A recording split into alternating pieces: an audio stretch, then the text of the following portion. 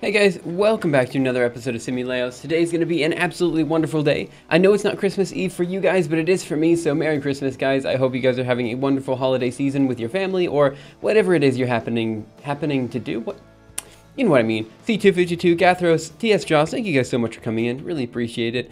So today the goal is just to work on algorithm archive stuff for basically as long as possible. I got up a bit early at 4 o'clock this morning. I took a shower, I ate a bagel and a banana, and then I kind of got ready for stream. At this point I have a laptop as my second screen so that I have a little bit more in terms of notifications that I can look at, and I think this is all the necessary stuff that I need to get done such that we can do a longer stream today. Now, by longer, I don't know what I mean. I certainly mean more than the 2-hour stream that we normally do, but I don't know if this means, I don't know, doing like a super duper long, like 8-hour stream. You know, I think 8 hours might be as much as I could do because it's 5 o'clock in the morning right now. And honestly, I know I'm going to get hungry after about 4 hours. So I'm pretty sure I'm going to have to take a break at some point. But we'll see. I think maybe I could manage a 7-hour stream up till about noon my time. So we'll see. I know a lot of you guys will be going to bed, so there's absolutely no reason to worry about like hanging out for any longer than you can. It's late for a lot of you guys. I totally get that. Super excited about the stream, 24-hour marathon stream. I hope I didn't give you guys the wrong impression. It's not a 24-hour stream. I just have not prepared for a 24-hour stream unless your one stream is really big. Man, I didn't mean, when I said a long stream, I meant like long for me. I meant long for me, which is like more than 2 hours. TS Josh, thank you so much for the bits. 2 bits, B-Day1, happy Yulmas. Yep, happy Yulmas to you too. Okay, so there's a lot of issues we need to kind of tackle, and I figured the first thing we should do is just go to the Algorithm Archive GitHub repository and see what exactly needs to be done. Why not 2 4-hour streams? Oh, we could do that. It's just, I wanted to see how long I could go. The thing is, I know that one of the things that's holding me back on Twitch is the fact that I only do these 2-hour streams every day, which means 2 things. One, I'm getting the exact same audience every day, which is perfectly fine. The audience is great. But it also means that I'm only present on the Twitch platform 1/12 of the time.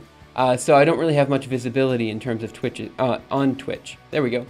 Now YouTube, I do have a lot of visibility there, but it ends up being that I think a lot of people just can't show up to the 2-hour stream that I have every morning. So I said, hey, let's just try to do a longer stream. Because most of the people who have a very large number of people watching the stream all the time, they have like, they do like 8-hour streams every day or something like this. A 48-hour stream, dude, JSBP, what are you doing? Come on, I finally got people off of the 24-hour stream hype. And I was like, look, it's only going to be 8 hours at the most. And then you're like, oh, let's do 48 hours. Like, no, I can't do that. Although I found out recently that the most anyone has ever streamed on Twitch in a month period, 30-day period, was, I think, about 13 hours a day, which is actually more manageable than I thought. I thought it would be like a 24-hour stream just consistently, like just every day it's like a 24-hour stream, but 13 hours a day, that's reasonable, that's doable. I mean, you could make a cooking show out of lunch, you could lunch, dinner, and breakfast, and you could probably manage the whole thing pretty well. Unless your one screen is really big. Let's see. Hey Trash Talk, did I miss anyone? I think I got everyone. Okay, so let's go ahead and go to the Algorithm Archive GitHub and let's see what we got. I have a notification on Twitter, which I can check on my side stream. Yeah, let's go. Okay, fine, fair enough. Okay, let's go. What am I doing? GitHub.com. Happy, I don't know what that means. Is that Christmas? Is that supposed to be Christmas? Let me also translate this. Google Translate. Which doesn't appear in DuckDuckGo, I don't think. Oh, no, it does. It is Happy Emperor's birthday. All right, let's go. It is the Emperor's birthday. Actually, it was the Emperor's birthday yesterday, but today's the day that we celebrate it here in Japan. So that's why I have the day off. I know of a 30-day stream, but okay. Yeah, so the stream itself is of one individual streamer. It's not for like a group of streamers, so it's not like more than one. So it's one individual streamer that is doing just consistent content or something like that. Non-old18, hey, thanks for coming in.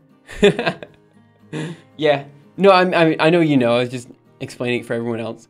Okay, So yeah, so today's the Emperor's birthday again. That's why I have the whole day off. I do not have tomorrow off, which is actually Christmas for me, but that's okay. You know, I don't mind so much. So we'll do again a normal stream tomorrow. I'm not sure if we should do something special or not. I haven't really decided. We'll figure it out. Okay, so what do we have here? We have Julian starring Benadroid. What is this? That's nothing to do with the content of today's streams. I just like, for some reason, stalking people on GitHub, I like it a little bit more than stalking people on Facebook, because sometimes there are some really cool repositories that people star. Like, for example, if we go to, I believe, My Stars, we have this wonderful repository called E. Oh, it's the best repository ever. Its tags are E. It's H. Oh, they have a website? Oh, it's server not found. It's the best. Their code of conduct is the best. Because it's a normal code of conduct, it's fine. But let's see, what do we have here? E.cpp. I believe this will be the easiest to understand. Wait a minute. Okay, so we've included IOStream. Define E using, okay. Define EE namespace. Define EE STD. EE. Oh, man. That's so wonderful. Okay, so they've defined different lengths of E, of like the string E, to mean different parts of the C++ code base, so that the actual code is E, E, E, E, E, E, E, E. Oh, that's so wonderful. So it says using namespace std semicolon. Then we have, let's see, int main, I assume open and close parentheses, while... Oh, okay. Nope, I don't know what this one is. Oh, that's wonderful. I mean, I could execute it, but it's just going to output... I mean, you know what it's going to do. It's just going to output E for all eternity. I mean, sure, I'll grab it. I'll show you guys what it does, I guess. It's fine. Let's see. I want to do e.cpp, view raw, control A, cd into projects tests, ls here, and let's just go ahead and do make directory e, cde, vie.cpp, and then if we do g++ e.cpp and run a.out, it's just outputting e for all eternity. That's all it does. Clear here. It was just wonderful. I mean, this whole directory is just about like basically writing e out for as much as you can. Like if we go to the Julia code, where's Julia? IL, Java, JavaScript, JavaScript K. Ooh, wait, I thought they had a JL. Control F, JL. Oh, there's 4 E's for that one. Should be e.out. You're right. I should have made it e.out. I'm sorry. I'm a failure as a Twitch streamer. Okay, so it literally just says while true print e. That's all it is. Should be e.out or e. You should clone the repository and test every single one to make sure they all work. Yeah, I'm sure that's an appropriate usage of today's time. I think that's perfect. Okay, so let's see. What do we do then? GCC e.cpp out e. Should have done it. It's fine. It should all allocate more and more memory to fill up the entire RAM and swap with E. I think that we might be going into it a little bit too much. Define evil. What's up? 3 E's in your name. So based on the E counter, I believe that Define Evil is so far the best viewer on Twitch because he's got the most E's in his name. But that's okay. All right, so what are we going to do?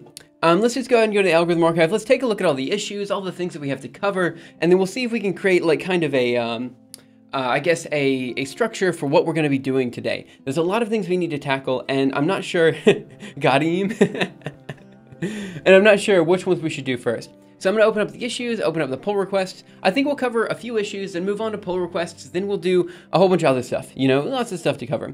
Husky, oh, Husky, man, that is a good name. You are very close. In fact, I would say because your E's are consecutive, you might be slightly higher in the E ranking than Define Evil. Nice. Okay, so let's keep going. What are these? We have pinned issues now? What? Since when have we had pinned issues? Okay, fine, fair enough. I didn't know we could pin issues. All right, I should have known that, but I didn't. Couple things that we probably should note here. We're just going to go through all of these, see what we need to do. I've been got. Sorry, Husky. So we were talking about this repository over here. It's basically just a repository that, thanks JSPP, it's basically a repository that just prints out E in every language. And the C++ code was particularly good, where it basically defined, oh, here's the E.cc, which is different than E.cpp, which they're the same language. Anyway, point is, it just prints out E for all eternity. It's just a good repository. Okay, so let's keep going. We have a lot of pull requests. We have a lot of issues. I say we hit the issues first, see which issues we can actually tackle today, and then we look at the pull requests after that. Then we kind of start implementing new chapters, this kind of thing. So I think that's the order that we're going to move on to. Okay, so let's go ahead and get it going. So luckily, we only have one page of issues, which is great because we have 2 pages of pull requests. I have 5 in my name, and E is the 5th letter of the alphabet. Oh, could be. Bubble sort and AppleScript. I heard you want to do 546. Look, I'm going to have trouble doing 546. I'm not going to lie. This guy, I don't even know what AppleScript is, and I don't know how to run it. I just don't know. I mean, I can kind of look at the code and guesstimate what it's doing. I mean, it's bubble sort, right? But I just don't know AppleScript. And there's a lot of pull requests here that I just don't know how to do. Gaussian elimination in C++ I can technically do, but a lot of these Golang ones, I mean, there's just a lot of these guys that we haven't touched. And we just need to touch them. That's fine. So we'll see what we can do. Again, I don't know what we can actually tackle. We're just going to tackle everything we can and get as far as we can before starting to work on more chapter revisions. The next chapter we want to revise is the FFT chapter, specifically because the FFT chapter is the one that gets the most viewership outside of, you know, the flavor of the month algorithm that we publish on, we work with a YouTube video with. So for example, Gaussian elimination chapter is right now the most viewed chapter, but that's just because we just put a chapter out. Yeah, we need to tackle C++ too. There's a lot of issues. Oh my gosh, so many issues. Okay. Multi-language explanation, how to contribute. Did we already do this? We should have a comprehensive how to contribute file, which includes documentation on how to use the theme API and book.json. I believe the how to contribute guide that we currently have is good for this. Book.json. Yeah, I mean, we have information on the book.json. I believe this guide can be closed. It's a work in progress. What needs to be done here then? Should I update this to a work in progress? I mean, we have the book.json. What else do we need? How to contribute file, which includes documentation. It's not totally complete. Okay, what is left to do then? It's fine if it's not totally complete. Perfectly fine. We'll keep moving on. Should we be able to link other code? Yes, so this is a quick question. It's a good question. For example, convolutions, the FFT code is out of date. Should we be able to link in other code, preferably with checks when the API breaks? I would say that we should link previous code. Let's see, what did I say? However, in the case of FFTs, I feel it's probably better to use the standard FFT library. Yeah, that's true. I don't think we should link to other code. Yeah, so I think the solution here that we're implementing for all the future chapters is this one. I feel it's probably better to use a standard library. So I'm just going to go ahead and close this one. So I'm going to say, I think this issue has been resolved. We will use external libraries whenever possible. Let's see. Need to check the thingy with the actual algorithm archive site and then add it to the wiki. Wait, what thingy are we talking about? What's your opinion about this? Discord app channels. Let's see. Did I miss something? The wiki does expose a bit more. What are your opinions? And here's the spreadsheet. Wait, what? This is a spreadsheet guy, right?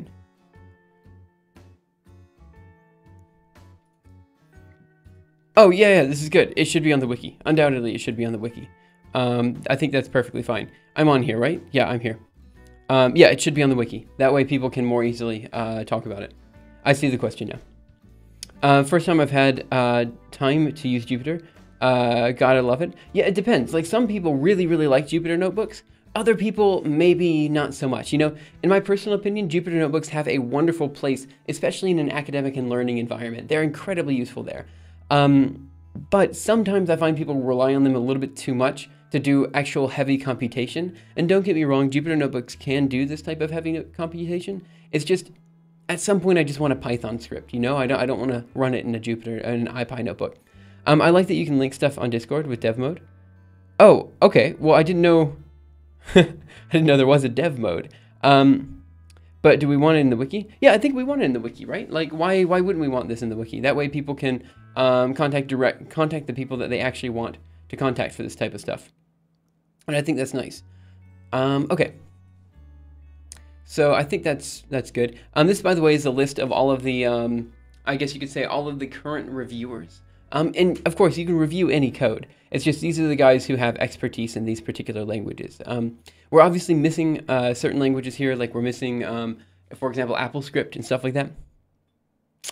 Oh, I don't know about Jupyter Lab. Interesting. I actually want to look this up. Jupyter Lab. Jupyter Lab. Maybe I did know about this. Huh. Because obviously I've Googled it before. Jupyter Lab, GitHub. Missing HTML? Are we Yeah, I think we might be missing HTML. We just use JavaScript. Ready for users. Let's see. The evolution of Jupyter Notebook. Oh, so this is kind of... Huh. Yeah, okay. It's a bit different. It's more like an IDE of sorts. Yeah, okay, I'm a fan. Let's see. Gotta add AppleScript and emoji code. Yeah, fair enough. And I think Gathros is laughing at the expertise because I guess in some cases, for example, my case, I think I put C++ down. I put it on as code review because I'm still terrified of doing C++ code. Okay, it's fine. Does anyone have C++? Berquist has C++ down.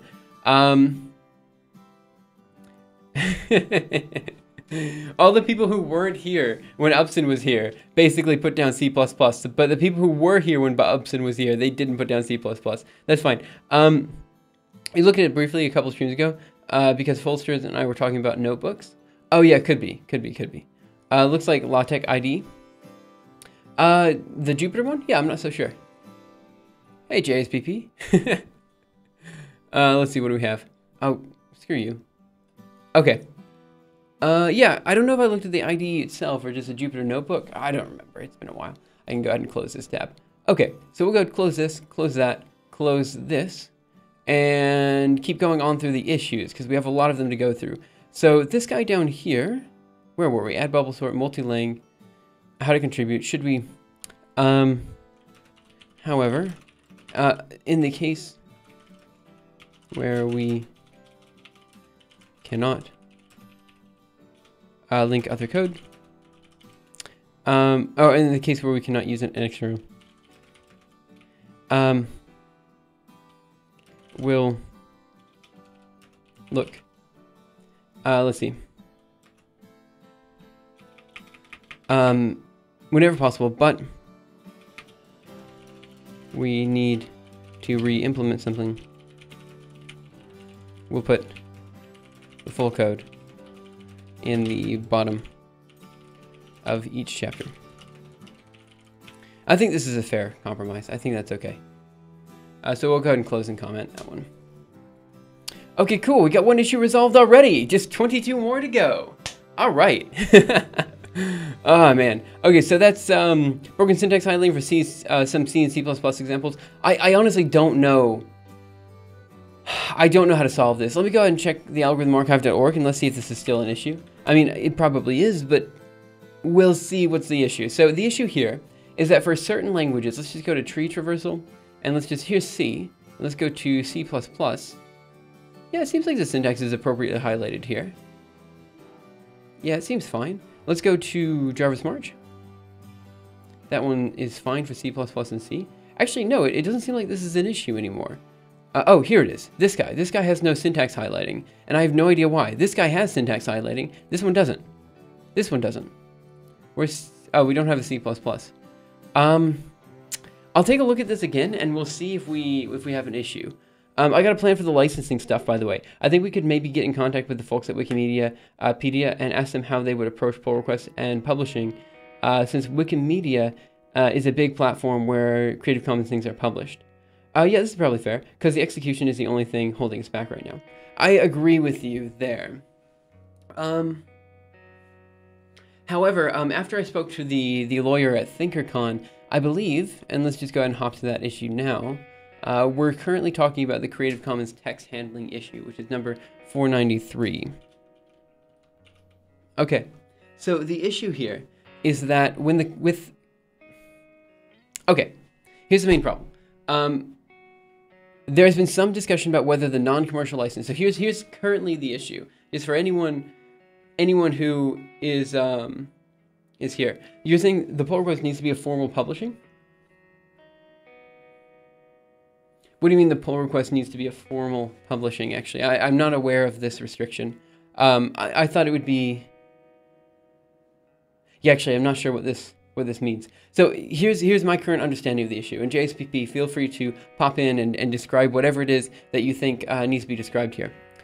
So the current issue is that I put the algorithm archive under Creative Commons non-commercial when I originally wrote the license for this. And right now, basically, anytime anyone updates a chapter or sends me any contributions for a chapter, not code, but the chapter itself, this then goes under this license where it's Creative Commons non-commercial. And that's perfectly fine. I think it's okay. But the issue is that the non-commercial license inhibits freedom of others who want to sell the work, and is thus less free according to the Free Software Foundations. And if we do sell the book in the end, which we're kind of thinking about doing, maybe printing out a copy of the algorithm archive and sending it to people and stuff like that who might want it, this would actually mean that any of the profits that come off of this would go specifically to me. And I do agree that so the non-commercial is somehow weirdly worded such that it's not allowed to be used for any commercial purpose, which is exactly not what we wanted. We wanted it so that people just couldn't sell the book, so they couldn't, but for some reason, the way that let me read it to you. Non-commercial. What are we looking for? Non-commercial Creative Commons. So the way it reads is exactly how I want it to say. So like non-commercial says, you may not use this for any commercial purpose, which basically means a commercial use of one primarily intended for commercial advantage or monetary compensation. So it's like, okay, you cannot use this for monetary compensation. You cannot use this to sell the book. So basically, all I wanted to say is you cannot sell the algorithm archive unless you're one of us. Fine, I figured that was fair enough, which is exactly what this license says. However, some people have extended this license to mean you can't use it if you're in a company. And so this is kind of the thing. It's kind of ambiguous as to what this non-commercial means. So the way I interpreted it was people just can't sell the book, which is perfectly fine. It makes the book kind of, in a way, more free than, for example, the share alike license. However, a lot of people interpret this to mean you cannot use it in a company at all, which is exactly not what we want. So it's kind of like, you know, it's a bit hard to understand what exactly we're supposed to be doing here. Okay, so I just got a notification, but for some reason, the dashboard over here didn't update. So let me check something real quick. Okay, for some reason I was just told that I had someone following me on Twitch, which is great. Thank you so much for following me on Twitch. It's Coder's Life. Thank you for following me. But for some reason, I didn't get the notification on Streamlabs, so I'm not exactly sure what happened there. But we'll see how it goes. Yeah, you're right, but that's how it is, whether or not it makes sense to you. It doesn't make sense that you can't use this in a company. Like, based on this particular, what this says, it makes sense that a company can use it just fine. They just can't sell it, which is totally fine. That's what we wanted. Again, though, this is interpreted to mean something differently, and I don't want to get into this discussion because honestly, this is it's so weird that people have taken this and interpreted it to mean you can't use it in a company, because that's so weird to me. Like, it just doesn't make any sense, because that's completely different than what we wanted. How much do you guys need contributors? I'm a third-year CS undergraduate, and I'm not sure if there is still simple enough algorithms that I can help with. We'll certainly be adding in more algorithms in the future that are simple enough for pretty much anyone to tackle. This is definitely something to look at in the future.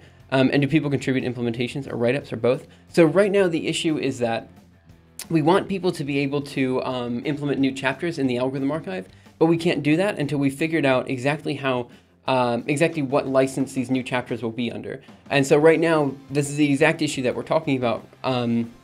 We have it such that every time someone submits a chapter, it's put under my license, which is Creative Commons non-commercial, which is fine. It's not a big deal.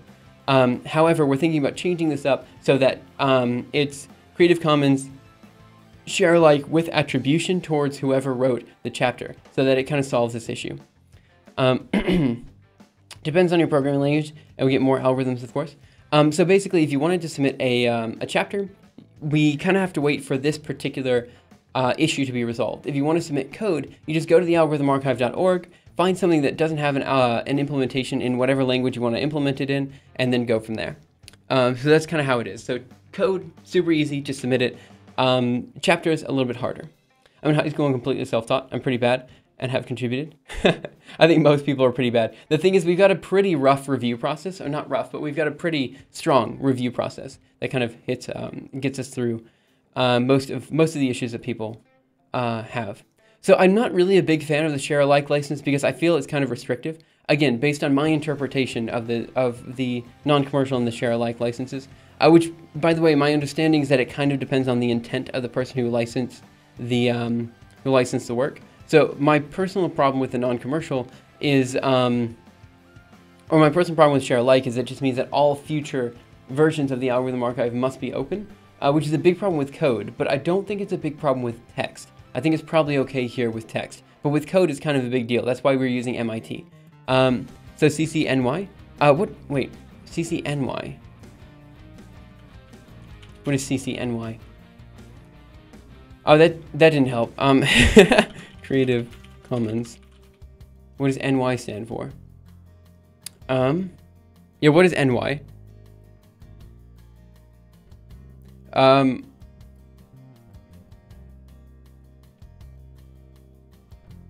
Attribution? Wait, what? Why does NY mean attribution?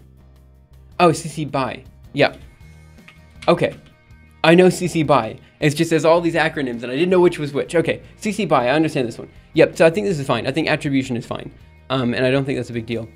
I also don't think share alike is naturally bad either in this case. I think we're probably okay using share alike.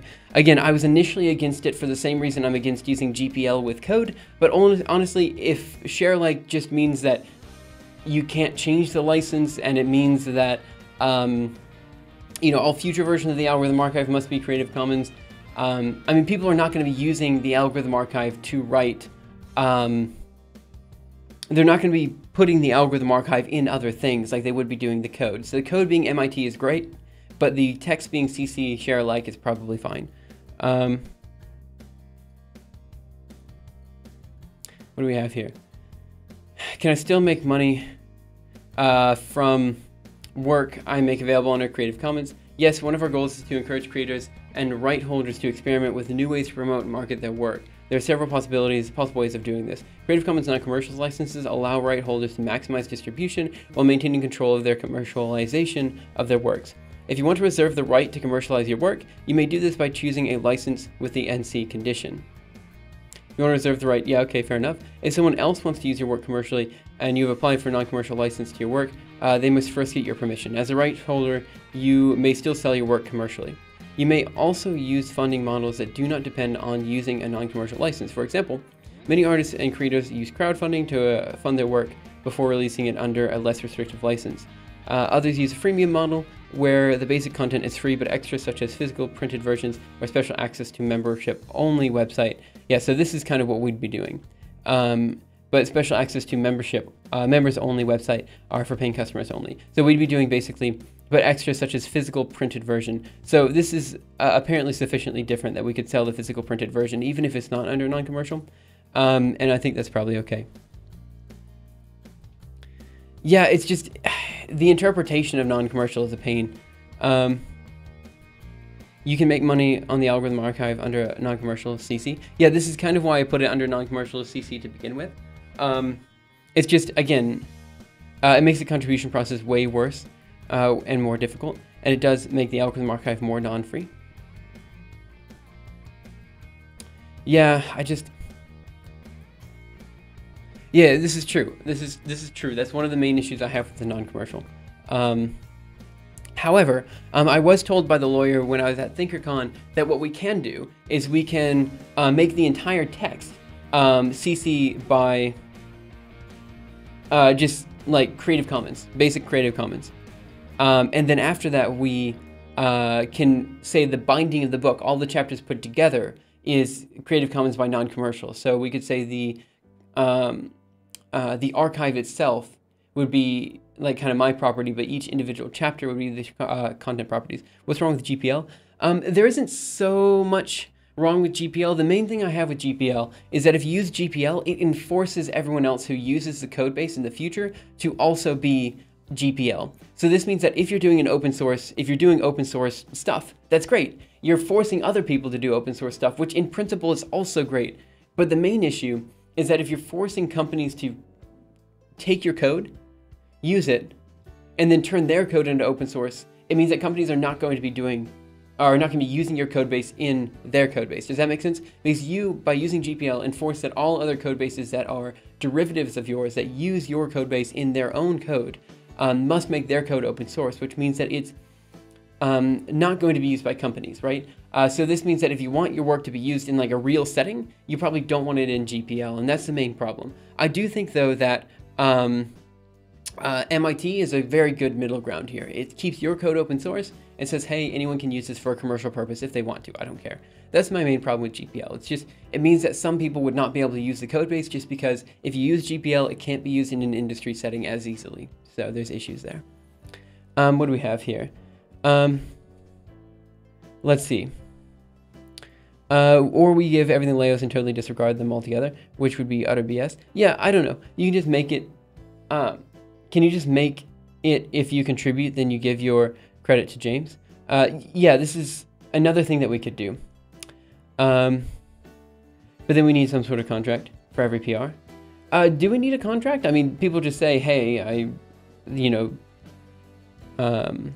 I mean, we already have it under license.md. It just says, all the text in this particular project is under Creative Commons non-commercial. That's what it says, and that's fine. You can do it this. Yeah, I think this is correct. We also need to add in algorithm archive templates and stuff like this. What do we have here? This sounds nice. I'm trying not to think about it too much, Christmas and all. Yeah, fair enough. Is the website up to date with GitHub? Some of the implementation of the GitHub aren't viewable on the website. It should be up to date. If there's something on GitHub that's not viewable on the website, let me know, because that's a bug. They should all be implemented. Now, there's some chapters that are sitting there that have not yet been pushed, so they haven't been. There's some chapters that aren't on the algorithm archive yet. They're just on GitHub. Those will be pushed and made public soon. But implementations should all be available on the website. Let's see. Is this enough for text? If this is enough for text, that would be good. Maybe this is the solution for the official CC thing. Yeah, I agree that this is all we need for the PRs. This is what people normally have. I'm personally fine with you taking the credit for things I've contributed. Yeah, this is true, but some people might not be. And that's also a fair argument. There's nothing we can do about that but ask every chapter. Yeah, that's true. I still don't think Leos should be the owner of all the text. Of text he didn't write. Bogosort Go implementation, I can't see. That's super interesting. Thanks for bringing that up. Let me take a look. Bogosort.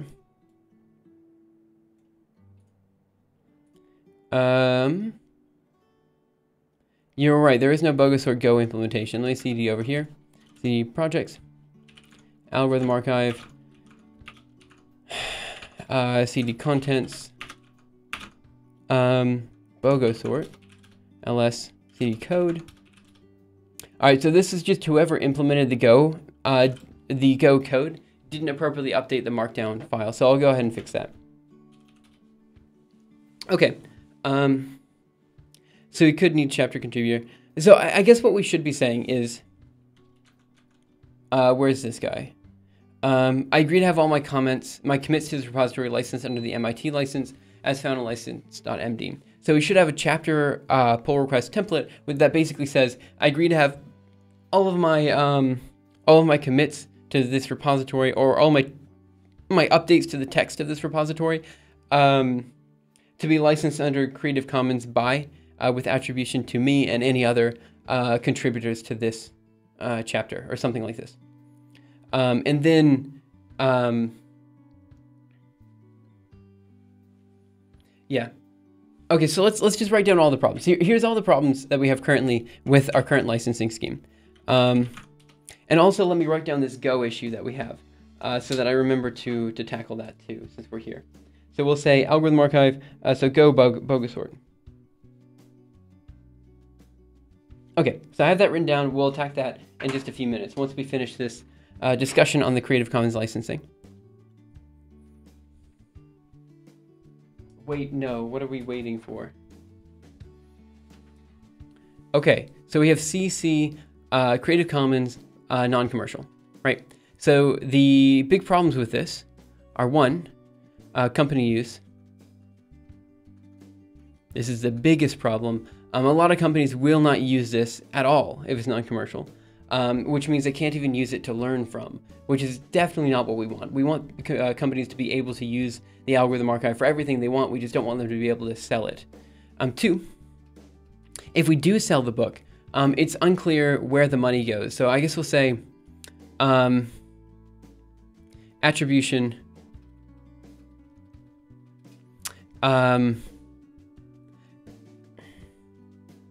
when selling for commercial purposes. We'll say. And a simple solution to this would be to provide me exclusive rights. So give all rights to James. But this is kind of, I'm 50-50 on this. I don't really like that because there's issues with that, right? So the big problems with the Creative Commons non-commercial, again, companies can't use it.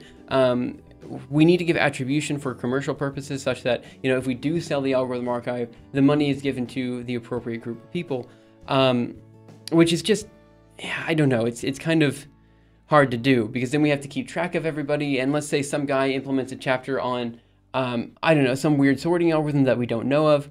Then we sell the algorithm archive. Well, now they need some money from this because now they have commercial rights, and it's just an issue. So then we give all the rights to me, and then that's also an issue. I don't know. There's a whole bunch of issues. Let's see.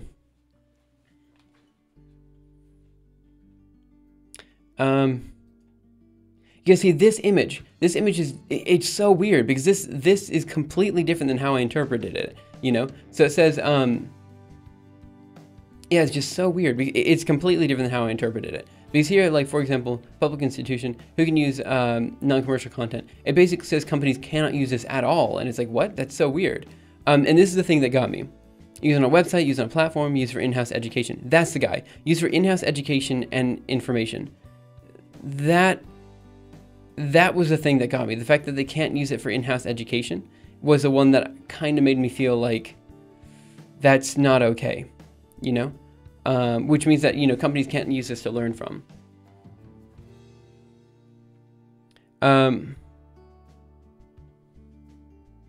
Wait. Then CCAA site and then non-commercial CC the book.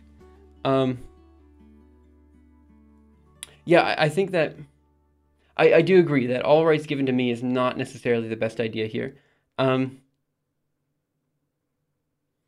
All those NA make it look like the data science interview question. Could be. Okay, so I think that all rights given to me is not necessarily the best way to do this. However, I will say that if we do want to sell the book, fifth from the bottom, 1, 2, 3, 4, 5, use in tuition-free courses, educational purposes. Yeah, this is fine. Oh, tuition-based courses. Yeah, so they can't be used for tuition-based courses. So that just means, yeah, fine, fair enough. So that means that you can't use non-commercial in a classroom, which is really weird to me. Like, the whole thing is just so weird that this is so restrictive because that's not how it reads. Like, that's not what the license says. It's just for some reason it's interpreted to be incredibly restrictive, and it's so weird. Hey, Screamer Chaotix, what's up? Let's see. You can make your own license.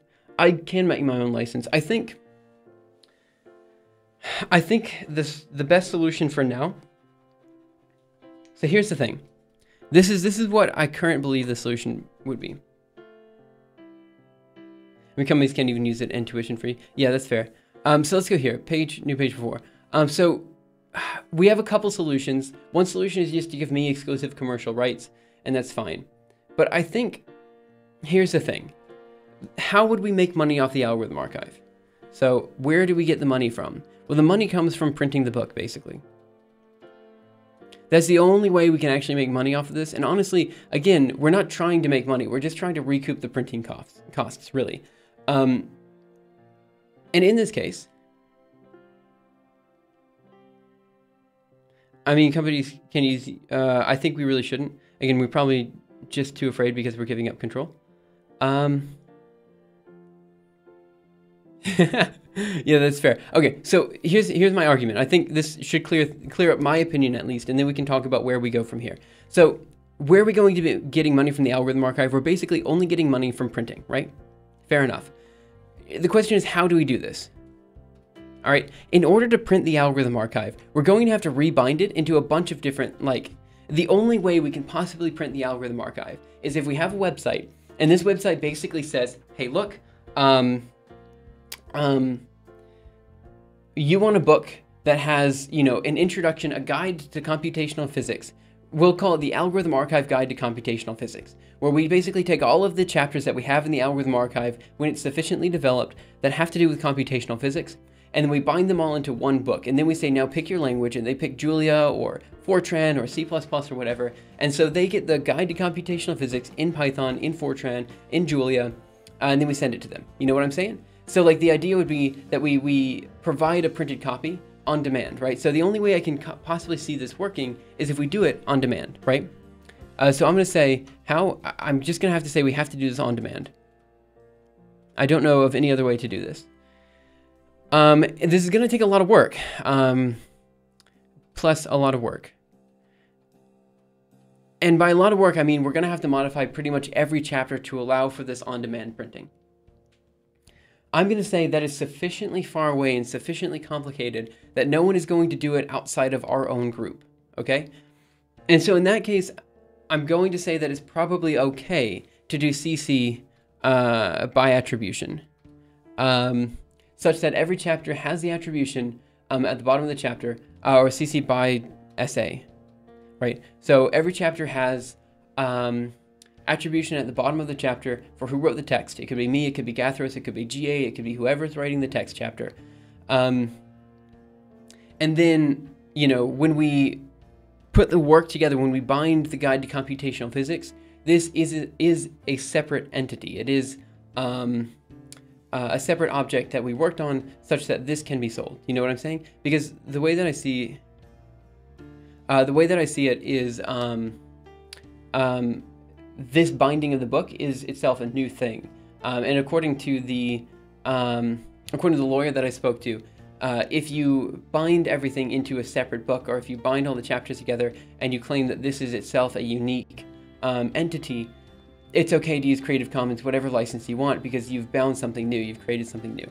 Now the SA here is the thing I'm a little bit concerned about, because the SA would basically mean that if we do bind it into a new book, then we can't change the license to be non-commercial for that new book, so we can't technically sell it then, and that's what I'm a little bit afraid about. I don't know if the SA inhibits me from selling it in the future. So if we just do CC BY, it makes it super open for basically any use we want, and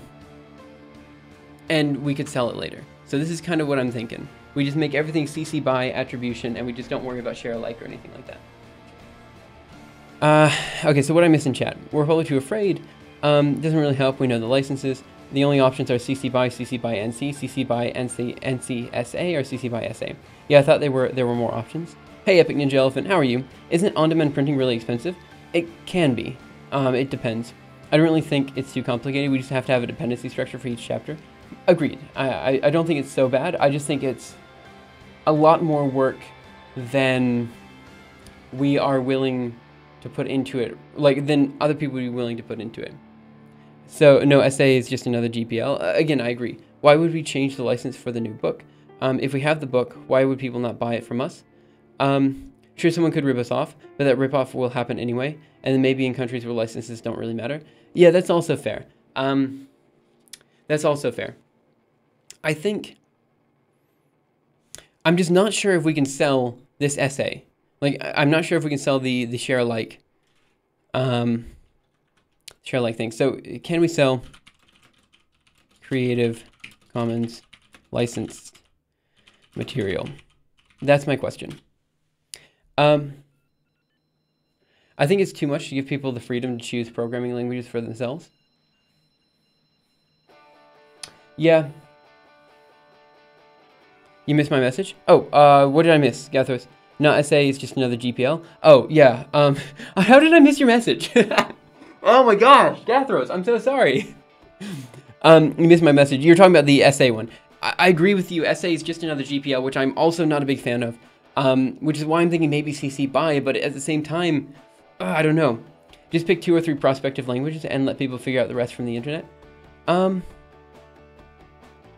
With other licenses, we can sell it. Sell. Yeah, so it basically says if someone else wants to use your work commercially and you've applied a non-commercial license to your work, they must first get your permission. As a rights holder, you may still sell your work commercially. So here's what they say. But extras such as a physical printed version or special access to membership-only website are for paying customers only. So, like, we can use this freemium model type of thing. Where basically we say, look, you know, we have the book itself and then the physical copy can be sold separately, but I'm not sure how that works. You know, I'm not sure if the physical copy is somehow under a different license, and I'm not sure exactly how that goes. I had a brainwave today. What if you could fold 3-dimensional objects into the 4th dimension? I mean, you could maybe rotate them into the 4th dimension. I'm not really sure. Like, there's probably some rotation matrix that allows you to do that, but I'm not sure exactly how to do that, like, in a real physical sense, like, only in a mathematical sense.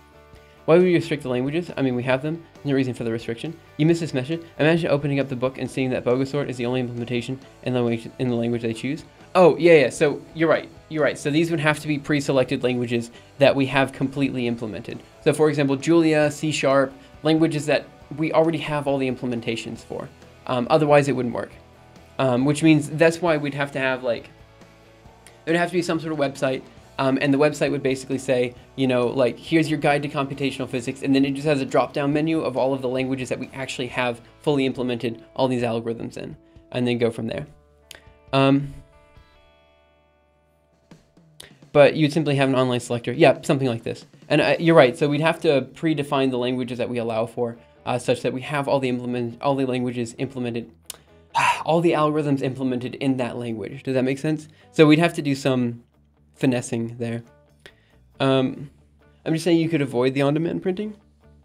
Yeah, I guess you're right. I ultimately want to have, like, it's particularly a guide to computational physics or something like this. Like, this is something I've always wanted. You could buy the Algorithm Archive book for languages Julia, C, and C# right now, but eventually we'll have brainfuck. I don't know. We'll have all the languages, you know? I think we can for Julia and C. Yeah, I think so. Those are the only complete ones. Yeah, that's fair. Okay, so then the question is... That doesn't help me. All I want to do is... basically... One second. All I want to know is, can we sell... let's see. De-licensing your new work. You may take any Creative Commons. You can't sell your new work, but you can license it to someone else for no money. Wait, what? We got a number of things going on here. Let's see. So attribution. Okay. So it says licensing your new work. You may attach any Creative Commons license you wish to the new work. This may seem crazy. You can't sell your new work. Let's see. Nope. I I need to be sure that we're able to sell these guides to computational physics or guide to computational biology or guide to data structures or something like this. Whatever we're going to sell, I just want to know that we're going to be able to sell that. And as long as I'm okay with that, or as long as we're definitely able to, then I think we're okay. I knew for a while that you can geometry with folding. I wonder if you can take that to a dimension up. I'm sure there's papers on this. How are you missing my messages again? I said I changed my name for Gathos to the Gathos just so you'd see my messages. I know, right? Like, that's what I don't understand. How did I miss that message? Oh, it was up there. Now I see it. This guy was the one that you were talking about. How did I miss it before? Like, this is super obvious. I'm so sorry, Gathos. Like, again, I'm so sorry.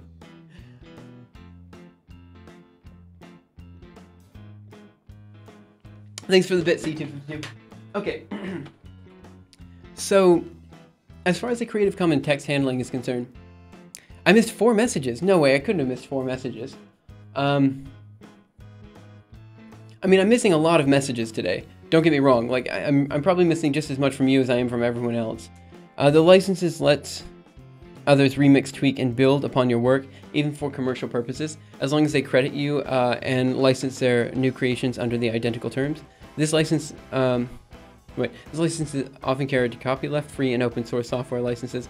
All new works based on yours will carry the same license, so any derivatives will also allow commercial use. Okay, this is a license used by Wikipedia and is recommended for materials that would benefit from incorporating content from Wikipedia. Okay, let me take a look at this. And they are always mid-sized messages. Maybe there's something about, I don't know. I don't know what the deal is. I'm so sorry, Gathros. I'm really trying. Are you going to write any neural nets on CUDA-C? Not today, but I might do it at some point in the future. That's actually probably a good thing to do, actually, at some point in the future. We need to do neural nets anyway, and most of the time they're done on the GPU. Creative Commons, what are licenses do? Licenses and nine layers of licenses. The licenses, okay. This license lets other remix, tweak, and build upon your work non-commercial, although their new work must also acknowledge you and be non-commercial. They don't have licenses, they don't have to license their derivative works on the same terms. Okay, so they can modify their derivative works, which means it's kind of, yeah, okay, I understand. Yeah, you're right. Okay, I'm kind of sold for the CC by SA. Let's see. Yeah, okay, I see what you're saying. Neural nets by CUDA-C sounds like a lot of work. It is a lot of work. To be fair, CC by SA isn't that bad for the algorithm archive since you can't make many derivatives. Yeah, exactly. That's my argument too. Naturally, I'm just kind of against SA because in my opinion, it's incredibly restrictive. However, I do understand that in the case for the algorithm archive, CC by SA is probably okay. And I think this is probably fine. You can only make free derivatives. Wait, you can only make free derivatives if it's CC by NCSA, right? Actually, now I don't know what you mean by you can only make free derivatives. I thought CC by SA would allow people to sell the work. Let's see. So this license lets others remix, tweak, and build upon your work, even for commercial purposes, as long as they credit you and your license. Yeah, even for commercial purposes. Yeah, that's fine. Idiot.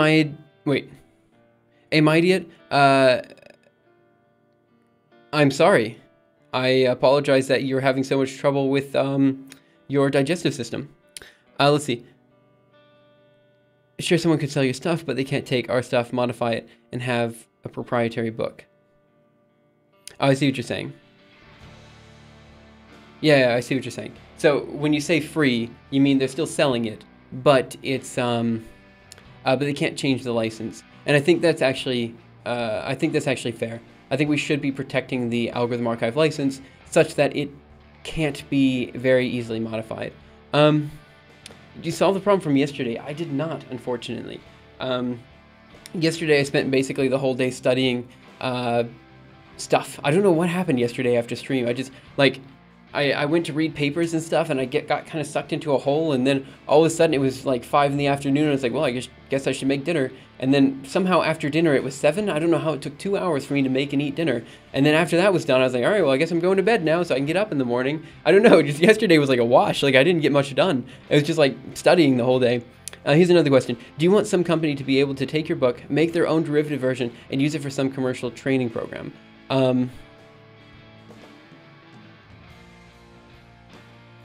Yeah, I mean, that's the thing. Like, I want companies to be able to use the book for training. I think that's fine. I honestly think that's a good idea. But I don't want them to be able to sell, you know, their new training book to the masses. You know, I feel like that's a little too far. I don't like GPL since I can, if I make a program with many possible uses in other code, all I need to be GPL2. Many possible uses in other code, all I need to be GPL2, which is insane, but in the algorithm archive, there's not that many variations, and it would still legally be the algorithm archive. Yeah, I agree with you there. I think the code is still under MIT, which is the main thing. The text being under CC by SA is probably fine. So let's say and NGO does want to sell a few chapters of the algorithm archive for $1 at some conference with non-commercial. There's a huge trouble. Yeah, time flies. Yeah, yesterday. I don't know. Let's see. It doesn't actually affect the algorithm archive. I mean, the code is MIT anyway. Yeah, agreed.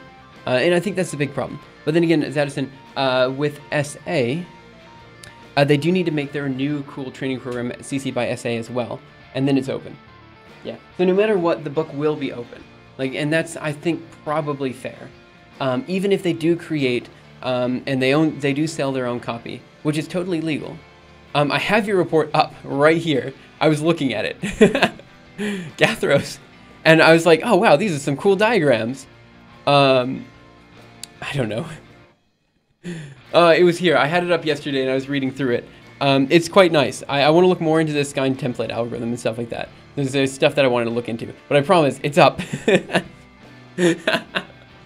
Yeah, it's nice. The only problem I have is I don't like the fact that people could potentially sell it. But again, if they're going to be selling a chapter of the algorithm archive with a bunch of other stuff, it's probably useful. You know, like maybe, I don't know. Now that I have time available again. Oh, you're done with classes for this semester. I'm happy to hear that. Okay. So let's go back here. So again, like I said, I think the CC by SA is probably okay. I don't like the SA. I don't like it, but I think for the algorithm archive, it's probably fine, and it's probably the best one that we can do. Again, I'm just biased against SA, but putting it aside and thinking about it as a book, not as a code base, I'm kind of okay with it. If they rip it off, well, then it's up to the people to buy from the authors. Yeah, that's true too. Like, that's the thing. It's gonna be, if they see the algorithm archive in Books A Million, they're gonna buy it and they're gonna think it's supporting us, but it's not. You know, and that's the thing that I'm kind of not happy with. Let's see. It's not that it's too hard, but if you have issues. Oh, yeah, I see. I'll make sure to do so. There's also ND. What is N? No derivatives?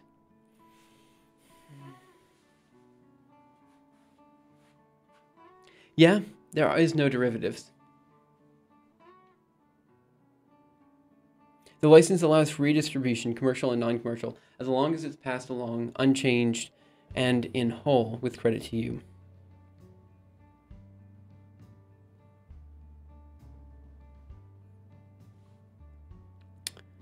Is that bad? Maybe that's okay. Because this means other people... but it allows for redistribution, commercial and non-commercial, as long as it passes along unchanged and in whole. Yeah, but that means that I don't think this is fine. Because then if we bind a book with certain chapters of the algorithm archive into it, that would technically be a derivative, I believe. And that would mean that we can't... No, I don't think we can do non-derivative. No, I think about that. No one can make chapter contributions or correct typos. Basically, Lewis is the only author. Yeah. With Sherlock, I can change the license from CC by SA to CC SA. Wait, can you? I thought share alike forced you to maintain the same. I thought CC by share. I thought share alike forced you to maintain the same CC by SA. I don't think you can change it. I think it has to be CC by SA forever. For all eternity, the algorithm archive will be CC by SA. Which I think is probably fine. View the license deed, view the legal code. What do we have here? Under the following terms, attribution, share alike. If you remix, transform, and build upon the material, you must distribute your contributions under the same license as the original. So the same license would be CC by SA. What do we have here? Open link. Possible combinations of CC content 101. By SA, by non-commercial. Let's see. Okay, so there's no... Wait, what? I swear. There's no CC by non-derivatives? It says it right here, attribution no derivatives. Huh. Okay, interesting. Yeah, but I don't think this graph is right. Let's see.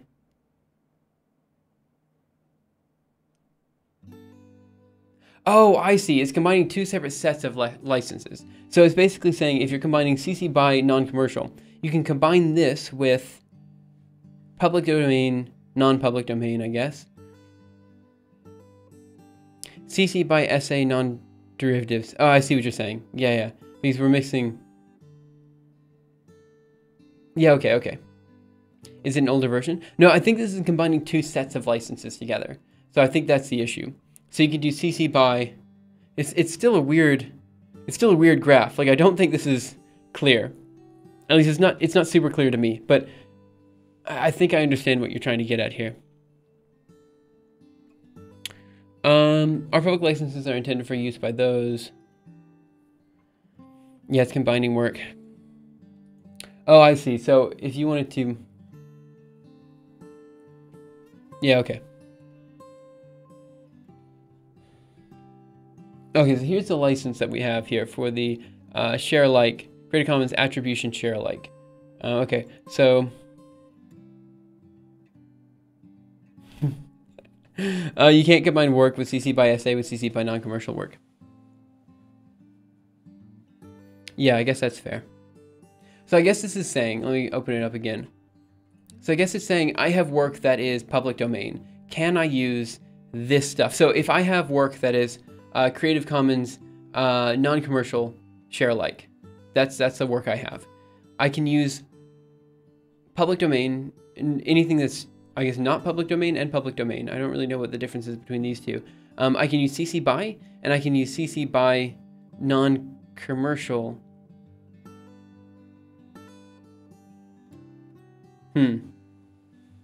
It's about an hour and we still have 23 more talking about licenses. Yeah, I'm sorry, but we do need to talk about this as a community. It is worth discussing.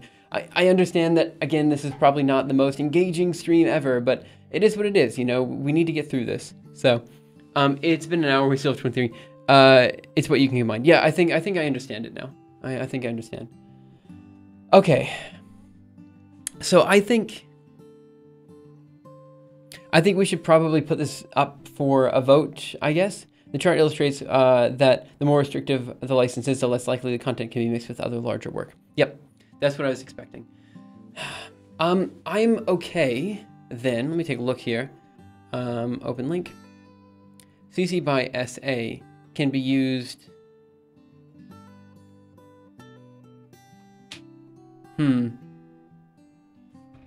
explanation is quite simple. A non-commercial material can, for instance, not be mixed in a remix that will be published under a license that allows for commercial use. Doing so would make the non-commercial work commercially usable since it will form only part of the remix. Share alike material, on the other hand, can only be relicensed under the same license. Share alike works can therefore only be combined with other content that is published under a license, which allows for relicensing under any other license. This is the combination of... I believe it's important in the future. Yeah, 24-hour today, boys. We did it. I don't think we're going to be here for 24 hours. Whoa. What are you woeing? Okay. B-Day 1. Thanks so much for the bit. Really appreciate it. Okay. So I think what we're going to do then, uptime has been, what? I don't think that's correct. I don't think I've been up for 9 hours, 44 minutes, and, oh, that's wonderful. Okay. So Gathros, I've got a question to you. Since you've contributed a chapter before and you've done something similar with Yathviel, if we made this, what are your major qualms with SS by SA? That's my question, because I'm kind of more or less okay with CC by SA now, but I'm wondering if we make the book CC by SA, what are the major limitations? And I know JSPP is also more on the side of CC by SA, so I'm trying to get other opinions here. 96-hour stream all the way. We'll see how this goes. I mean, again, I said it's going to be a longer stream. We'll see how long I'm here. Okay. I think Simbot may have some overflow problems. Keep it the main time zones. What do I see here? Is that 9 minutes? Yeah, it's 9 minutes. We can't combine CC by NC, but that's it. Again, I just want to know that in the future I'm able to sell this work. And I know by SA means that I could sell it, but it also means that everyone else can also sell it, which is fine. Assuming they don't do it. You know what I mean? But this technically means that, like some company, I don't care what the company is, we'll say Tor. They're probably not going to, maybe Penguin Publishing. They're just like, hey, let's just print a version of this and sell it. Because they can. And then if they have a copy of the Algorithm Archive and we have a copy of the Algorithm Archive, why would they buy our copy if they could buy Penguin's copy instead? I don't like CC by SA. Paste ubuntu.com. A commentary on the license compatibility problem with in general and the SA licenses in particular. Despite the whoa, what is going on here? Let me copy this. Download as text, I guess.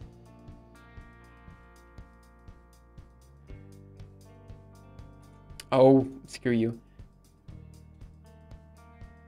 All right, so we're gonna just open up a terminal, net it, whatever.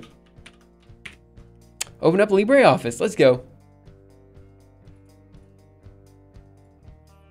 Okay.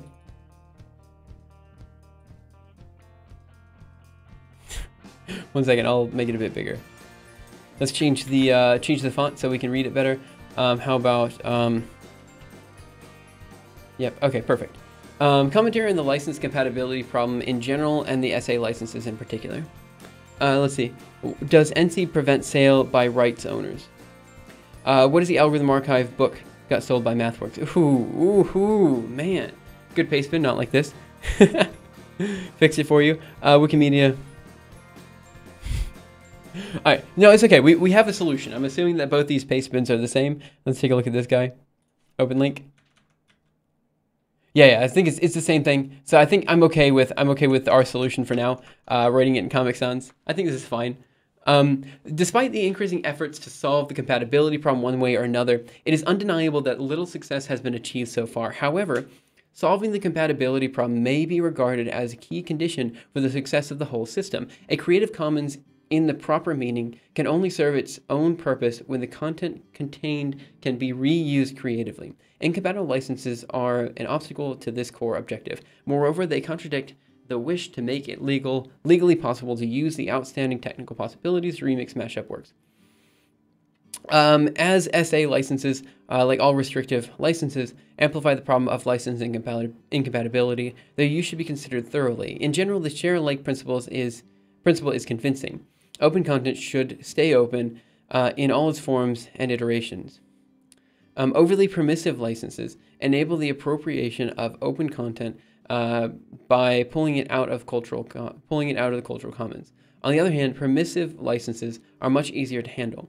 It might even be argued that they provide more incentive to use the content. In the end, the licensor has to balance the different motivations. Is it more important to ensure the openness of the material than CC by SA would be the appropriate license, or to encourage as much interest in the use as possible? Then CC by should be used. Let's see. Wait a second. Is that Comic Sans? Yep.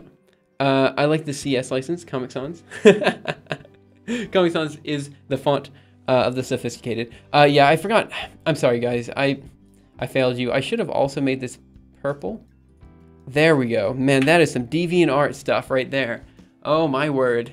Do you foresee the need to start a company to hold the rights? Yeah, honestly, I do. The way I see it is, in the future, I am seeing that the commercial rights should probably be to like the Algorithm Archivists company or whatever, or maybe not company, but Algorithm Archivists nonprofit is kind of what I'm thinking. But that's also weird to give commercial rights to a nonprofit. I don't really know how to do that, but I do know that I'm not really the Algorithm Archive is not meant to be a source of income. It's not meant to be that, but it does cost a little bit of money to print the book. And if people want a printed copy of the Algorithm Archive, which I can definitely see people wanting, especially for classes and stuff like that, we need a way to do this. New license, do what you want and just don't sell a book of it, or the Schlossboss will break your legs. In the event that you have no legs, Schlossboss reserves the right to break your neck instead. Oh my word, this is getting really violent. In the event where you don't have a neck or legs, Schlossboss reserves the right to break you in a way that is physically possible, where that is psychological or metaphysically. Whether that is... Oh man. I think we really shouldn't restrict the commercial rights. Putting the boss in the Schlossboss. I say SA is a really hard question currently. The core question at the end, man, answering it is tough. Yeah, I agree with you. I think in the end, and the decision is finite. Final, you mean. Finite is probably not what you mean. 1 second. Okay. So, I think...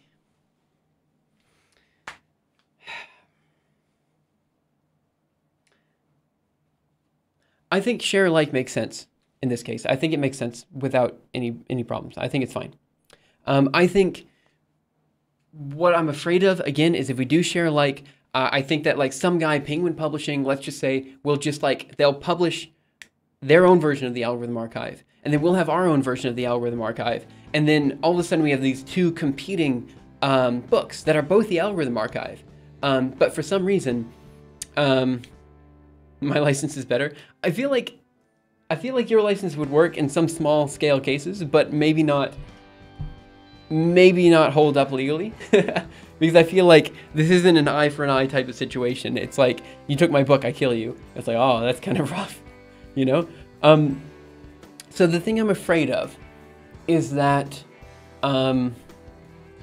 people can basically take the book, they can sell the book on their own, and people will buy the book because they're thinking they're supporting our community when they're actually not. They're supporting some other publisher that has no connection to us, you know? And that's a bit disconcerting. And again, I wanted to protect that somehow, which is why we did non-commercial. But if non-commercial is as restrictive as that one image that JSPP was floating around is, and again, this is a bit hard for me to understand, but if it is, that's something we need to stay away from.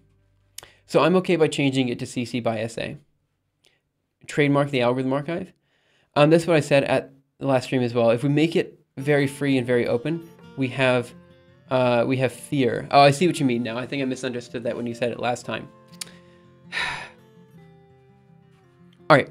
So I think CC by SA will work. I think that's fair.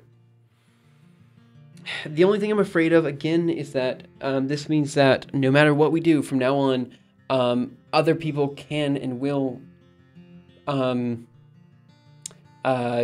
be able to publish the Algorithm Archive and sell it, which is a bit disconcerting because there isn't really a project quite like this one out there that I think of, that I can think of. Let me see. Let's see if we can find Creative Commons books. Let me just Google that. Let's not save that. Creative Commons books. Can't you just have all contributors write their rights over to you, so that you can publish the contents as CC by NC and still sell the contents yourself? Agreed, we can do that. That is a solution. The issue here is that then I could still screw the community over, and I know I won't, but I still could. Non-commercial simply means that other people can't sell it, but the right owner still reserves commercial rights.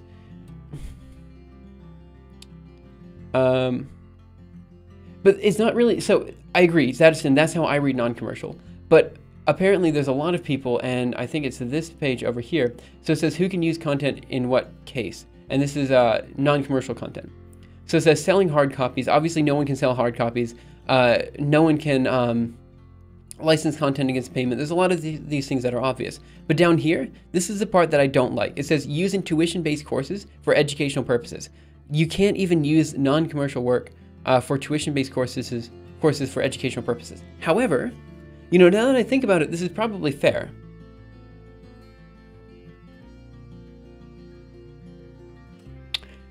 Actually, now that I think about it, this is probably fair. Because it says you cannot use it in tuition-based courses for educational purposes, but that doesn't mean you can't buy the book and use it as your own. You know, that doesn't mean you can't buy the book and use it as a textbook here. It just means you can't take this and use it for free in your course. It means you have to buy it.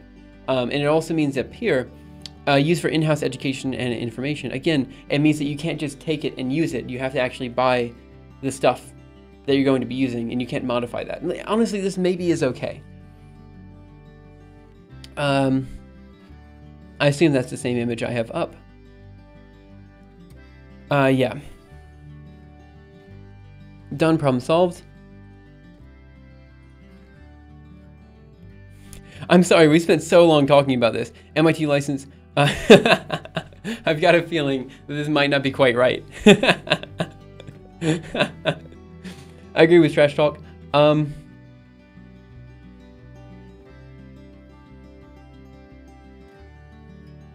it says, this is my work.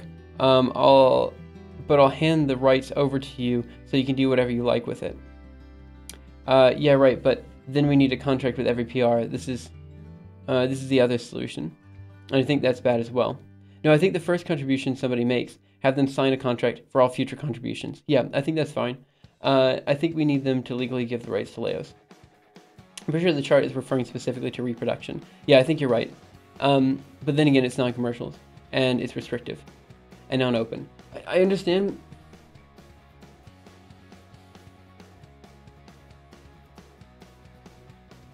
Yeah, again, I do understand. Yeah, I think this is the same chart we were just looking at, right? Yeah, I'm pretty sure Zadiston is right here. I'm pretty sure this chart is specifically for reproduction. In which case, it's like, let's see. The use of NC content is not permitted. The use of NC content is permitted. Non-applicable, i.e. such constellation, what? Is inconceivable and in the logic of the chart as explained above. Oh, yeah, fair enough, fair enough. It's just, you linked it a few times. Education isn't commercial. Yeah, that's true. The problem here is the tuition-based courses, you know? So, like, for example, people are paying for tuition. So the question is, can you use this book in this course? And the answer is,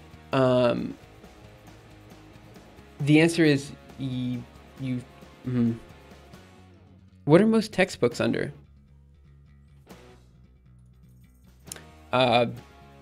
Textbook licensing, I guess I'll Google.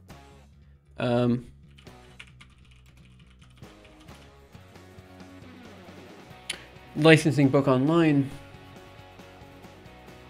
But of course, the following assessment has to be understood as a reflection of the author's personal opinion only. Some projects which use non-commercial licenses offer explanations of their own, which might not fully match the author's assumptions.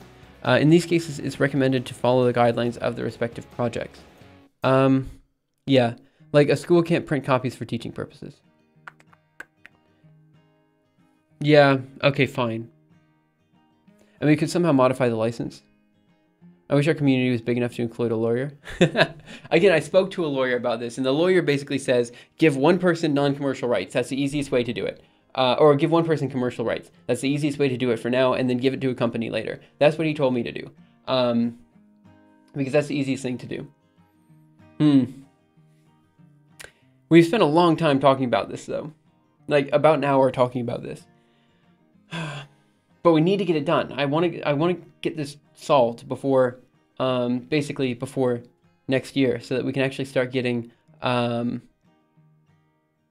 like other chapters available in the algorithm archive, which we don't have right now.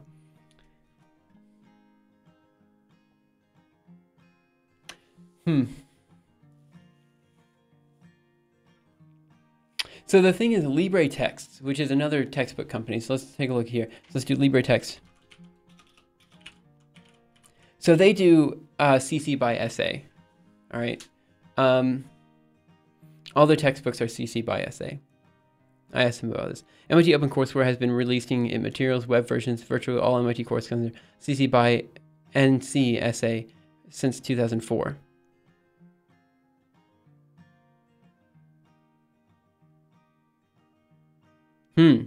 MIT Open Content, but if MIT OpenCourseWare is CC by NCSA, then that's fine, right? Because I mean, if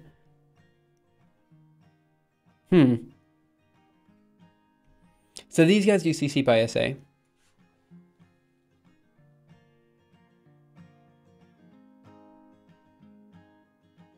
The thing is, it's just we're legally giving people the right to sell our content. Just literally take our content and sell it. Like that's what we're doing if we do CC by SA, which just seems wrong to me.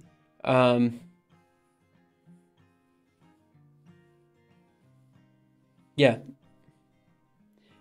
CC by NCSA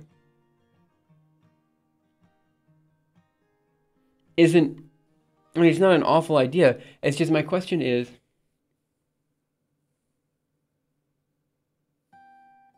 yeah. But this means that I have exclusive commercial rights over the book.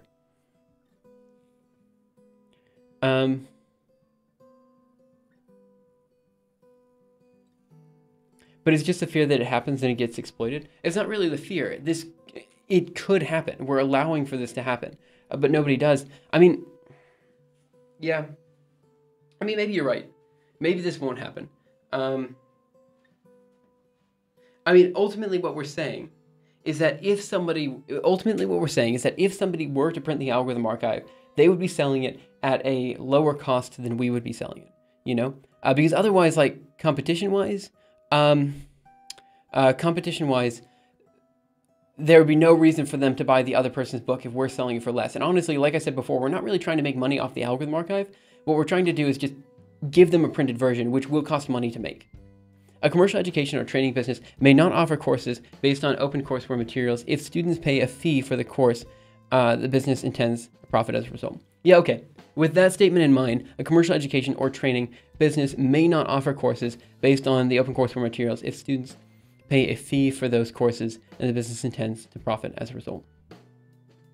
Okay, yeah, that's fair. That's totally fair. We should definitely do CC by SA. You can give the credit to the organization. Yeah, that's fair. Because nobody would want to buy it. I mean, yeah, that's kind of what we're saying. I mean, I understood you. Some company could sell, let's take the algorithm archive and sell it to school and offer support for them. And then the company gets money and we're screwed. Yeah, that's my fear. But again, I think you might be right. Because like I said before, it's a lot of work to take the algorithm archive and turn it into something that we could sell. And then, even then, if we... copyright, not credit. Yeah, but we don't really have, we can't use a GitHub organization. I asked about this too. Like, it needs to be like an official company of some sort. Yeah, let's take a look at this. Open link. MIT interpretation of non-commercial. It says, okay, sorry. A non-commercial use means that the users may not sell, profit from, or commercialize OpenCourseWare materials or works derived from them. The guidelines below are intended to help users determine whether or not their use of OpenCourseWare materials would be permitted by MIT under the non-commercial restriction. Note that there are additional requirements, attribution and share alike, spelled out in our license. Commercialization is prohibited. Users may not directly sell or profit from OpenCourseware material or from works derived from OpenCourseware materials. Example, a commercial, education, or training business may not offer courses based on OpenCourseware material if student pays a fee for those courses and the business intends to profit from them as well. Determination of commercial versus non-commercial purposes is based on the use, not the user. Materials may be used by individuals, institutions, governments, corporations, or other businesses, whether for-profit or non-profit, so long as the use itself is not a commercialization of the materials or a use that is directly intended to generate sales or profit. A corporation may use OpenCourseware materials for internal professional development and training purposes.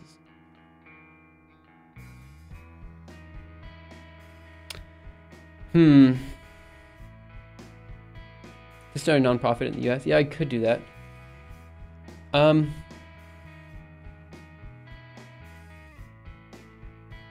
So what they're saying is a commercial education or training business may not offer courses based on OpenCourseware material if students pay a fee for those courses and their business intends to profit as a result. And that's the one I don't like. So a corporation may use OpenCourseware material for internal professional development and training purposes. I think that's fair. And then the last one is incidental charges to recover reasonable reproduction costs may be permitted. So recovery of nominal actual costs for copying small amounts, under 1,000 copies, of OpenCourseware content on paper or CDs is allowed for educational purposes so long as there is no profit motive and so long as the intended use of the copies is in compliance with all license terms. Students must be informed that the material are freely available on OpenCourseware website and that their purchase of copy material is optional. An institution in a remote area has limited internet access and limited network infrastructure on campus, and a professor offers to create CDs of OpenCourseware material relevant to their course. The professor may recover costs of creating CDs. Yeah, okay.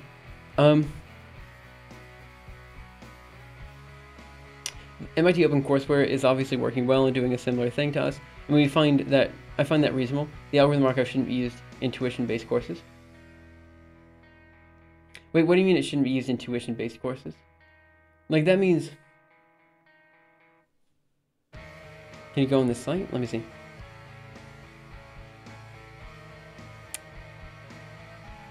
I think that you need to ask a lawyer if it's possible to, as the rights owner, to relicense the work to schools that request for it.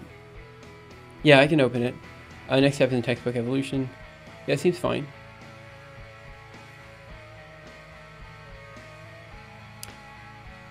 But I mean, the thing is, if you go to university, any university, you'll be paying tuition, right? So basically, with this CC by SA, what we're saying is that, you know, they can't use this textbook in their courses at all, right? Which is kind of not okay. I'm not okay with that restriction. I think what you need to do is ask a lawyer if it's possible as the rights owner to relicense the work to schools that request for it. What I have an issue with, that page weird. I have no idea, I'm sorry. CC is non-exclusive. What do you mean by that exactly? Let me go ahead and get a quick sip of water again. Alright, look, I realize that we've been discussing this for a while, but it feels like we're making headway, so I'm genuinely happy with this discussion so far. I understand that, you know, talking about Creative Commons licensing is probably not the coolest thing ever to do, but it's okay.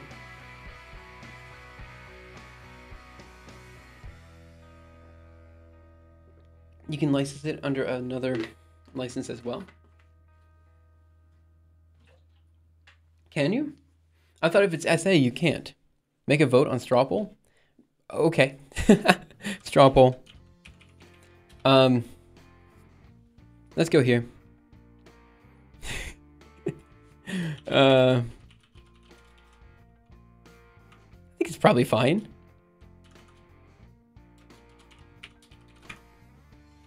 One second. Okay, CC by SA. One second. CC by non-commercial. Sorry about that. Share alike.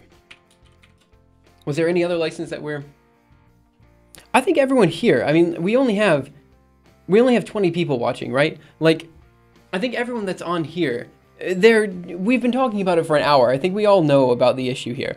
All Creative Commons licenses are non-exclusive. Creators and owners can enter into additional different licensing arrangements for the same material at any time. Dual licensing, multi-licensing. However, CC licenses are not revocable once granted unless there has been a breach, and even then the license is terminated only for breaching license. Anyone using CC by SA material cannot use another license, correct? But as the copyright holder can do whatever. Hey, happy little rat. So we'll do CC by. Okay, so these are 3 options. Other. Comment. And we're going to create this poll, and we're just going to see what people say. Because honestly, I'm pretty sure most people are okay with CC by SA. All right, I'm pretty sure that's fairly typical. Yeah, it's okay. We're doing okay. Let's see. 21 viewers on this boring stream. Thanks, man. Okay, so I think most people are okay with CC by SA. I think this is common. I think after reading about the non-commercial and as you're forced not to work, wait, why can't you work?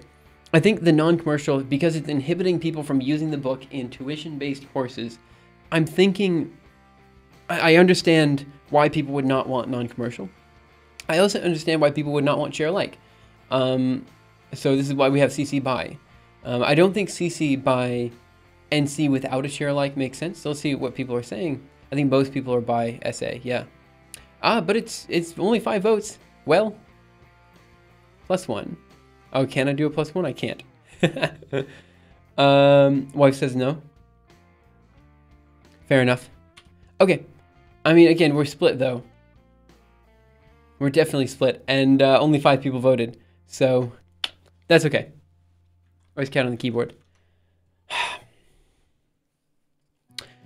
Okay. Then I'm not sure.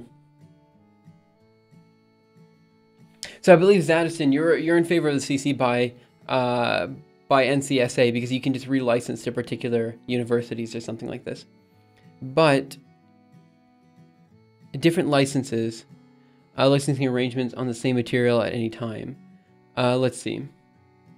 All CC licenses are non-exclusive. Creators and owners can enter into additional different licenses and arrangement for the same material at any time, often referred to as dual licensing or multi-licensing. However, CC licenses are not revocable. With NC, we will have a really big, huge headache implementing it. It can be done, but is it the best? I mean, it's not that big of a headache, again, but the only way we can think about doing it right now is if basically people give me the commercial rights. Share alike I don't think is so hard. I think it's probably fine. With non-commercial, we'll have a really huge headache implementing it. Wikipedia uses dual license for some of its content. Yeah, that's fair.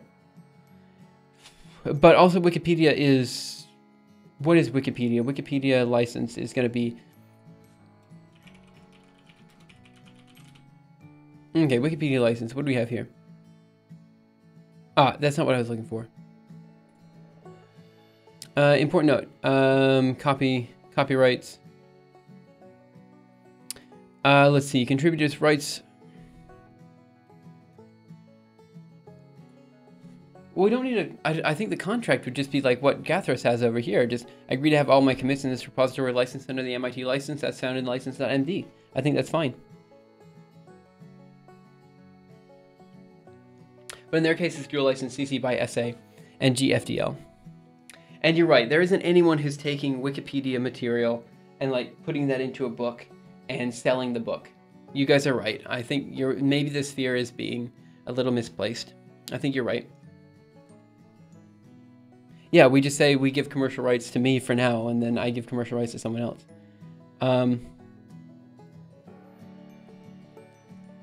But in their case, it's dual license by both. What is a GFDL? GFDL, what is that?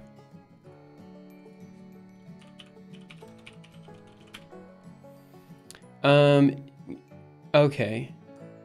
Is copyleft license for free documentation? Okay, fine, fair enough. It's like CC, but Okay, fair enough. There are tons of books with Wikipedia articles. Yes, people have done that. There's tons of books with Wikipedia articles. Huh. Interesting.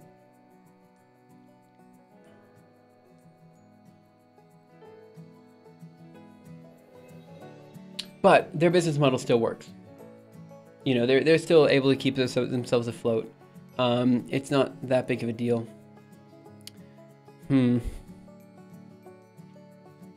Because everyone knows, I mean, it's Wikipedia, right? Everyone knows Wikipedia. It's a big book. I know Wikipedia isn't dead, though. I understand. This is also another argument you can have. Okay, so I'm more or less okay with changing it to CC by SA. I'm more or less okay with that. Okay, so let's go ahead and comment on there. That's why I meant we should get in contact with Wikimedia folk. Okay, so let's go ahead and close a bunch of these tabs that we don't need anymore. Yep, just close most of them. Let's see, what do we have over here? CC Creative Commons. We can probably also close all these guys. Bubblesort and AppleScript. Let's just go over here and say issues Creative Commons. Okay. I think I've changed my mind here. The only way for us to have exclusive commercial rights is with non-commercial. But since non-commercial license does more than what the wording of the license implies, I want the algorithm market to be used by as many people as possible. I figure it's a lot of work to take the current algorithm archive and sell it. It's probably fine to make everything share alike, so we can sell our own version. Okay, to discuss, how do we make a pull request an official publication of content under the CC license? Make the algorithm archive a trademark if you're too afraid of copyrights. Yeah, I'm not sure how the trademark works either, because it's not really clear to me. I think every pull request, basically, just the author has to say somewhere that they agree to have all of their stuff under the license of the book, and I think that's fine. I think once you have that, it's perfectly fine. I don't think I think that's very standard to have some sort of just like licensing agreement that you just say you agree to. You need to put a kappa. No, I think the trademark's not a bad idea. I think trademark is fine, right? Wait, yeah, but you think it is? What do you think? No, I think the trademark's not a bad idea. I think it's fine. I'm fairly confident that most people who, like, for example, let me just go to, wait, what's wrong with a trademark?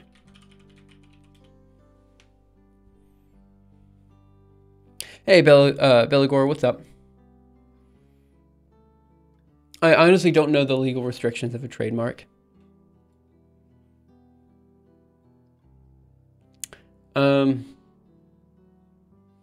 No, but I don't think it would work so much for the algorithm archive content. I think that we'd have to like trademark its. Yeah, I don't know.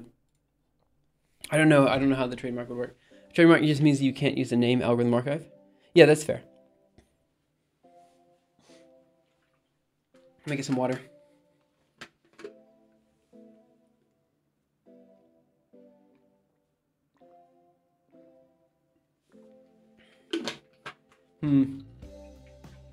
I don't know either. I think there's a lot of stuff here. So let me just go ahead and put the discussion here. So, I believe most people are now more or less okay with the idea of relicensing all algorithm archive content under CC by SA, which is fine because right now all rights are my own, which can be done because I have exclusive rights over all written content right now. After this change is made, let's see, what are we going to say? So after this change is made, we'll begin attributing, I guess, authors and editors of each chapter at the bottom of each chapter.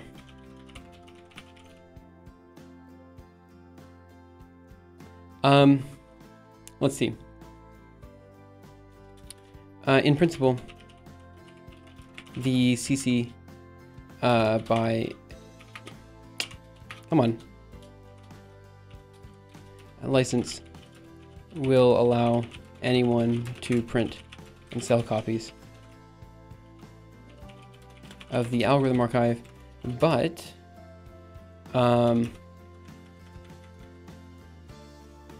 yeah, the thing is, we will assume that they either will not do this,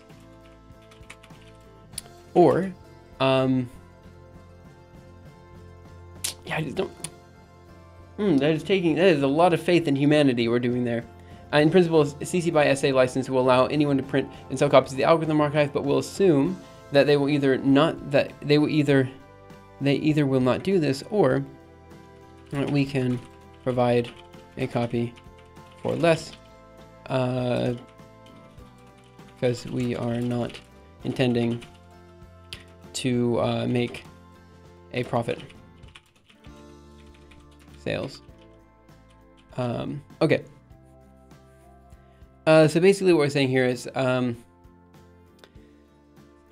if the algorithm archive cannot be used in tuition-based courses, let's see, the algorithm archive cannot be used in tuition-based courses, it is under NC. Which is a big restriction. Let's see. After all, are you doing one long stream, or you do multiple mid-sized streams? I was planning just to do a long stream and see how far we go. I don't know how long this is going to be, so we'll see. I might pause for lunch and come back. It just depends on a number of things. But yeah, it's going to be a long stream now, and then I might come back again later. I haven't quite decided it, but I do want to do at least one long one, just to see how far we can go.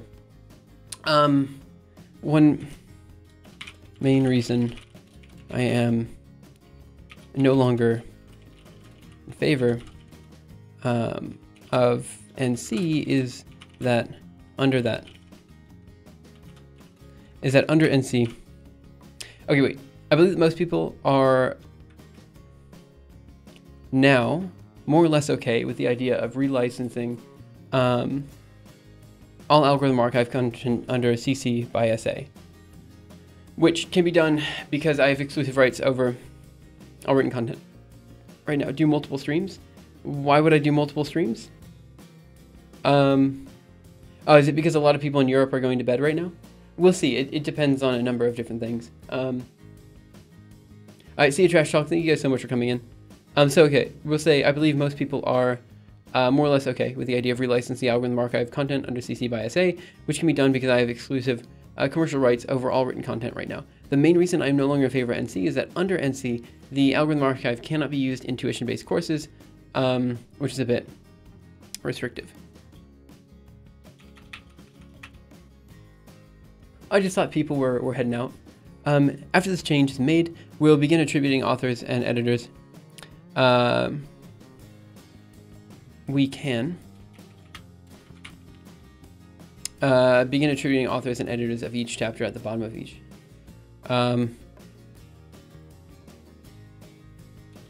Let's just say at the bottom of each chapter.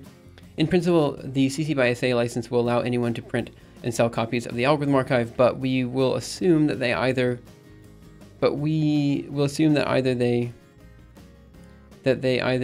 will not do this, or that we can provide a copy for less because we're not intending to make a profit off the algorithm archive sales.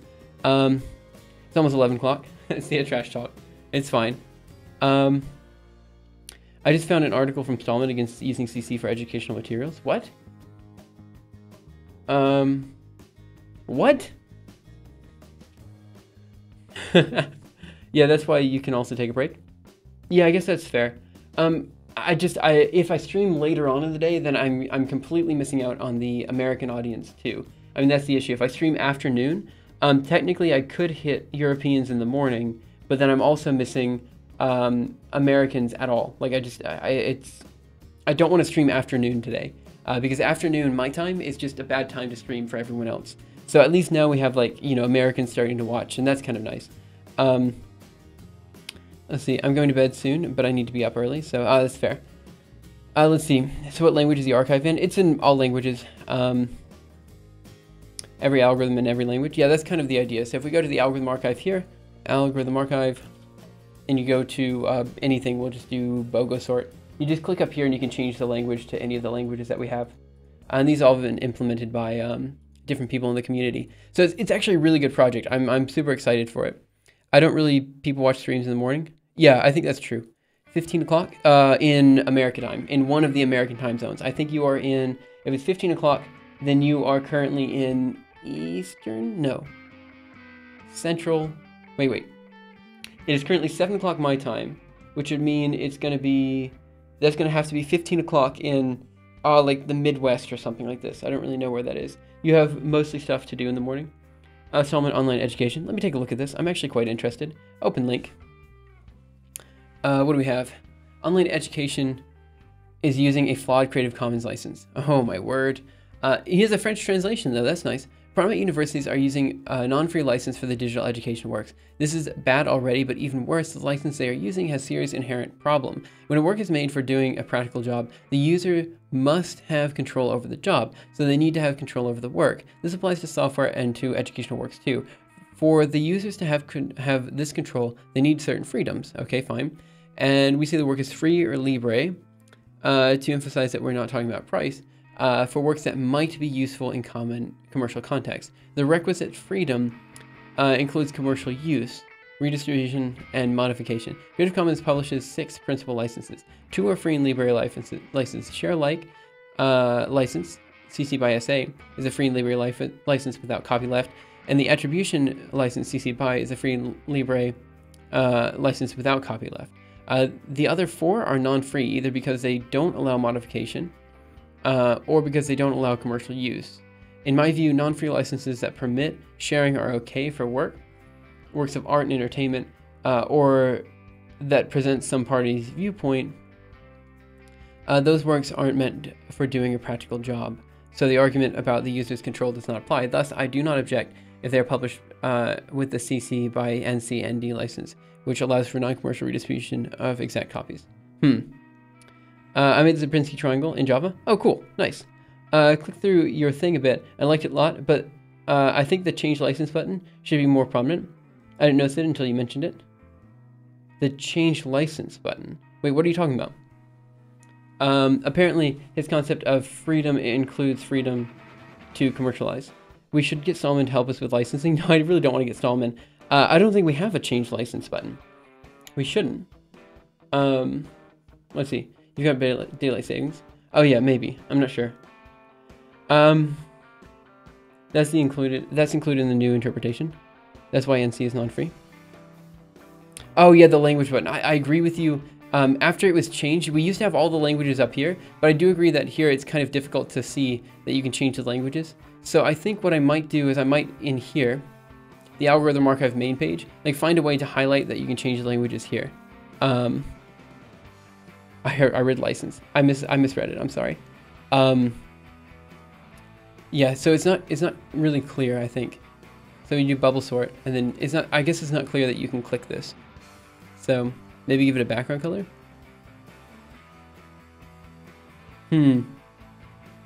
Yeah, I'm not sure. The problem is like for bubble sort, if we have the languages like we used to have them, so that they're all just kind of like out here.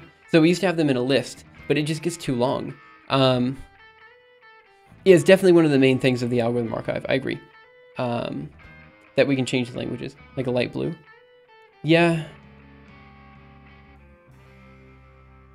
Or whatever code it happens to be when they open up the book, you know? And I think that's fair. The same color the selected color has. Yeah.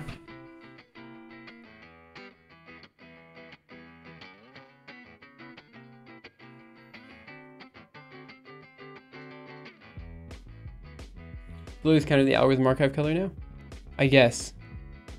Okay, well, that's something to keep in mind. Because if people are having trouble finding... I don't know if we want to put it above every code block, because I also think that... Okay, honestly, I don't know how to do that. But also, I think I like it up here. I like this style. I do like it a lot. That black and white was the algorithm archive color. I mean, we could change the color. Like, we can turn this to night mode if we wanted, or sepia. Let's use sepia. That's nice. But we have blue highlights in there as well. Is that true for links in sepia tone? Man, sepia. Let's see. Convolutions. Where is convolutions? Come on, there we are. We should have Fourier transforms in here somewhere. Oh, come on.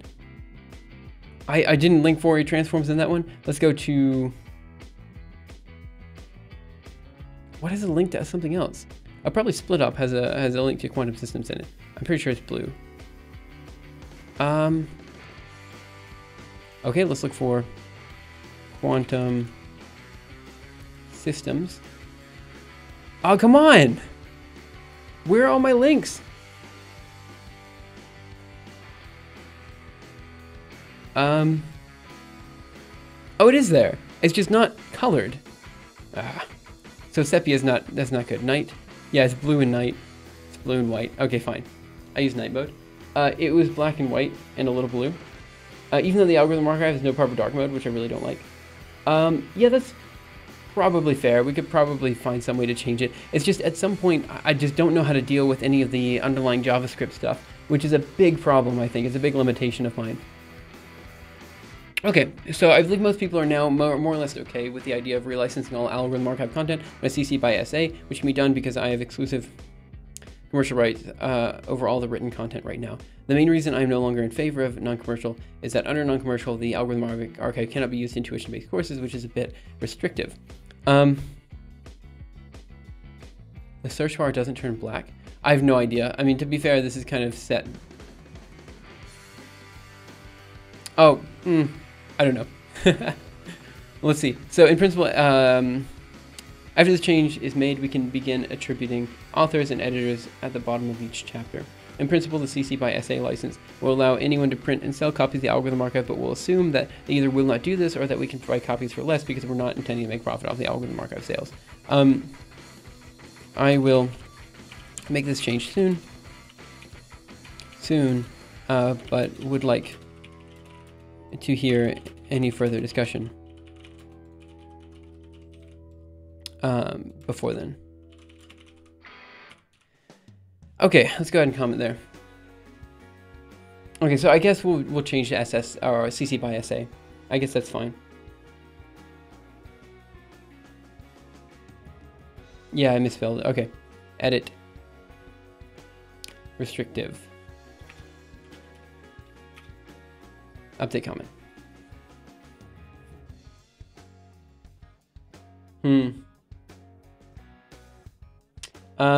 Add to it also Wikipedia. Yeah, I don't think the Wikipedia licensing is helpful. Like, it's not an argument that I personally... You guys can write that. Feel free to write it. But it's not an argument that I have for the license. The only argument I have for using SS by or CC by SA right now is the fact that you can't use it in tuition-based courses. That's honestly the only reason I don't want to use the NC. So the only reason I'm against non-commercial right now is because you can't use it in tuition-based courses. That's the only reason. It doesn't matter who else is using it. It doesn't matter that Wikipedia is using it. It doesn't matter that MIT is using non-commercial. It doesn't matter any of this kind of stuff. Point is, I just don't like the fact that you can't use it in tuition-based courses, which is a bit of a shame. Earth is under attack from Planet Cult. Some humor on doxing? What? I don't know what this is. Let's see. I once flew the Frontier Airlines. At check-in, I told the agent, "You have right ear and left ear, but I don't see a front ear." We could explicitly state that it can be used in them. Are you sure it can't be used in courses? Yeah, that's what it said on the MIT courseware. But I just don't think non-commercial is the best choice. I understand that you think that, but I also... Oh, Sylvia, thank you so much for following. I apologize for missing that. I think that non-commercial is still a better license for this than just share alike. Again, share alike is fine in this case because it's a book, it's not code, so I'm okay with that. Yeah, it's just a lot of people interpret the non-commercial license to basically mean you can't use it for any, let me see if I can find this. Let me just page up a couple times. So JSPP had this link that he put down a few times. I believe this one.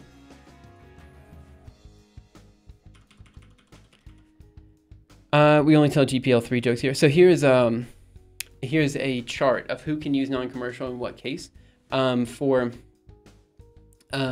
different purposes, you know. And so, you know, obviously no one can sell hard copies. There's some things that no one can do. But here it says use in tuition-based courses for educational purposes. And it says that if you're using non-commercial license, no one can use any of this material, even if they're a public institution, for educational purposes if it's tuition-based. If it's tuition-free, even if it is tuition-free, companies still can't use it, according to this interpretation. We can only tell GPL3 jokes here. Yeah, maybe. So anyway, that's the case. If this is the interpretation that people go with, then I agree that it's kind of a pain in the butt. Also, if we're doing non-commercial, again, everyone has to give exclusive commercial rights to me for the time being, which is a bit of a pain. That would mean that all commercial rights of all future chapters and everything that people write, the attribution has to go to me, and that's not really fair. I think the attribution should go to individuals who wrote the chapter. And so I think it's probably fine just to do as CC by SA. Provide our own interpretation like MIT OpenCourseware does. Yeah, again, I think that's a standard interpretation. Anyway, it's fine. Or CC by NCSA. The issue with CC by NCSA is that if we do CC by NCSA, that means that, again, exclusive commercial rights have to be given to me. Otherwise, each individual chapter will have non-commercial rights over... Does that make sense? Like, for example, if Gathros writes a chapter, this would mean that his chapter rather, what do I say here? His chapter is owned by him. And so if we're going to sell a copy of the Algorithm Archive, then we need Gathros's rights. Like, we need him to say, I'm okay with selling this for this purpose. Which means that if we have 100 or so contributors, 100 or so authors of different chapters in the Algorithm Archive, we end up screwing up. You know, we end up making it so that now we have to contact all of these authors for more information, and it's just a pain. So I think it's better just to do CC by SA. Apparently, a judge ruled in favor of FedEx for photocopying a CC by NCSA work, despite the fact that they were profiting from the photocopying process. Huh. I always love when non-internet aware people of power do dumb decisions. Yeah. You can't sell the Algorithm Archive now. Mwahaha. Yeah, see, exactly, that's the problem. You know, so I think it's fine. Just leave it CC by SA. I'm okay with this. I understand it means that other people could technically sell copies of the Algorithm Archive. For the moment, we could just have you or you and a couple of devs, team members, write chapters. We could. That's perfectly fine. It's beginning to look a lot like Fishmas. I don't know what Fishmas is, but yeah, it is Christmas Eve my time. Or it can be only you. Contract copies were made on behalf of school districts. Okay. Only Leos. Yeah, it would have to basically be me, and then I have to give exclusive commercial rights to basically the company that is in charge of the Algorithm Archive afterwards. It would understandably be a bit difficult to do. And I understand that that's going to be a bit of trouble. So I think CC by SA is the cleanest way to do it now. It just means in the future, when we are a little bit more organized, technically anyone could take copies of the Algorithm Archive and sell it. It also means that if we're going to print out the book, we're probably not going to be able to print out the book via a standard publisher, because a standard publisher probably won't touch our stuff. And that difficult probably also restricts usage. Therefore spreading of knowledge. Yeah, agreed. It's fine. It is what it is. I think CC by SA is probably clear enough, and it's fair.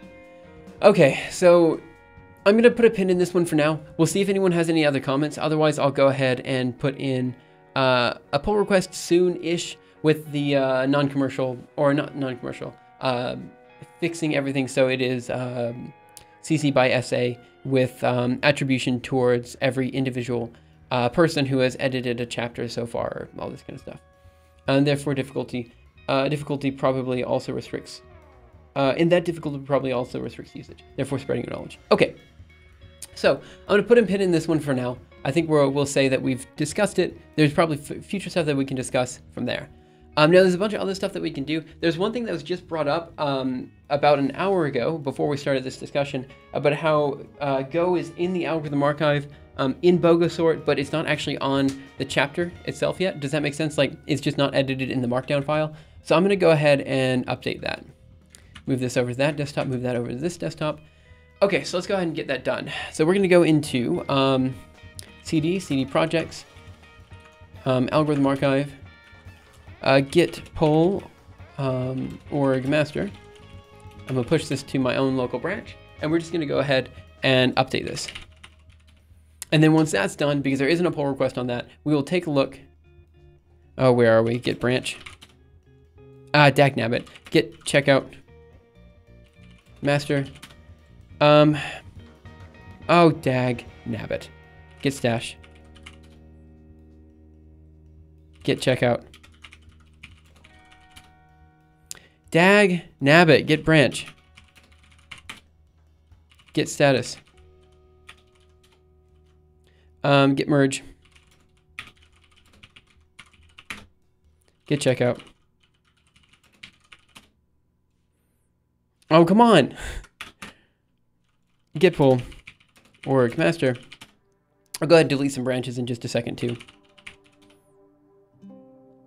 Okay, so we have all this updated now. So now what we're going to do is do a quick git checkout -b. Oh, actually, let's do a quick git push origin master.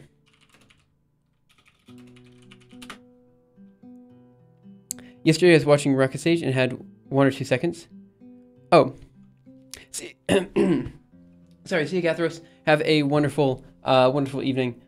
I will see you tomorrow, hopefully. And if not, yeah, just see you around. Have a good Christmas. Merry Christmas.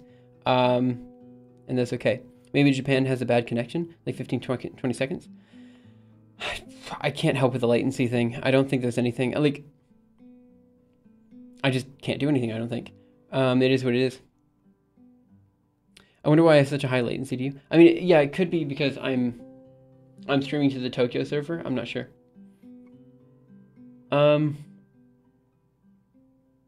I'm not sure. 15, 20 seconds doesn't seem that high, but maybe it is. I'm not sure. Okay, so this has now been pushed to my local fork. Doesn't have low latency enabled. I think I do. It's just a distance change is literally on the opposite side of the world. Wait, I think I do have low latency enabled. Let me check something. So this should be, yeah, 1 second. Let me go to Twitch. Let me go here and let's check out channel.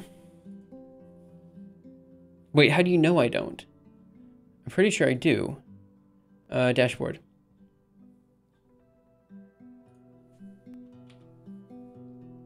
Okay, let's see.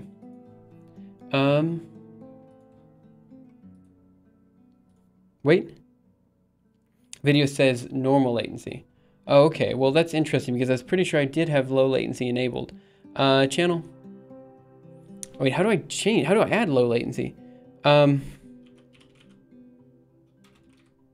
Okay, you're right. I do have normal latency. Best for highest quality videos, highest resolution, and reduce video buffering. Yeah, okay, I remember now. You are totally correct. I do have that set that way. And that is because a while ago people were running into issues with, yeah, so when I tried low latency once, people were having issues with it. I'm sorry, I just hit the microphone. That was probably really loud and annoying. I don't know what I hit, but I just hit like a spring or something in the microphone. Yeah, so people were having issues with it before. So I ended up just going back to normal latency or something like this. So you're right, it's gonna be a bit slow. Okay, so what I'm gonna do now is I'm gonna go into actually, I'm just gonna do gitbook serve. How about git checkout? And we're just gonna say go bogo. Why not? -b, sorry about that. Okay, so now we're in the go bogo branch. Gitbook serve. Compatibility for bad internet folks. More like 18 seconds. Yeah, I'm sorry. I opted to do it because it's better for, you know, poor internet people. And honestly, like, I don't usually, it's like 50-50 on whether I get stream quality options or not. And so I kind of said, screw it, let's, like today I have quality options, but sometimes I don't. And so I said, look, let's just go with what we know, and that means that if I do the low latency stuff, it'll work fine. Test 2, I'm so sorry, it's so slow. CD Projects Algorithm Archive. And what we're gonna do is we're gonna go into CD Contents, BOGO sort, LS, and let's go into VI, let's just CD into code, go, and let's go here, VI BOGO sort.md. And what I'm gonna look for is basically, oh, did we just put the entire code here? No, what did we do? Let's go into LS here and go into VI main.go. Import package main, submitted by Christopher Milan, I'm not really sure. So the whole code is down here. And I want to say we can just grab it and put it here. So let's do yank to yank, paste down here. And we're going to sample language is going to be Go. Down here it's going to be Go. And here it's going to be code. Go. I don't like the fact that this is called main.go. I just don't like that.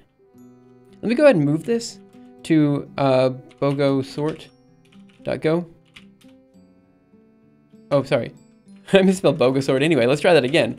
Move main.go to BOGO sort.go. And then let's change this to BOGO sort.go. I know I probably shouldn't have done that, but yeah. So we're going to do get add dot get add dot get status dot yep, that seems fine. Good. And let's go ahead and update this. So we're going to do yank to yank. Now the question is, what am I actually putting in here? So for Rust, I'm sorry, for R, we said it was 1 to 6. Let me go ahead and take a look at what we have in the Julia code. So I'm going to go to the Algorithm Archive local branch or local host that we have. And let's see what we have. So here's a local host. Let's go to BOGO sort. Oh, so I have the function Julia. So here's the function BOGO sort, and then I have the full code down there. Yeah, nice. So we're going to do the same thing here. So let's go into vi BOGO sort.go, and the function itself is going to be BOGO sort here. So it's going to be set number, and it's going to be 27 to 31. Import, and it's going to be 27 to 31. And let's see, language Go, BOGO sort.go, right, that should be rebuilding. It is, and so we'll take a look at the Go version when it's up. What's going on now? We're just doing some small scale updates, and we're going to hit some pull requests soon. So we've got, we just finished, I think, the discussion on the CC by SA comments, which is great. So now we're going to move on to the next bit, which is just kind of going through pull requests, stuff like that. There's just a lot of stuff to update here with the Algorithm Archive. Again, if you guys have any questions, comments, concerns, just feel free to let me know, and I will totally discuss it as soon as I see it in chat. So we should have the Go version here now. There's the example code. There's function BOGO sort. I believe this is fine. Yep. And what I might do, just to keep this consistent with everyone else, I might go down here and I might change this to its import 2 minus. And give this guy a second to run. Stuff. Let's see. Today, I don't think we'll be able to keep that command updated, so well, stuff. Sometimes more, sometimes less, but stuff nonetheless. Oh, that's wonderful. Maybe we'll do 3 minus. Okay. So we'll give this guy a run. And I think this is all we need to do for the BOGO updates. And I think we're good there. Yep, package main. Yeah, this seems fine. Cool. Okay, so this is ready to go. Let's go ahead and do a quick quit over here. Rank quit. Git add. BOGO sort.md. Git branch.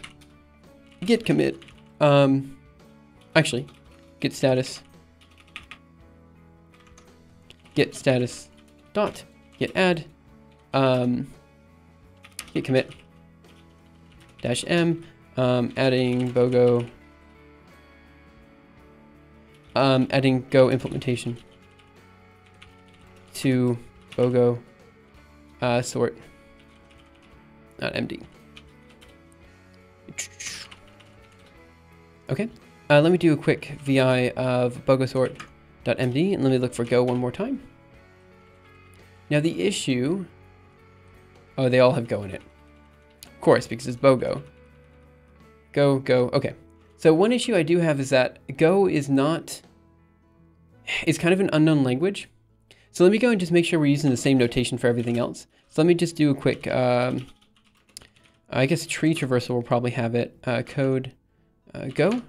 Yeah, we have Go. It's under Golang, but let's just go into tree traversal.md and let's look for Go. Yeah, it's the same thing. So this should work just fine. So now we're going to do git push origin, and what I'm looking for is BOGO. Wait, what am I looking for? Go BOGO. Oop. Go BOGO. Nice. And then I'll go ahead and send a pull request. Okay, so that pull request is ready to go. Let's go ahead and update it. Yep, should be fine. So let's go over here and F5 here. Compare and pull request. And just say, adding Go implementation bogosort.md. We missed the Go implementation in the Bogosort chapter. I'm adding it in. Nice, create pull request, done. One pull request created, one issue solved. We are par. Okay, stuff, Leos is updating something. He's fixing the formatting problem with Bogosort Go implementation. Can I add a Discord GitHub bot? Yeah, that sounds fine, right? What's wrong with a Discord GitHub bot? That seems great. Yeah, I have Discord up here on the side today. So I know usually I don't have Discord up, but today I've got a laptop on the side. I have all my notifications up just because today is supposed to be a bit of a longer stream. So I can kind of keep juggling a bunch of things at the same time. So it's a bit, I have a different setup today. Okay, since we are still working on these issues, I'm gonna go ahead and check this broken syntax highlighting issue one more time. Because like I said, there's certain chapters where for some reason the C++ code, there is no syntax highlighting for C or C++. So here, for example, is C code. There is syntax highlighting, and then all of a sudden there's not. For this guy, there's no syntax highlighting. Do you see what I'm saying? Like here's syntax highlighting, here's not. And there's honestly not a difference between the two. So I'm gonna just go into splitoperator.md, and I'm gonna see if we can figure out what the problem is. So cd into splitop, and let's just go into vi splitop.md, and let's look for cpp. Okay, so here's splitup.c. They are literally the same command. It's just one of them has syntax highlighting and the other one doesn't. And I'm not exactly sure what the difference is. Why one would have it and why one wouldn't. So let's see, I should have this up here. Let's go into split operator method there. Change it to C. And see if we have the same problem over here. And we should. No, we don't. What on earth? What is the difference here? This one doesn't have syntax highlighting. This one does. Let's change this to night mode. Why does it have syntax highlighting now, but it doesn't over here on the actual website? But they're literally the same. What is going on here? Okay, well let's go here onto the main website. Let's change this back to white mode, just because I like white mode a little bit better. Change it back to white mode. I saw it on a server, and I'm currently trying to get the name of it. Oh, okay, interesting. So let's see, what else do we have here? Let's go Jarvis March. Let's try C. It has syntax highlighting. Let's do C++. It has syntax highlighting. So I'm just going through and checking out all of the, actually, wait a minute. Maybe there's something wrong here. Let's go to bubble sort. C, syntax highlighting. Oh, man. I think we need to figure out which chapters do and don't have syntax highlighting. I think that's something we need to do. C++, C, Bogosort is fine. Convolutions. This one has syntax highlighting just fine too. C++, again, seems fine. What is the issue then? Tree traversal, syntax highlighting, all these guys have syntax highlighting. Yep, they're all fine. C, this one doesn't. So let's go to tree traversal. Actually, let me F5 here. Yeah, so it doesn't down here in utility.h. Okay, so let's go here to, where am I? Tree traversal in C. So we're gonna go to tree traversal. Where was I? Oh, up here. Tree traversal in C. And let's see. Yeah, so there is no syntax highlighting down here. So we need to figure out exactly why there isn't syntax highlighting. I'm gonna F5 this page. See, maybe if like refreshing it adds some highlighting. No, it doesn't. Let's go ahead and take a look at the code itself. So we're going to cd back a directory, cd into tree traversal, ls here, and cd into, or vi into tree traversal.md. And let's see, I think it's down here in the C code. So what we're going to look for is here's C#, CCPP, utility.h, import lang equals CCPP. I don't think we're going to run into this. Different Gitbook version? Yeah, I'm not sure. I'm looking at the site. There's no formatting tags. Maybe Markdown needs to be reparsed. Wait, what do you mean there's no formatting tags? Let me get a quick sip of water. I'm also running out of water, so I'm probably going to have to refill it in a second.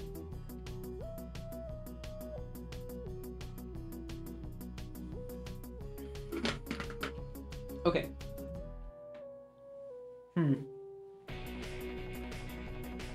Let's see. So we have the method here. Utility.h.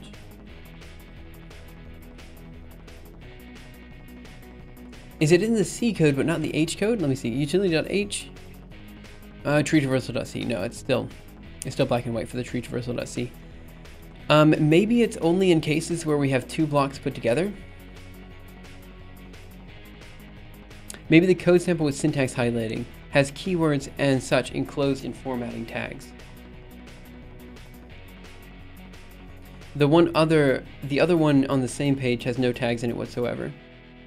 So the code samples with the syntax highlighting has keywords and such enclosed in the formatting tags. Okay, so what are you doing here? So you're taking a look at this guy. So this guy has syntax highlighting up here, and it doesn't immediately down here. And what you're saying is that if we... How do I look at that exactly? F10? Nope, F12? Let's see. That's not what I'm looking for. I'm looking for this guy over here. You can see it in the Spectre. Man, I know nothing about this kind of stuff. This is so foreign to me. Right-click, inspect element. Inspect element. How easy is it for you to port code from one language to another? It depends. You know, like sometimes it's super easy, sometimes it's rather difficult. It just depends on the language and stuff like that. Like Haskell is really difficult to work with. I wish I weren't that bad at with web stuff. Yeah, I'm really bad with web stuff myself. It's something I really need to learn.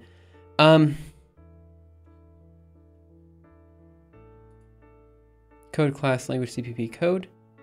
But now I want to take a look down here. Inspect element. Okay, I'm clearly missing something here.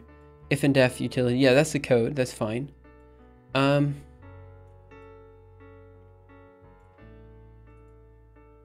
Span class. Oh, I see what you're saying.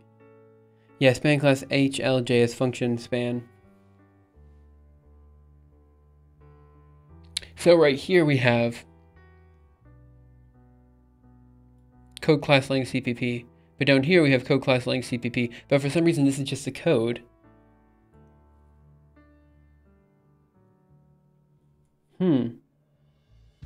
Yeah, you're right. It doesn't look like it's parsed at all. So let's see if we can just mess around with this a bit.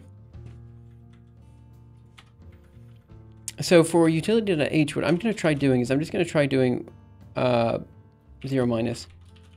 See if that runs. Give it a second to rebuild. Because maybe, yeah, maybe there's a bug. I don't know what the bug would be. Yeah, I think you're right. It had to have ran into a bug and just stopped parsing or something like that. Because you're right. Yeah, this is totally correct. But I don't know exactly what the issue is here. So let's write this again. It's not rebuilding, so we're going to try rebuilding it here. And also, while we're letting it rebuild, let me just do git checkout master. Okay. So now it should have refreshed this page.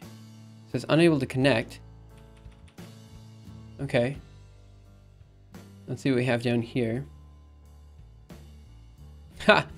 Ha! Okay. try that again. Maybe all you need to do is reparse it. Yeah, I don't know JavaScript very well. The syntax highlighting is baked in. Well, I thought it looks like it wasn't parsed at all. Let's take a look here. So here we have tree traversal again. And no, that didn't work. Okay, so when you say reparse it, what do you mean?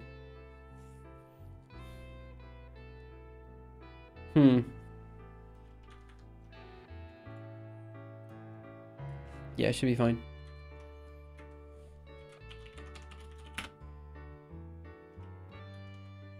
I think it's some NPM library or something. I thought maybe there would be an issue with...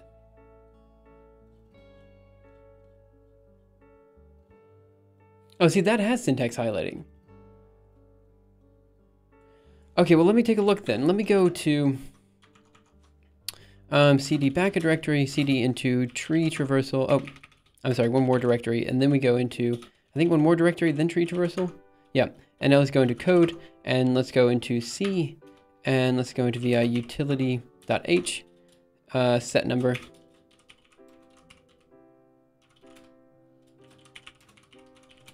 All right, and we're just going to say this has 107 lines in it. So it's going to go 1 to 107. Let that rebuild, and we're going to take a look at it. Because it might just, I don't know what the deal would be, but maybe there's something wrong with the way that it's parsing the code. You know what I'm saying? Like, so maybe if we just put the line numbers in, if that's all we have to do. No, see, now that doesn't have syntax highlighting. At what stage does it, and at what stage is it not? So let's try just different. Oh. So we'll try going to line 12.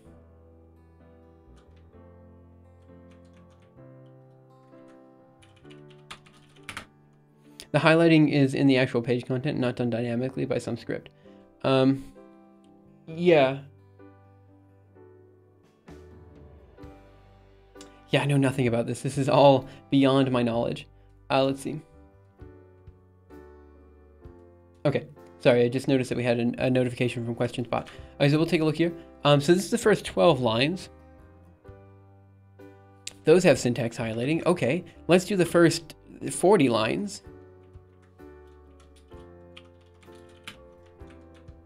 Is there like a limit to the number of lines we're allowed to import in? I don't know, this is so weird. See, 40 lines doesn't have syntax highlighting, but if I do 27 lines, I bet you it will. So we'll give this guy a run, and I don't know exactly what the problem is. I don't know why. See, I bet you this does have syntax highlighting. Yeah, here, this is perfectly highlighted, no problem. I don't understand.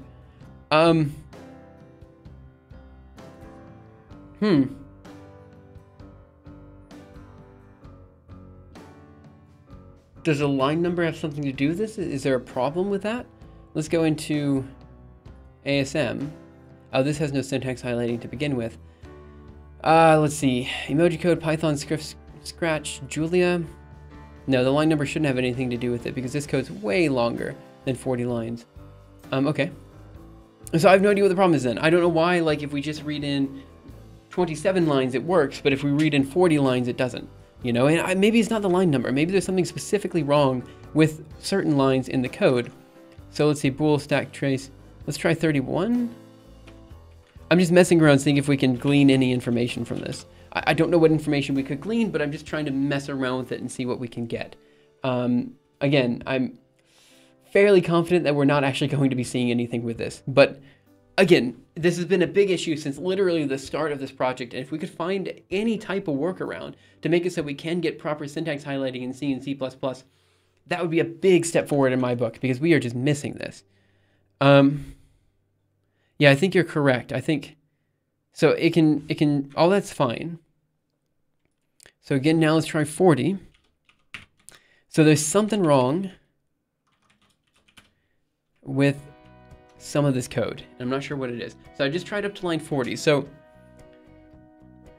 no error log output from for the parser. No, not, I mean, maybe, I'm not sure.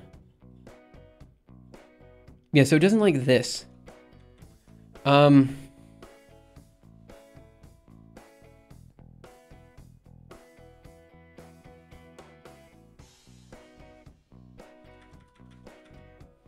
Let's see.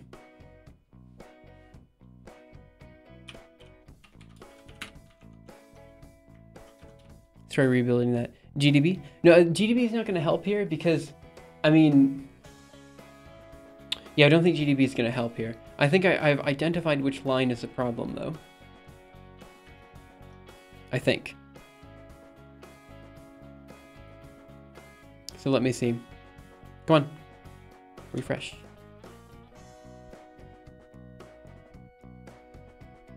Nope, that wasn't what I thought it was. Dang it. I thought I just didn't like that one line. But I was wrong. So I'll do a quick D6D and move over here, and we're gonna do 35. We're gonna write that, go over here, write that. And then we'll let this rebuild and we'll see what happens. So GDB is not going to help here because it's not like we have like an executable that we're trying to figure out. We're just trying to figure out like why on the internet C++ isn't highlighting. We're using highlight.js, I believe. Yeah, so that one has syntax highlighting. So let me go ahead and check real quick. So we'll go to here, issues, and let's go to algorithm archivists. And we should have it, plugin highlight is the one that we're using, which I think calls on highlight.js. So here are the links that we're using. Here and here. I'm writing Jarvis March in Nim right now, but I'm frustrated how much Nim I forgot. Yeah, I know that feeling. Okay, so let me see.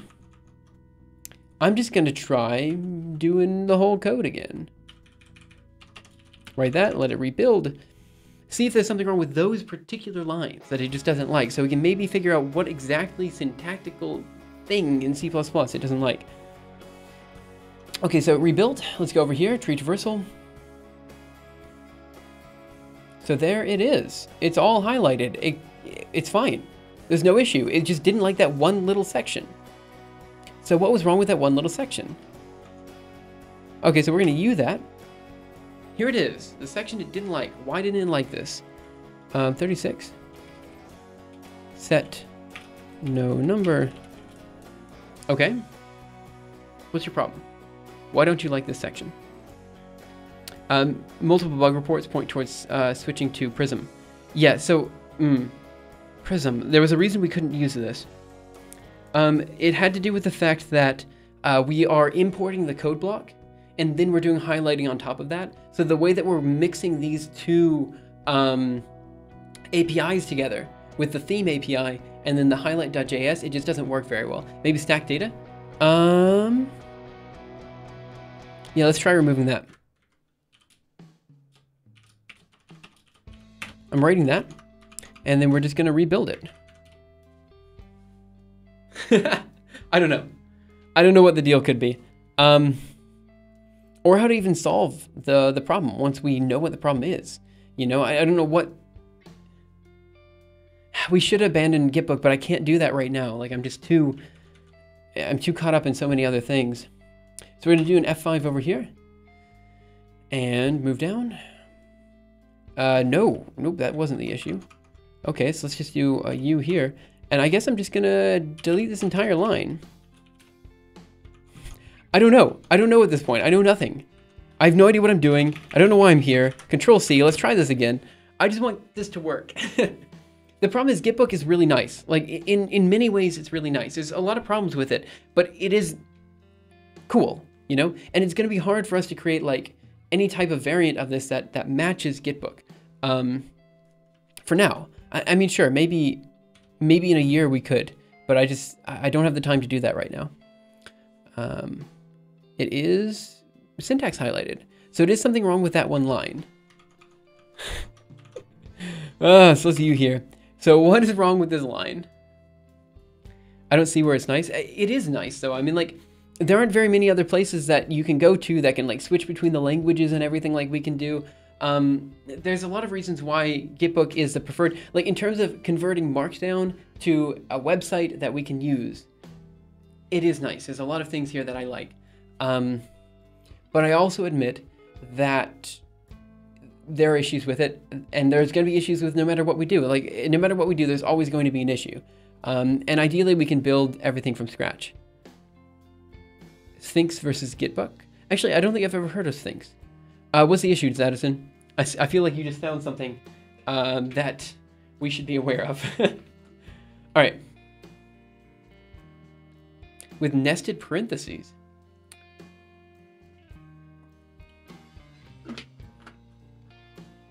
What?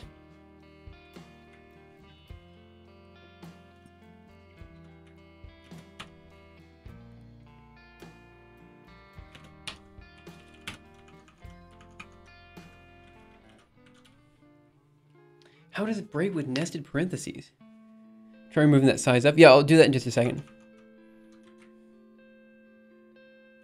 Wow. Wow, no way.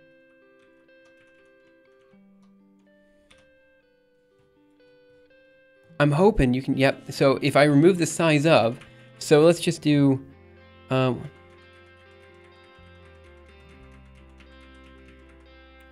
okay, so we're gonna do,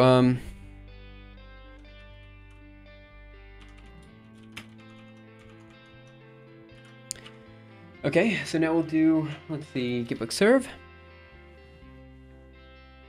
No way. Ah, geez.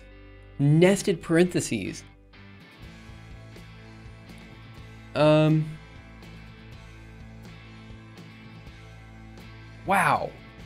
Oh my word, that's gonna be hard to fix if that's the problem.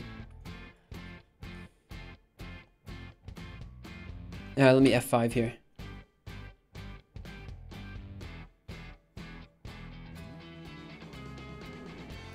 Yup, that seems to be the problem. Nested parentheses. We should update our own fork of it. Yeah, I think that's the one I linked, isn't it?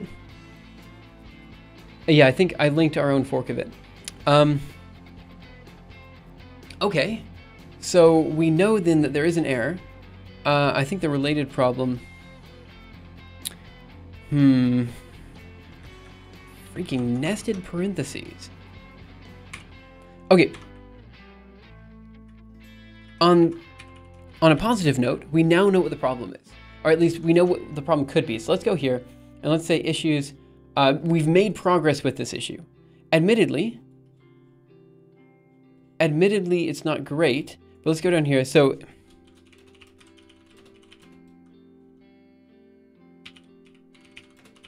is related to nested parentheses. Parentheses. So let's go ahead and grab this guy here. So now what's this discussion about Prism? I'll take a look at that in just a second. Split it into multiple lines? I could. It's just, that's not canonical C++ code, you know? So let's see, what was this discussion about Prism? So what is Prism highlighting?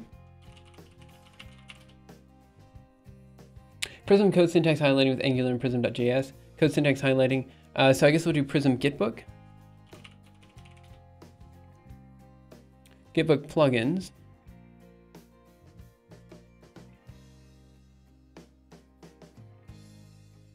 Okay, so how do we put this into the code itself? I think we shouldn't just adjust code to have highlight working. Yeah. So actually, this is a good idea. Let's see what Prism does, because if it's easy enough to fix, like it's easy enough to put into our code, why not? Let's see. So where is the Markdown file? Plugins. Ignore Prism themes. This isn't what I'm looking for. I'm looking for. I'm looking for their Markdown file that uses Prism. Okay, well that didn't help me. Let's see. Prism? Oh, dagnabbit, that's not what I'm looking for either.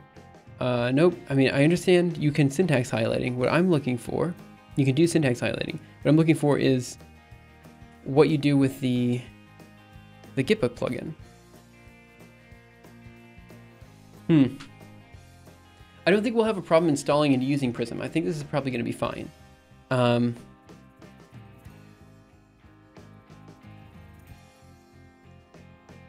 But I have no idea.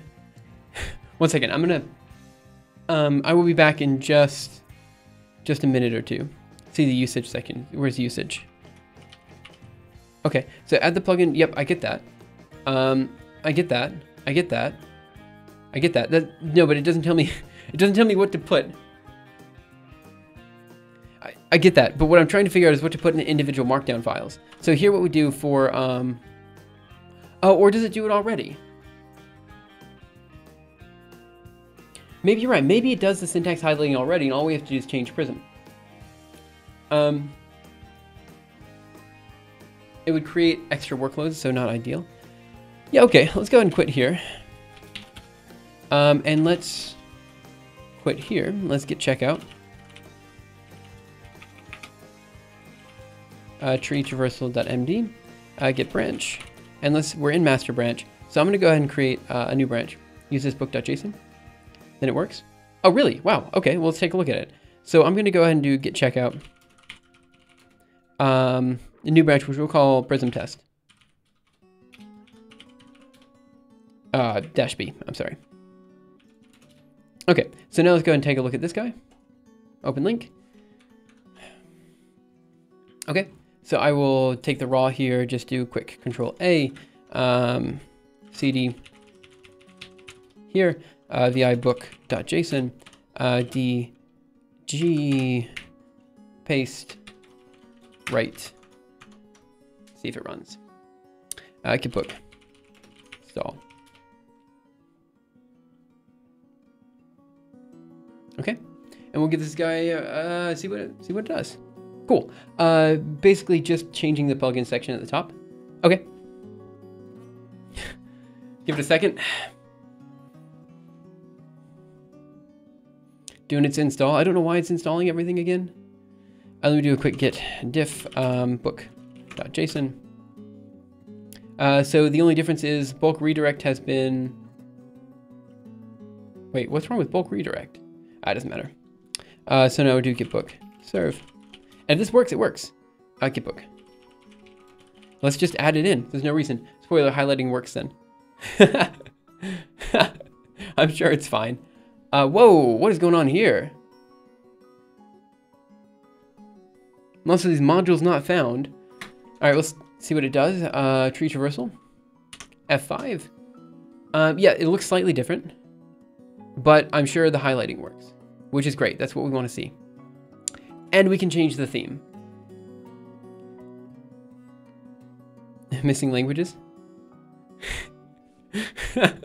I mean, what is going on here though? Versions output, module not found, failed to load Prism syntax. Oh, these are for all the languages that don't exist. Okay, so I guess we have to look at the Prism syntax there. So let's also look at the themes, because we might as well just modify the themes to Solarized Light, Tomorrow, Dark, Koi,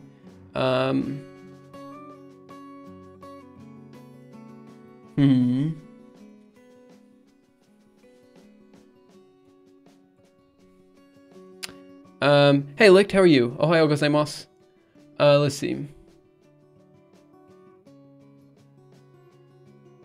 Honestly, I'm okay with this, with what we have. Like, I think this is fine. I don't have an issue with it. I'd be in favor of dark. I just don't, maybe it's okay. We can try dark. It's fine. Let's see, how do we change the theme? Language. Oh, we can change the theme.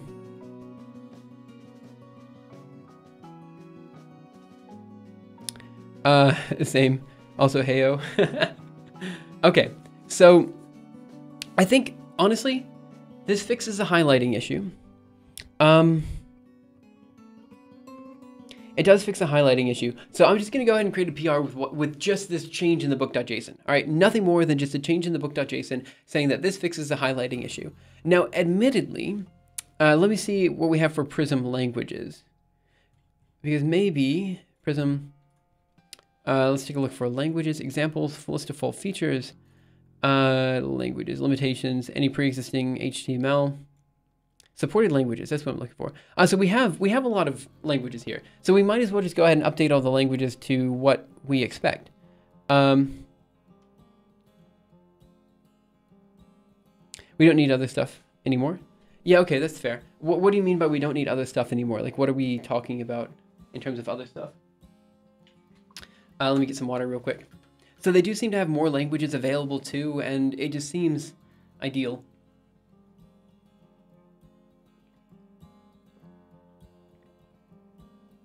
So let's see if we can also attack some of these languages that don't exist and stuff like that. I'm going to be right back. I'm going to fill up my water, and I'm going to be back immediately after that. So give me just a second. Sorry about that, guys. See you in like a minute.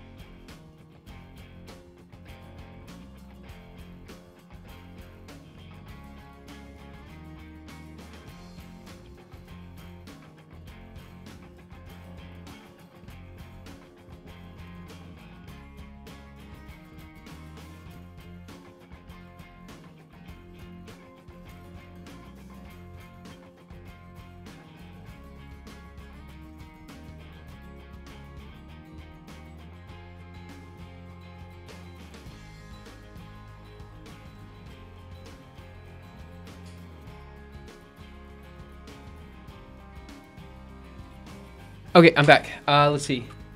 They have lol code. Wait, what do we have here? We may not need other stuff anymore. Yeah, okay. So let's see what we have for the languages and see what we have. Also, the languages that they're complaining about, let's see, they're complaining about ASM64 using the default. So there's probably a lot of languages here that we're missing. So let's see for Golang. Golang. Go. They don't seem to have Go. Ichigo Jam? Go. It's just Go. Well, then why does it say that we don't have... Oh, include code block doesn't have language Go. Phalo's Prism syntax. Include code block doesn't unknown language Go. All right. So let's see what we have here.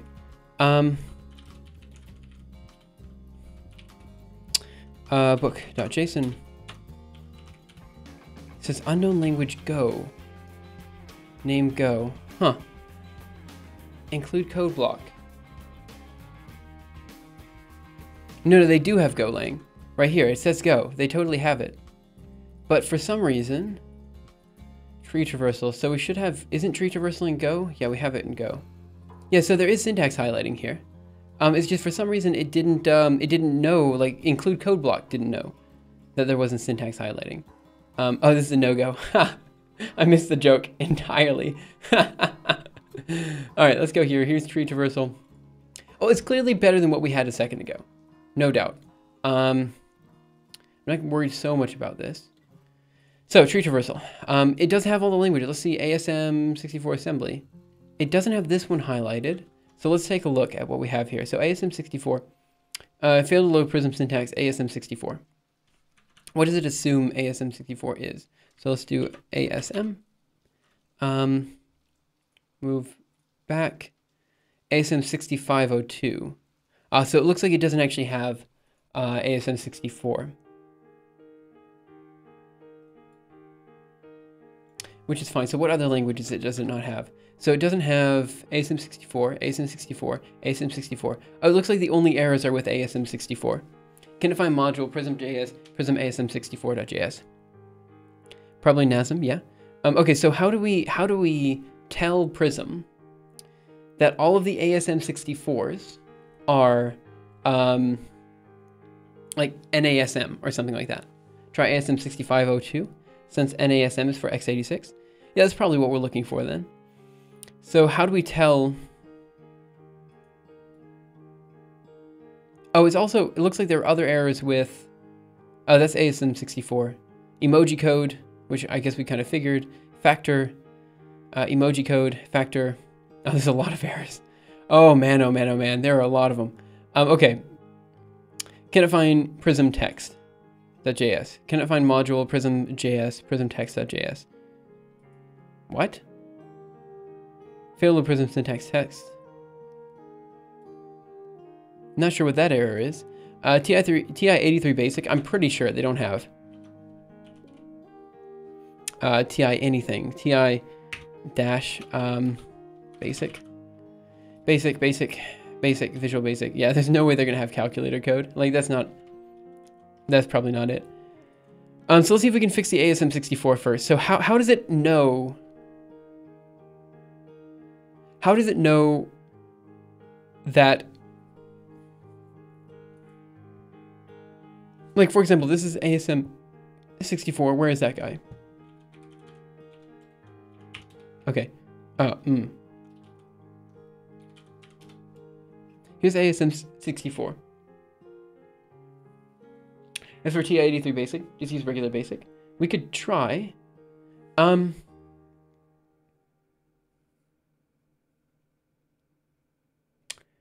I need to? I think emoji code is syntax highlighted by uses the import statement. So if we change this guy to be what they expect. Okay. So here's the import statement, right? So we're saying the language is ASM64. So we'll do import. So we want this to match Prism then. So for example, we change this to NASM, right? So we change that to NASM, and now we're going to CD into contents, tree traversal, and VI tree traversal here, and we're going to look for ASM. Okay, so we're going to change that to NASM. NASM. NASM. And again, NASM.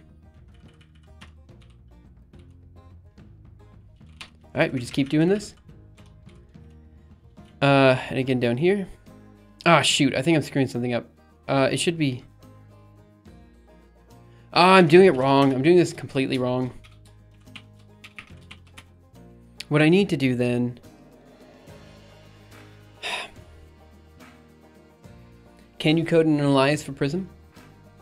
I've used a Linux shell. Let's see. But that's a huge pain without proper editor like Visual Studio Code. I'm pretty sure. What are we talking about here? I mean, I think emoji code is syntax highlighted by default. Well, let's just update it all. So let's just do, what am I looking for? I'm looking for, 1 second. Here, -s, and we're going to do ASM64. And we'll change that to NASM, and we'll do GC. What? Okay, I did something wrong there. ASM64. Oh, X64. That's what I did wrong. And then we're going to do NASM, and we're going to do CG. ASM64, yes, yes, no, yes, yes, no, yes, yes, no, yes, yes, no, yes, yes, no, yes, yes, no, yes, yes, no. Okay, write that and see what's happening over here in the build. Okay, so it is rebuilding. And let's see if we still have errors with, it says that we're still, okay, let's take a look at tree traversal. So we go to tree traversal, we're going to change this to x86-64 assembly. And there we go, we have syntax highlighting for x86-64 assembly. Nice, okay. Fair enough. Can I just send you a commit? Yep. That's nice. Can I just send you a commit to your branch? Oh, I haven't even sent in a pull request yet. So I updated it all in like 2 seconds. Yeah, I mean, fine. You go ahead and you can submit a pull request if you want with this in it, and we can take a look at that. That's fine if you want to do it. I mean, it doesn't take any time. It's super easy. Hey, Sir Komodo, what's up? It will literally take like a minute. It's not that hard. Ah, here it is.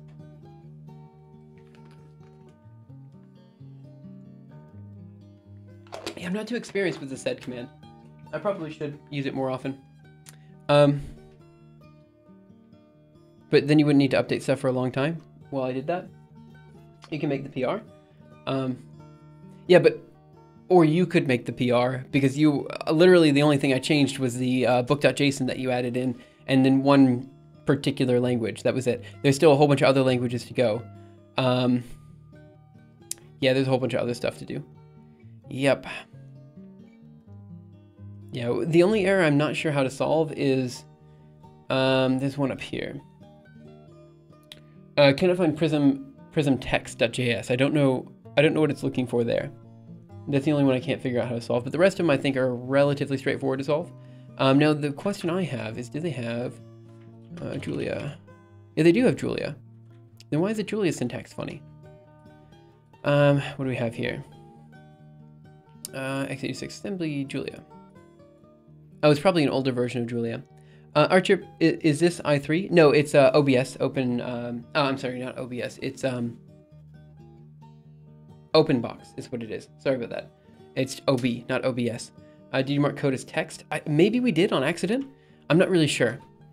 So we can take a look at that in just a second. So JSPP, did you want to submit a pull request to that one while I work on other stuff? That seems fine. I have no issue with that.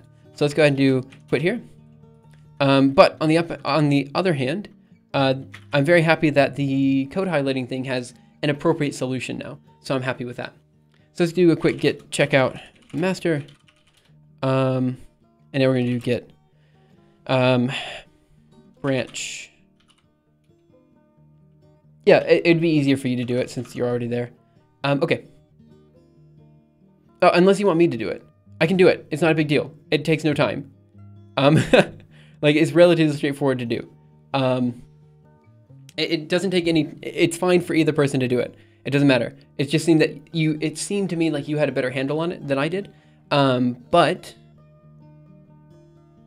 I can also do it. I don't care. It's completely up to you. I wanted to kind of look at other stuff too, just to see where we need to head from here. But yeah, the syntax highlighting, I'm glad we have an appropriate solution to that. Okay. I mean, it doesn't take time for me either. It would take literally a minute to get that up and running. Okay, so let's see what else we have here. Adding Go implementation for Bogosort to MD. Yep, this should be fine. No issue there. Okay, so it looks to me like we also have this broken syntax highlighting thing. We have the solution for that. So we'll say a solution is to use Prism, which I'm going to go ahead and put a link here. Actually, let me do it this way. Here, let's just go to prism.js, or maybe there's a Prism Gitbook. Let's see, what do we have here? I will PR it then later since I want to double check everything. Yeah, that's fine. In an hour or so. No big deal there. Highlighting module for Julia is 10 months old. Yeah, so that's probably Julia 0.4 or whatever that they use. Yeah, for some reason my recent event is not showing follows exactly. Or it's not showing all the follows anywhere. So thanks to Archer for following. I really appreciate that. I for some reason it's just not showing everything. I don't know exactly why. Did you guys get a notification on stream? If you didn't, that's also fine. Okay, Gitbook plugin here. And I'm just gonna say pull request on the way, and we'll close this issue afterwards. PR on the way. And we'll close issue after merging. Okay. It's got a notification. Okay, cool. Let's see. I will PR it later since I want to double check everything. Yeah, okay, fine. So let's go ahead and say, so it seems our problem is related to nested parentheses. Solution is use Prism. Comment. Good. Okay, cool. So this guy's mostly done. Let's take a look at other issues that we have. Okay, convolution edge cases. Man, we have a lot of stuff we need to update here. So the convolution chapter needs to be updated entirely. Code run websites, again, this is something we can look into, but right now I just don't have time to really work on that. Oh, now I've got a notification. I don't know what happened. Notifications are just slow. Maybe I get the email notification much earlier than I get the notification on Streamlabs or something like that. So maybe it's just I'm getting different notifications here. Okay, so the next one, code run websites. Again, we can't tackle that one right now. Convolution edge cases. This will come in when we start working more on, how do I put this? More on like chapter revisions and stuff like that we need. So we'll take a look at that in a bit. Language specific guidelines. What do we need to do here? Related issues, how to contribute section. Make a general section defining style guidelines for prettifiers and linters. Yeah. Add a PR and issues template. So we should have the PR and issues template and stuff. So, but we can't do the PR and issues template until we have the licensing all figured out. So what I'm gonna say here is, oh, there's a lot of other discussion here. I may have accidentally the notification as read or a one-off thing. It's probably human error. Automatically closing issues doesn't sound like a good idea to me. We have a bunch of old PRs. Yeah, so I guess what I'll say is, as far as this pull request is concerned, or this issue is concerned, this, I believe, we should implement PR templates for chapter submissions, tech code submissions, and issues. Once, let's see, what is it? It's going to be that other issue that we have here, which is going to be 493 solved. 493 is solved, I guess, or resolved. Then what are we going to say? What else do we have to tackle here? So then we'll say,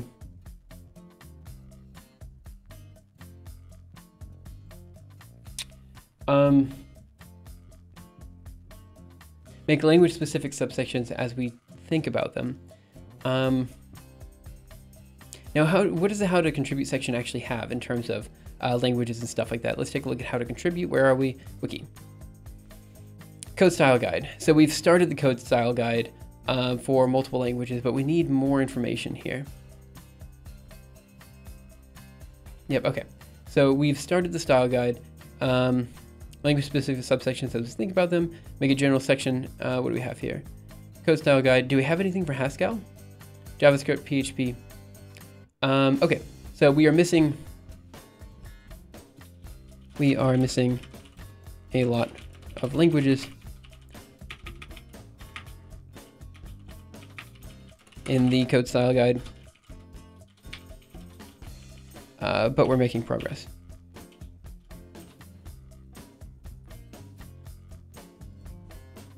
One second.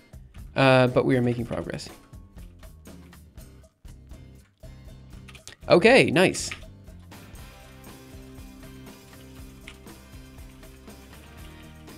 I think right now, how do you contribute to the code style guide?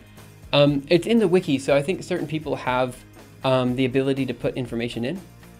I haven't added a subsection for NIM now because it's the wiki that doesn't work.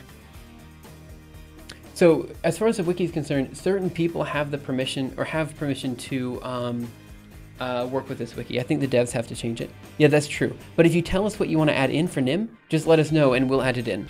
And I think that's fine. We didn't want to allow like everyone to be able to edit this because we figured if everyone's editing it, then we could run into a situation where people are just vandalizing it and stuff like that. This goes back to the trust issue that we were saying before. So just tell me what you want to put in for NIM, and then I can basically put it in. And it's not too big of an issue. Okay. Okay, so I think this is a good place to talk about that. Good. Okay, so implementing that and that's okay. Algorithm archive, multi-language explanation, how to contribute. Let's see, multi-language explanation, how to contribute. This is still a work in progress, but we're making progress. What do we have here? How to contribute guide, pull requests. Okay, let's keep going. Issues. One would one of the dev teams like to add it? It's very simple, just an official NIM style guide. Yep. Open link. I'll add it right now. Introduction. And let's go to Algorithm Archive Wiki. Code style guide. And I'll go ahead and add it. Edit this page. And we'll just add it in here.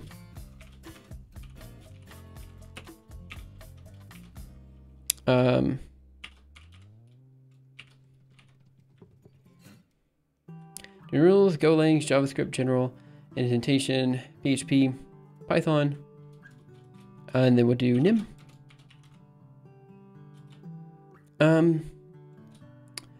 Please follow along. The practices. Let's see. The official NIM style guide.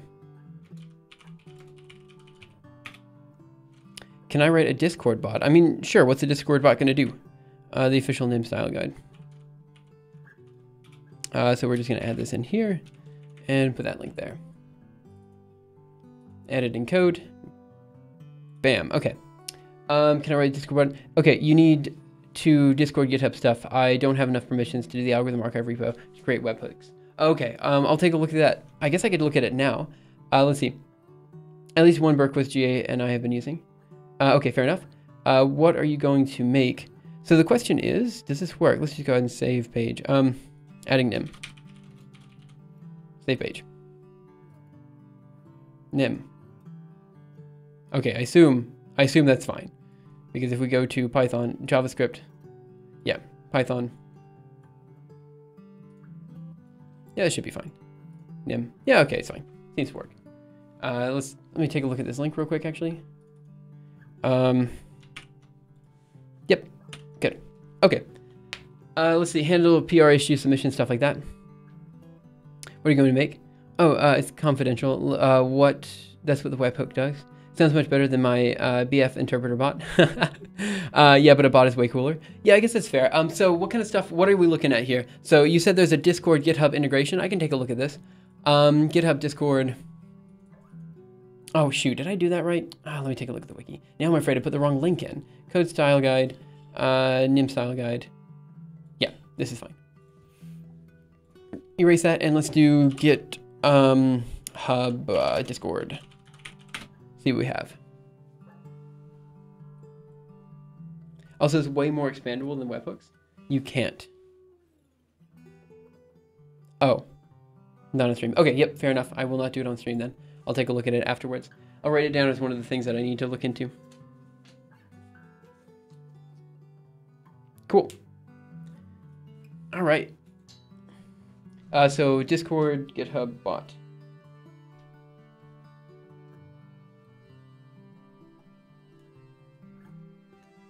Oh.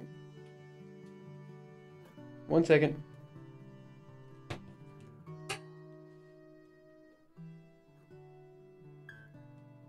Okay, have it written down. I will take a look at it afterwards. Can I use the bot to handle Git stuff?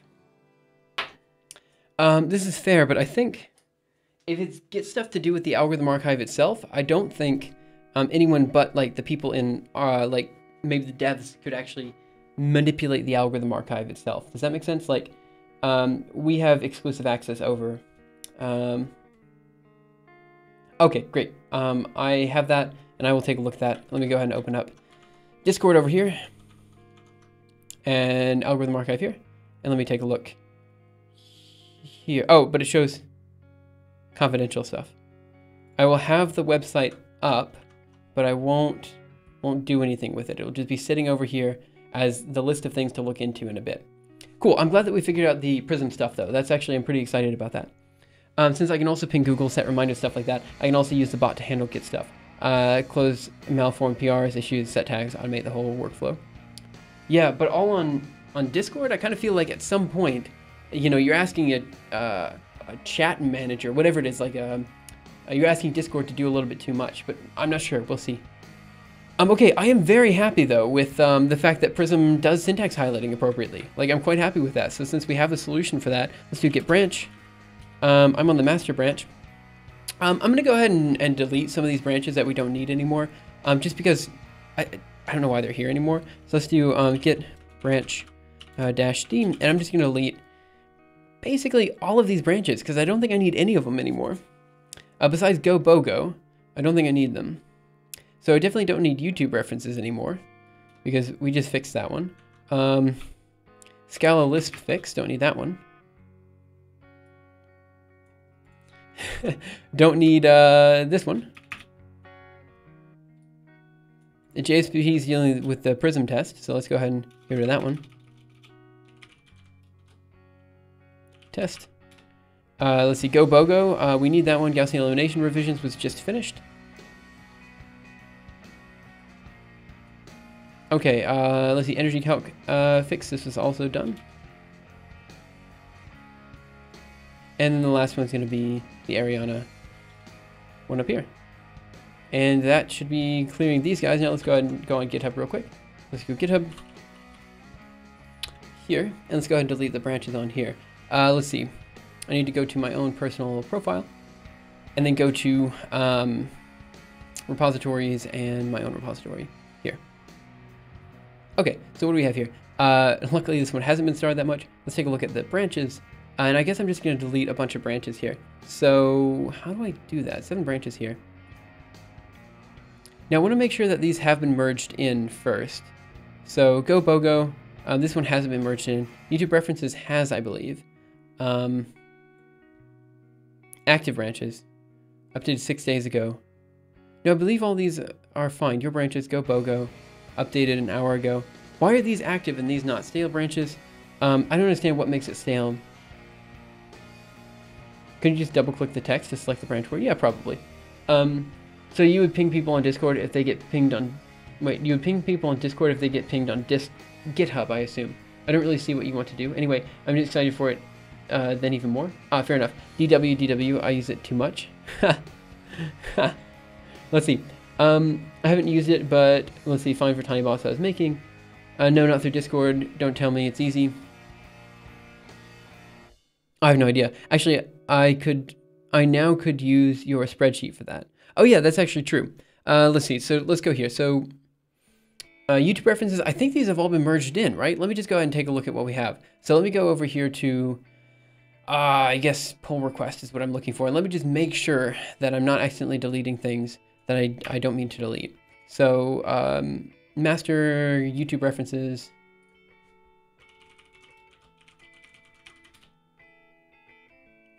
What?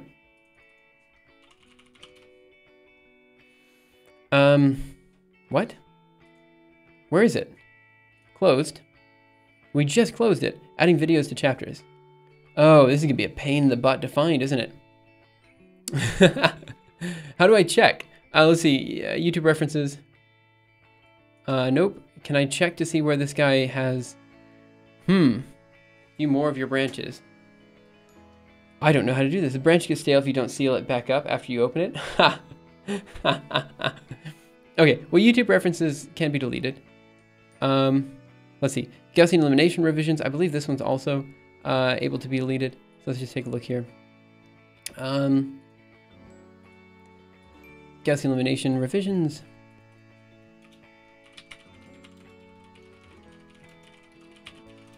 Because I believe this has been updated. Yeah, this guy right here.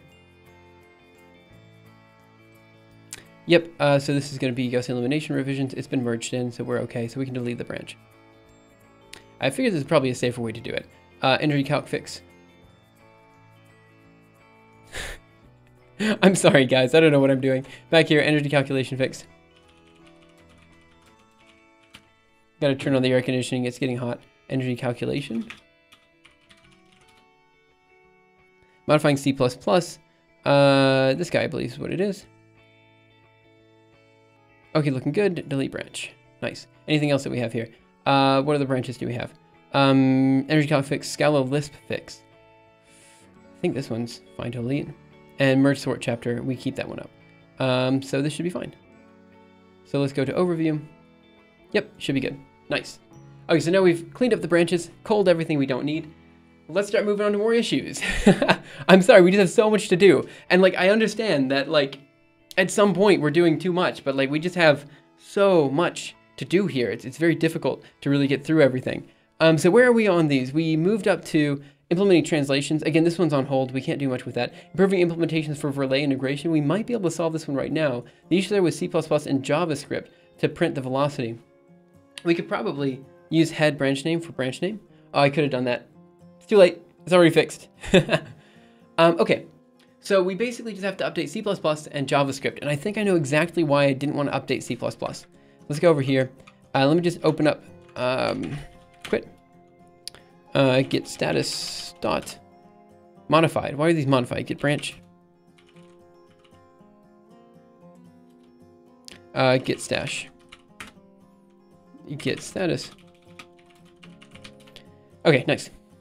This must have just been uncommitted changes, and when I switched branches, it just kept them. Okay, so I think I know exactly why I don't want to do anything with the C++ code. So let me take a look at what we have here. So let's go into algorithmarchive.org. And I'm just going to go to, what am I looking for here? Verlet integration. So it should be down here at the bottom. And I'm going to move this to C++. Double Verlet. Oh no, these are fine. I can update the C++ code. Should be fine. So how do we want to update the code? So I believe all of these guys have been fixed, such that improving velocity Verlet and Stormer Verlet. So let's go ahead and fix this guy. It should be easy enough. So the idea is that we need to fix. Currently, the chapter about Verlet integration includes codes examples for Stormer Verlet, and Velocity Verlet methods. Both of them have velocity term, but it's completely unused in Stormer Verlet. The variable is assigned to a value which is never actually used. In 256, Leos and I already agreed that it would be an improvement to also print the velocity.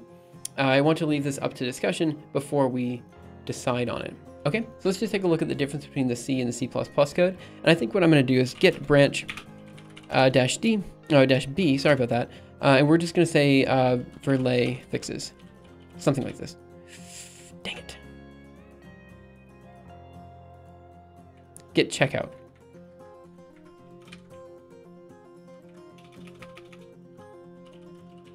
Okay. So let's go ahead and get this guy done. So we're going to cd into the appropriate directory here. So cd back, cd into Verlet integration, cd into content, Verlet integration. And I think actually I'm in the wrong, no, I'm in the right terminal. Okay, so we're going to do cd into code and C++. Now let's here, let's go into verlet.cpp. So the issue here, I believe, is that in the Stormer Verlet, we're not printing out the velocity. Return time step, Stormer Verlet, Velocity Verlet. See out the velocity for Stormer integration. Oh, or maybe we are. Maybe the C++ code has already been fixed. Let's see. So let me go ahead and take a look at the Julia code here. VI code, Julia Verlet.jl. And let's just G down here. So it says print line. Yeah, it looks like C++ has already been fixed. Time for Velocity Verlet integration. Time step underscore vv.velocity. Yeah, okay, fine. So it looks like this has been already updated. It just wasn't updated in the pull request. So I'm going to add C++ here. And now let me take a look at the JavaScript version. VI, what do we have here? Code. Backup directory. CD into code. I'm sorry, JavaScript. Okay. VI Verlet.js, pop down here. And it looks like this one has also been fixed. Time for velocity for Stormer Verlet integration. Yeah. Okay. So it looks like this has actually been completely fixed. Print velocity. I think if we print the velocity for Stormer Verlet, we should also print for Velocity Verlet. Okay. Let me just check just to make sure I'm not doing something dumb here, but it looks like it's been fixed. Cool. Okay, so it appears that this has been resolved.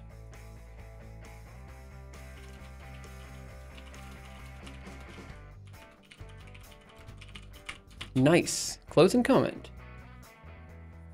Nice, nice, nice. Okay, that's another issue closed. We're 21 issues left. Takes about an hour to do every issue. Let me know how you guys are doing. I hope you guys are having a wonderful day. If not, that's perfectly okay. It is Christmas Eve my time, so I don't know what time it is your time, but you know, whatever day it is, I hope you're having a wonderful holiday season. You can do git log file name to check commit messages if it mentions if it's been fixed. Yeah, I could have done that too. You're right. Let me see what happens here if I do git log of Verlay. Well, yeah. Adding videos to chapters, adding Verlay integration in Kotlin. Sorry about that. Adding Verlay integration in Ruby, Golang, improved JavaScript. Yep. And then we're also looking for the improved adding store and velocity Verlay. Update C++ implementations for Verlay algorithms. Nice. So we don't have to do anything here. That's cool. So git checkout master git branch -d, and we're gonna do Verlay git branch fixes. Verlay fixes. Dang it. Okay, cool. Now let's keep going from here. So we have the Verlay fixes done, which is good. Implement translation, unifying algorithms and examples code. I think this is similar. Oh no, this is a bit different. Yeah. What algorithms? It's all algorithms, all languages. So the project that we're working on is the algorithm archive. It is a, one second. So you go to algorithmarchive.org. Here it is right here. I'll go ahead and paste it here. So basically the algorithm archive is a collaborative effort to just document all the algorithms we can find in every language possible. So if you go, for example, to Euclidean algorithm, you click here and you can just change the language to whatever you want. It's great. We've got some really good languages like lolcode and whitespace. It's wonderful. So it's just, it is what it is. So it's combined with obviously this Twitch stream and the YouTube channel, which is just here. And it's, yeah, it's a good overall project where we just kind of work on algorithms together and see what we can get done. So, all right, 1 second. Okay, so let's keep going. So we have that done. Let's go ahead and take a look at broken syntax highlighting issues. What other issues can we actually address here? The broken syntax highlighting, that's done. Unifying algorithms, book corrections, complexity notation, Euclidean algorithm, yep, that needs to be fixed. Journal of Open Source Education publication. So this guy, I'm gonna put this one on hold for now. Let's see, so projects, labels, I'm gonna just put on hold for now. I'm adding on hold for now. It's a long-term goal. But for now, I think we are not stable enough to publish. Okay, so I'll just put that down now. It may be in the future, but for now, it's fine. Okay, so the next issue that we can tackle. Let's see, on hold is that one. Next one is adding people to the algorithm archivist organization. There are... Yeah, so do we have the rules for the algorithm archivist like organization and stuff yet? Wiki here. I like algorithms since I've been introduced to them. I like what it does to my brain. I don't know what to do with them like for projects. Yeah, so algorithm, I mean, depending on what you're wanting to learn, obviously you can learn a whole bunch about, I don't know how to put this, but you know, the stepping stone to implementing basically anything in code is a good algorithm on the topic, right? So if you're trying to learn something, you're trying to learn how to do something, you always want to basically implement an algorithm for that thing, right? And obviously to build algorithms, you need appropriate data structures and all this kind of stuff. So the point of the algorithm archive is basically to give everyone the stepping stones that they need to implement whatever they want, you know? And in this way, we also make the algorithms themselves as kind of community projects, you know? So if you want to implement tree traversal, you can. If you want to implement a Euclidean algorithm, you can. It's just kind of neat little puzzles that you can work on your own in whatever language you want. And then after that, we go back and we start working on using these for actual projects and stuff like that. Does that make sense? So like the algorithms are the fundamental stepping stones that we're trying to teach here. And then from there you move and you do other stuff. So frequently asked questions, we have algorithm archivists. How to join the algorithm archivist organization? The primary criterion is trust. Everyone in the algorithm archivist organization is able to merge code in the algorithm archive. So we need to be sure you understand Git and version control. Git Git version control actively care about the quality of the code that is submitted and are active within the community. Ultimately, we will contact you and ask for you to join the algorithm archivist when we think you are ready. However, please ask James Leos if you are actively contributing to the algorithm archive and feel like you should be a member of the algorithm archivist, but we have not contacted you yet. Clarity versus optimizations. Wait, what do you mean clarity versus optimizations? So what we do here is we worry more about understanding the algorithm itself than optimizing it. So we worry more about, like, I mean, this is a book, right? Like, it's meant to be a book. So what we try to do is we try to make sure that the code is clear and coherent over optimal. And don't get me wrong, optimizations are important, but if, you know, it's a simple optimization, sure, put it in there. But if it's, you know, something that actually takes time to think about, like some weird bit logic or something like this, you know, leave it out. We need this to be as clear as possible, you know? So we're worried more about clarity than optimizations for this case. Adding people to the algorithm archivist organization. Yeah, so when you finalize the rules, let's see. So people who are active and contributing to the algorithm archive can be added to the organization. If then, after a longer period of time, the member is active, not necessarily on GitHub, but maybe on Discord, Twitch, the current dev team decides upon adding a member to the dev team. Let's see. If people are inactive for a long period of time on GitHub, Discord, and Twitch, just because of the lack of interest, they get removed from the organization again. Or for requirements, maybe I would suggest something like after a few contributions or long interaction on Discord and Twitch, the target person gets invited to the organization by Leos after 6 months. I'm going to say, I think what we have right now, is fine. I believe this issue can be closed. We are currently discuss this on Discord. And let's see, what else are we going to say here? So we currently referencing sub-algorithms is encouraged, I guess. What do you mean referencing sub-algorithms? Like algorithms that build into other things? Yeah, so in general, that's true. So some algorithms build into other algorithms, and we will kind of build up something together type of thing. So right now, though, we don't have too many algorithms that require other methods inside of them, you know? At least not other methods that you can't get from external libraries. Like some algorithms require like an FFT, but we ask that you use an external library for that, you know, this type of thing. Even though FFT is in the algorithm archive, we would prefer you to use other inbuilt libraries. I missed it. What's your policy regarding optimizations? I mean, again, the policy is that Fourier series is a good example. Yeah, so the policy here is that you can optimize, but make sure that the optimization is explained or understood, because a lot of these optimizations are kind of language specific.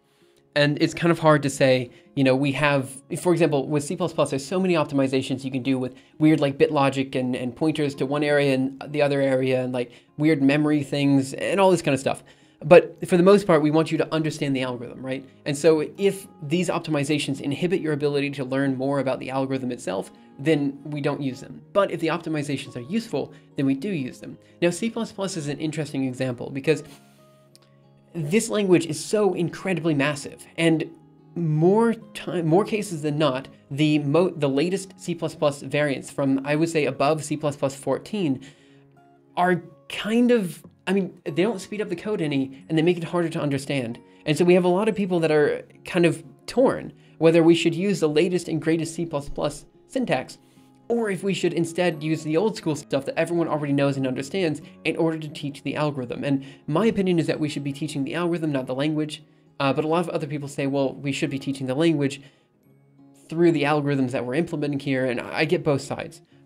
Also, I feel like you might want to clarify the FFT chapter title, since it's a whole bunch of other methods besides Cooley-Tukey. I'm working on the FFT next, as far as the next update, but I don't know exactly what you mean. You want to clarify the FFT chapter title, since it's a whole bunch of other methods besides Cooley-Tukey? Well, no, so we do Cooley-Tukey in there. One second, so we currently discuss this on Discord and update when necessary. This may be reopened in the future if there is demand. There's also a question. It in the FAQ. Maybe reopen if there's demand. Okay, cool. Closing comment. FFT is a class of methods, and Coolituki is just one of. Oh, I agree with you. I totally agree with you. I totally agree with you there. I misunderstood what you said. I thought you said the FFT chapter title. Yeah, I agree. I misunderstood what you said. I totally agree. This is actually in the upcoming revision that we're going to be doing. So in the upcoming revision, I'm going to be taking the Fourier transform method and moving that into the mathematical methods. And then I'm going to create the subclass for FFT methods where we have specifically Coolituki in there. This is totally going to be done. It's just that it's one of the...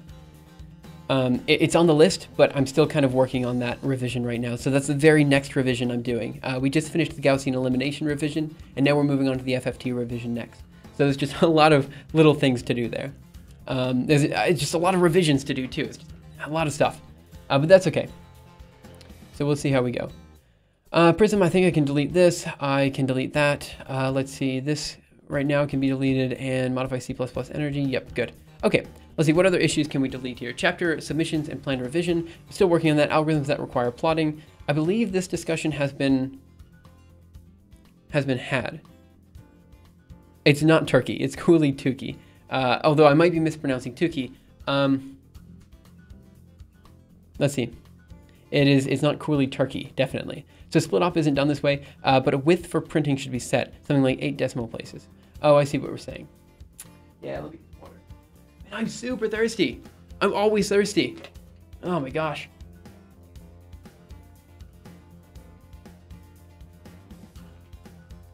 Okay. So I think most of these other discussions we can leave. What do you mean plus plus? All right, issues here. Adding people to the algorithm market of the organization. I thought I just closed this, didn't I? Yeah, I just closed that. Let me go ahead and F5 here. Chapter submissions, planned revisions, algorithms that require plotting, missing algorithms, algorithm implementations. What are we missing here? We're still missing Gaussian elimination in Rust, and then Verlet integration, MATLAB, LabVIEW, and Scratch. So I want to say that these are still missing. There's nothing we can do about that. Wikicode style guideline. Let's see, Python. In this already you can write code standards which are accepted in this project. We talked about this on Discord. We should, and agreed that we should link to style guidelines, put still explained there. Most important concepts in our wiki reference. Yep, okay, so we'll leave this guy up. Let's see, white space code not present including in chapter. I have no idea how to solve that one. Gaussian elimination chapter, inconsistent. I believe this has been fixed. Okay, this has been addressed in, let's see, what is the latest pull request? Closed. Oh, okay. Should be Gaussian elimination revisions. 544. Okay. Comment? Oh, shoot, I should have closed it. Oh, no. I'm sorry. Issues here. What else do we have here? Creative Commons text handling, white space code not present. How can we show good encapsulation? Creative Commons text handling. Yeah, okay. I think everything else is good. Scripts to clean up algorithm archive. This is an ongoing discussion. And purity of numerical algorithms. This is also an ongoing discussion. Okay, now we can finally move on to pull requests. Let's go. Did anything happen with Julia? Yeah, I hadn't gotten any word back yet on the Julia thing. I'm sorry about that. I'll let you guys know if anything pops up. Let's go discard here. Okay. What do we have here? Speaking of Turkey, what's going on with this guy? Open link. Whoa, whoa, what on earth? Ah. Kutsurogu no Yamero. Ooh. I don't know what this is. Kutsurogu no Yamero. I don't know what that means. Maybe this is Turkey and Yamero is like Yame. I don't know. I'm sorry. I don't know at all. Let's see. You can put fixes number 42 and PR automatically close 42 when that PR has been fixed. Oh yeah, yeah. So that was Butter Cake. Oh, okay. I didn't know that. I should have done that before. Thanks, Neo. Neoi. Let's see. We have to get that first. Python is initially... Wait, I was planning to write the crypto chapter in Go and Python, but initially Go. Yeah, that's fair. I'm sorry I'm so behind on these chapter implementations. We made a lot of progress today on the Creative Commons text handling, and I think we've all kind of decided that we'll be doing, for the most part, Creative Commons by share alike, but I just wanted to give it another 24 hours to see if anybody else had any more information or anything else that they wanted to talk about here. Because honestly, as I said in the section, it's kind of scary to just do share alike without non-commercial, because the non-commercial means that other people cannot sell the algorithm archive, which it basically means that, like, with non-commercial, we have exclusive commercial rights, so other people can't just like take the book and sell it, you know? But that's, with just a share alike, they could technically sell it if they wanted to. And that's a bit scary. I'd prefer it if they didn't, but you know, we'll see how that goes. Okay, so let's take a look at these pull requests, see if there's any that we can immediately just like work on. As you can see, a lot of these guys are from Hacktoberfest, and a lot are even before Hacktoberfest, and there isn't really much I can do about that. Now, there is one thing I do want to really tackle right now, which has to do with a visualization that needs to be done on Bogosword. And so that's another thing that we need to look at. So implement Gaussian elimination in C++. Oh my word. We already have Gaussian elimination in C++. Now where did this one go? Files changed to avoid Gaussian elimination. I think this one was mostly okay.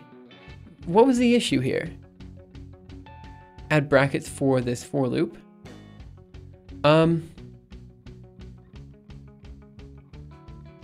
Different solutions instead of assert. Majority of solutions applied using if, so it's not clear to me. And not even replace them with if. We can just always assume that the input is correct for the sake of simplicity. Honestly, this code's not bad. I think. So what I'm going to do is I'm going to go to this pull request here, because we just had Gaussian elimination in C++. Is this even mergeable? Let me go back to this previous version here.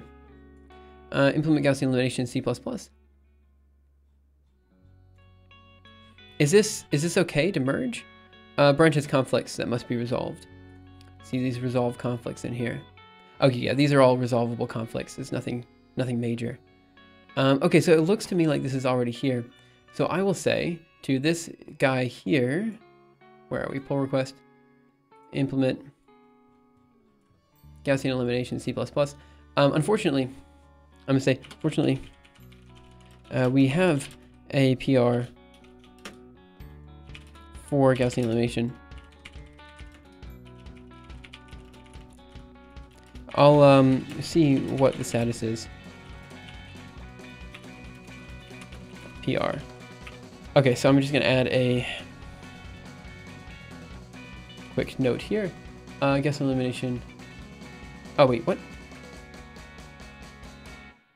Oh, this is Gaussian elimination revisions. What I'm looking for is this guy. I have no idea how that period. Thanks for noticing me. I'm sorry. Did I miss you? I have no idea how that period got on my Discord. You can always change. Senpai. I don't know what the senpai is for. I'm sorry if I'd been missing you, Jerry Licious. I apologize for that. I have no idea how that period got on my Discord name. Wait, how are we baka-ing here? What's the issue? Are we like now Japanese? Gaussian elimination implementation in C++. Implement Gaussian elimination in C++. So let's go ahead and grab this 258 here. I guess I'll just do number 258. Yeah, we'll just put a parentheses in there. Something like this. I'll send status, I'll see what status is on that PR. Okay. Animes. There's a lot of those. I'm sorry if I'd been missing you though, Jerry Licious. I apologize for that. Let's see, unfortunately we have a PR Gaussian elimination. I'll see what status is on that one. Let's see. Do you intend to document optimization pertinent to certain special cases for algorithms, e.g. A star on the grid space? Yeah, we're just super far. Wait, sorry, I used the wrong word. Notifying? Yeah, Oh, is this you? Did you do this one? Yeah, I'm sorry about that. Like, I'm just so behind on everything. As far as optimizations and stuff, I admit, like, we are super far behind on algorithm implementations and stuff like that. But yeah, eventually I want to go and do optimizations. For example, with Huffman encoding, I intend to go back and add in canonical Huffman encoding and a lot more stuff. You know, I just have a lot of, we're behind on everything. And there's just so much to do. And it's impossible to do everything. So we'll say, I'll see what the status is on that PR and get back to you. Sorry, it's been taking. Let's do a comment on that. And let's actually go here, implement Gaussian elimination C++. I think I asked what the status was on this PR a while ago. So I'm going to see if there's anything in here. And just say, hey, look, we're just looking for, I think there were just a few small scale edits that need to be made. I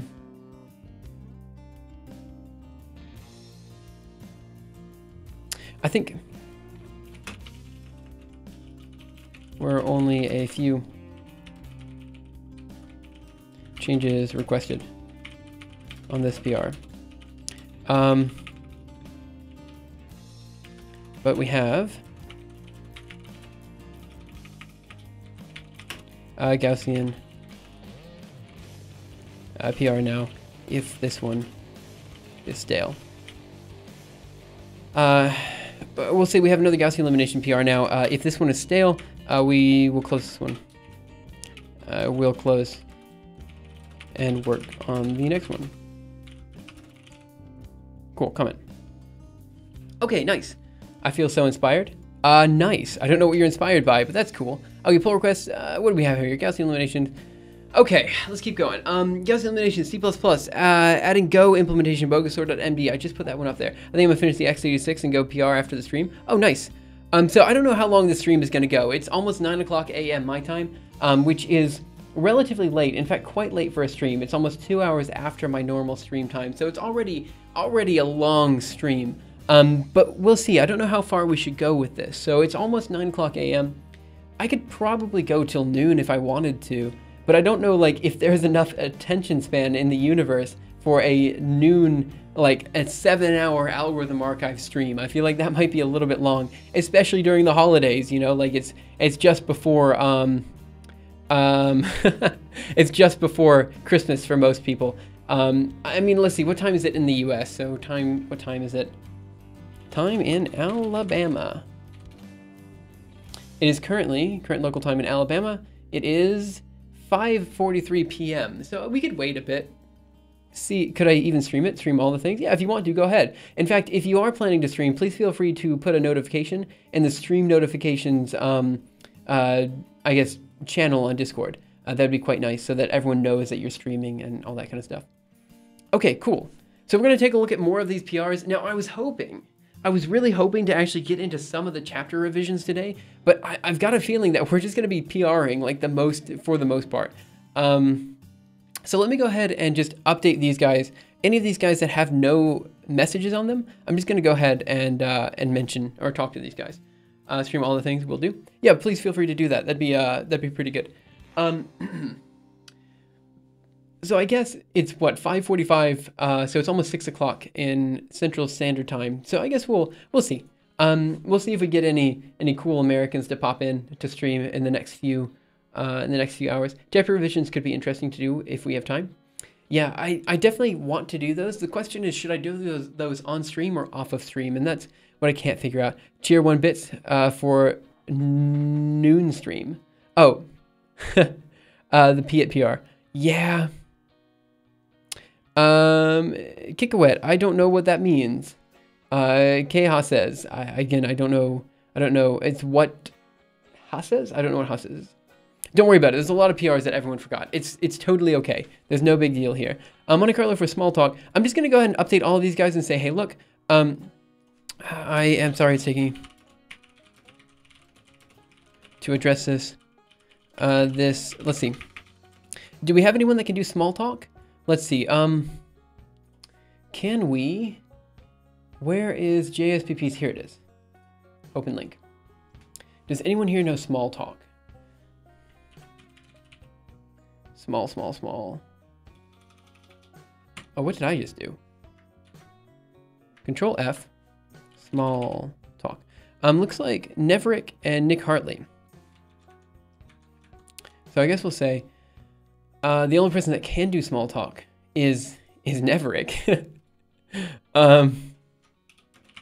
You are basically the only one that we know of that can review small talk besides Nick Hartley.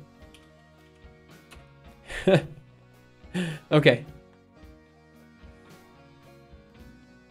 I'm a cool American. Cool. They're both gone. Yeah, probably. Yeah, that's fair. I'm just going to leave a comment here, see what happens. I don't know why Nick Hartley left. I don't really understand the full conversation there. Okay, so let's go and see what else we have. So I'm going to take a look at the pull requests, and I'm just going to answer all of the unanswered pull requests and see exactly where they are, what can be done, you know, see if we can notify anyone, get some reviews going, this type of thing. Nick Hartley left, and Nev has been online a very long time. It happens. It happens. So let's see, Euclidean algorithm. Let's go ahead and close this for now. And Monte Carlo and small talk. Although, to be fair, it is Monte Carlo. Let me see what we have here. Monte Carlo and small talk should be doable. I mean, it's Monte Carlo, right? Like, how difficult can this be? Oh, yeah, I remember that, but I don't remember exactly... Oh, that's way more complicated than I thought it would be. Okay. Yep. Now I know why I didn't just review that at the time. All right, let's see what else we have. Let's go to pull requests over here. And again, I'm just going to answer all the unanswered pull requests. Kotlin, can anyone even do? It looks like Bergquist can. Also Pudota Palman and Nick Hartley. Arnex8, thank you so much for following. Really appreciate it. Okay, so it looks like, again, we have Python, Kotlin, C++. So it looks like Bergquist, Nick Hartley, and Pudota Palman. So I'll go ahead and mention that here. And let's see, add Monte Carlo. How difficult is this? I could maybe take a look. I just don't know. Could be. I feel like small talk would be in GA's wheelhouse. I would ping him. Yeah, I'll ping him too. Okay. But I think he'll look at the notifications. I think he'll see them. So let's see, added Monte Carlo and Kotlin. I mean, the people who can do this, let's see, so, sorry it's taking so long to this PR. It looks like, let's see, what do we have here? So it looks like Bergquist, Nick Hartley, and Pudota Palman have experience with Kotlin. Let's see, what do we have here? Bergquist, Pudota Palman, and Nick Hartley have experience with Kotlin. Let's go ahead and put some commas in here. Bergquist, Pudota Palman, and Nick Hartley. So, and we are waiting for a review. For review. Let's say. Comment. Okay, so that's the next one. Oh man, it is what it is, right? Monte Carlo and Kotlin. Again, I don't even know if I'm pronouncing it right. I'm just gonna go in here and say, sorry. No one knows AppleScript.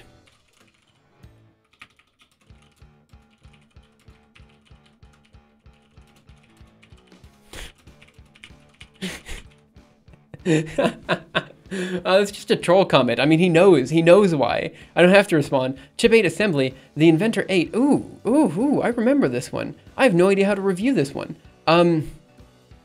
Maybe Gathros can? I have no idea how to review this one. So let's take a look at this guy. Let's just do, oops, sorry about that. Files changed. I don't know how to review this one.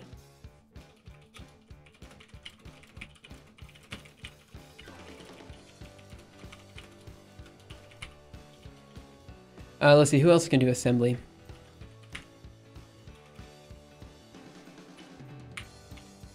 Nope. Okay, so we're just going to say no idea how to review this one. Maybe Gathros, comment. Let's see, rip at JSPP. ASM, I like. Oh yeah, feel free to take a look at it. Not a big deal. I actually, like, we're trying to figure out what to do with all these pull requests. So let's see, Euclidean algorithm in Prolog. You'd think, again, it's Euclidean algorithm. How difficult can this be? Why do I not know any languages? This looks like something that GA would like.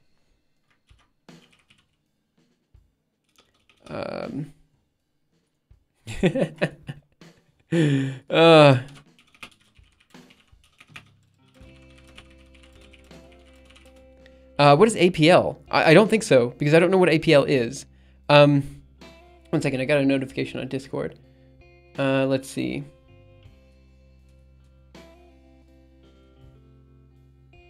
Wait, I totally missed something. I see. Okay, that was from one of the side servers. So let's see. Sorry it's taking so long to get to this. We don't have who. Let's see. No. What are we saying? Prolog. Maybe at GA. I don't know. Question mark. Comment on that one. Let's go. I do feel kind of bad because I'm just asking people to do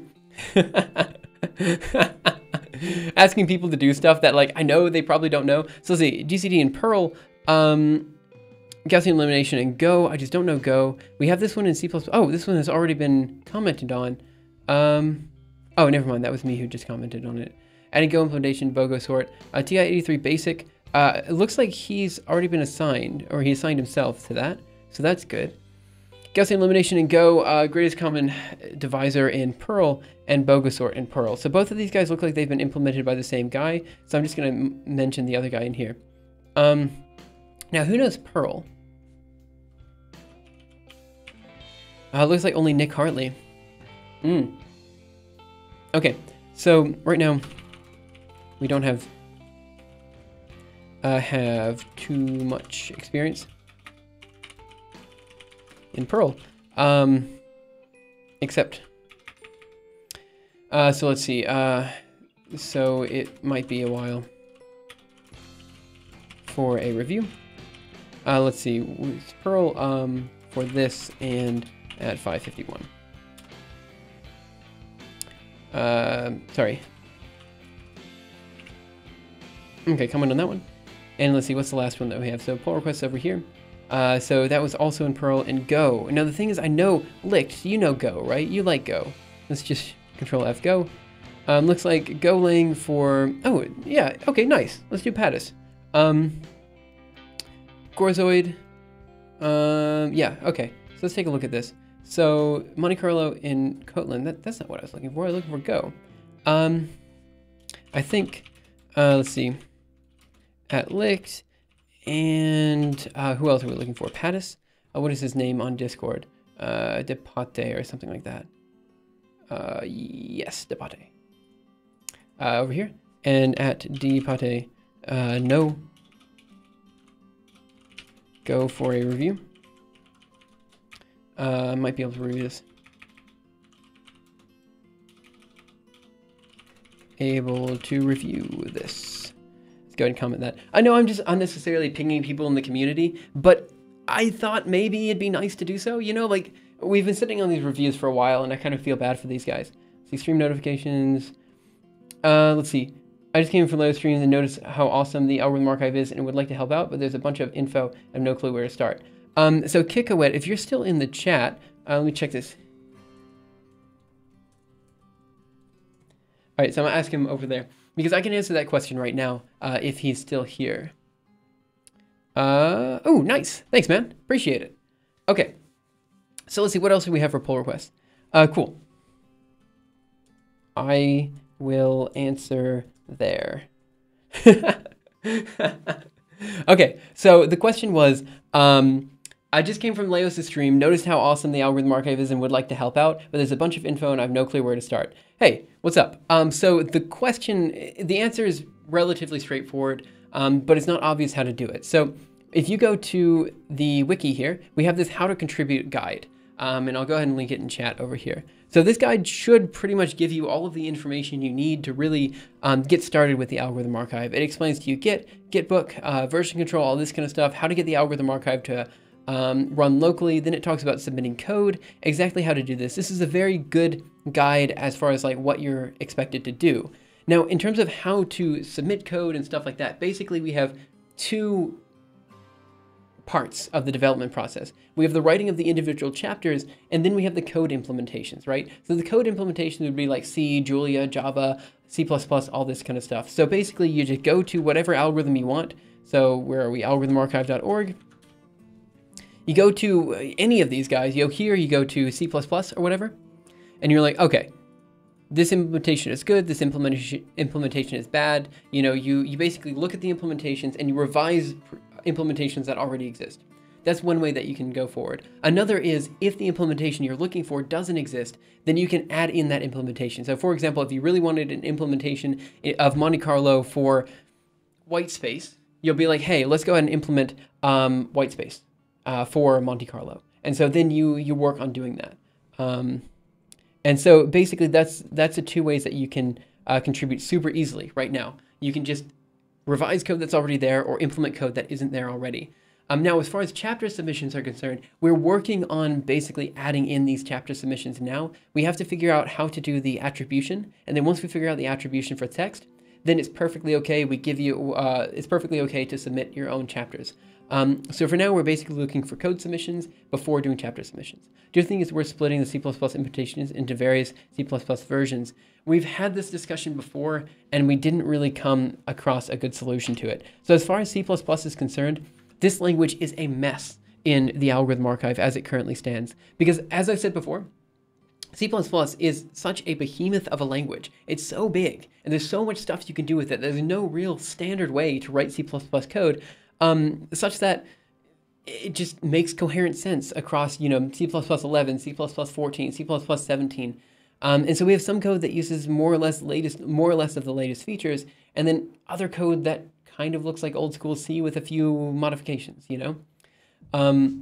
It's difficult, right? Because we want basically an implementation of an algorithm in a language that people can take and they can use for their projects, right? And so I kind of believe that we should just stick with standard C++ 11, which would be nice. But then the issue is that, well, if we were focusing on C++ 11, we're missing out on C++ 14. We're missing out on a lot of template stuff that we just don't deal with. You know, there's a lot of stuff here that we're just not touching. And so it's a big discussion that we need to have. And honestly, we haven't really decided how to do it. Thacken5, thank you so much for following. So let me show you guys, for those of you who are not familiar with Algorithm Archive history, let me just open up pull request 104, which I think might still be open actually. So let me go back. Let me go to 104. Update links. No, that's not it. 404? Ah, dang it. C++. And let me just go way back and see if we can find it. There's one discussion that was just super long, and it was just impossible to deal with. 41. Gale Shapley algorithm in C#. C++ convolution. Ooh, I'm not going to be able to find it, am I? Where is it? C++ sorting algorithms. Adding, this is probably it? No, this is probably it. This has to be it. Okay, here's some discussion that we had a long time ago about this. Hey, you didn't miss too much. We're talking about still live. What the? Yeah, it's a long stream. It's a long stream. It's 9 o'clock a.m. my time. So I was thinking about staying live for a bit longer. I don't know how long the stream's gonna go. We could go till noon if I wanted to. Which would be 7 hours of Algorithm Archive content. And honestly, again, like I said before, I don't know if the internet's ready for 7 hours of Algorithm Archive content. I think that might be a little bit too long. But at the same time, we have a lot left to do, so I figure let's just keep hammering through it. So as far as C++ is concerned, 114. This was the discussion. Shoot, I'm sorry. That was a discussion. Where we basically described what C++ should look like. It's not going to be a 24-hour stream. It's going to be probably a 7 or 8 hour stream, if at most 7-hour stream, I think. It was actually done, so that's good. Oh, nice, fantastic. Thanks so much. Let's see, did I get a notification? Oh, good. Thank you so much. Awesome, one more pull request closed. Okay, so this pull request, 114, we just had so much discussion on it, and we just didn't settle on what we should do with C++. It's just such a difficult language to deal with, and so we ended up just saying, we all just kind of agreed to disagree, and so now C++ is a mess in the algorithm archive. So yeah, that's how it is. If we wait till noon, we might be able to start chapter revisions if you wanted to. Yeah, I don't know. We'll see. I'm going to be back in just a minute, guys. Sorry, I need to take a quick break. Be back in just a minute. Sorry.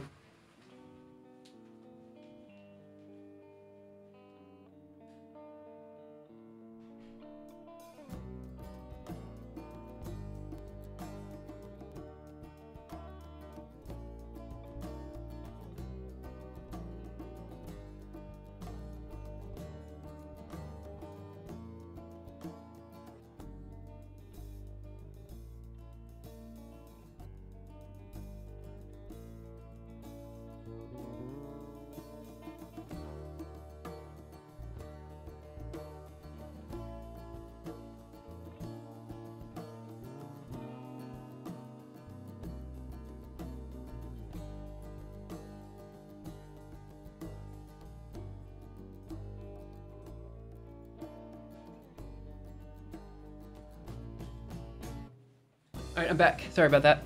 Let's see, what did I miss over here? I think we should exclude C++ altogether. Who needs that? Yeah, oh my gosh, this discussion on C++ though. The entire discussion is why I wondered about separating the different C++ versions. I don't disagree. I think that in principle we could split up the C++ versions. It's just weird because it's still one language, you know? So you would expect that we have this one language that is C++. Surely we could write it in such a way that people who know C++ all understand and like it. But the thing is, I use C++ for work. Literally all I do is C++. That's all I do.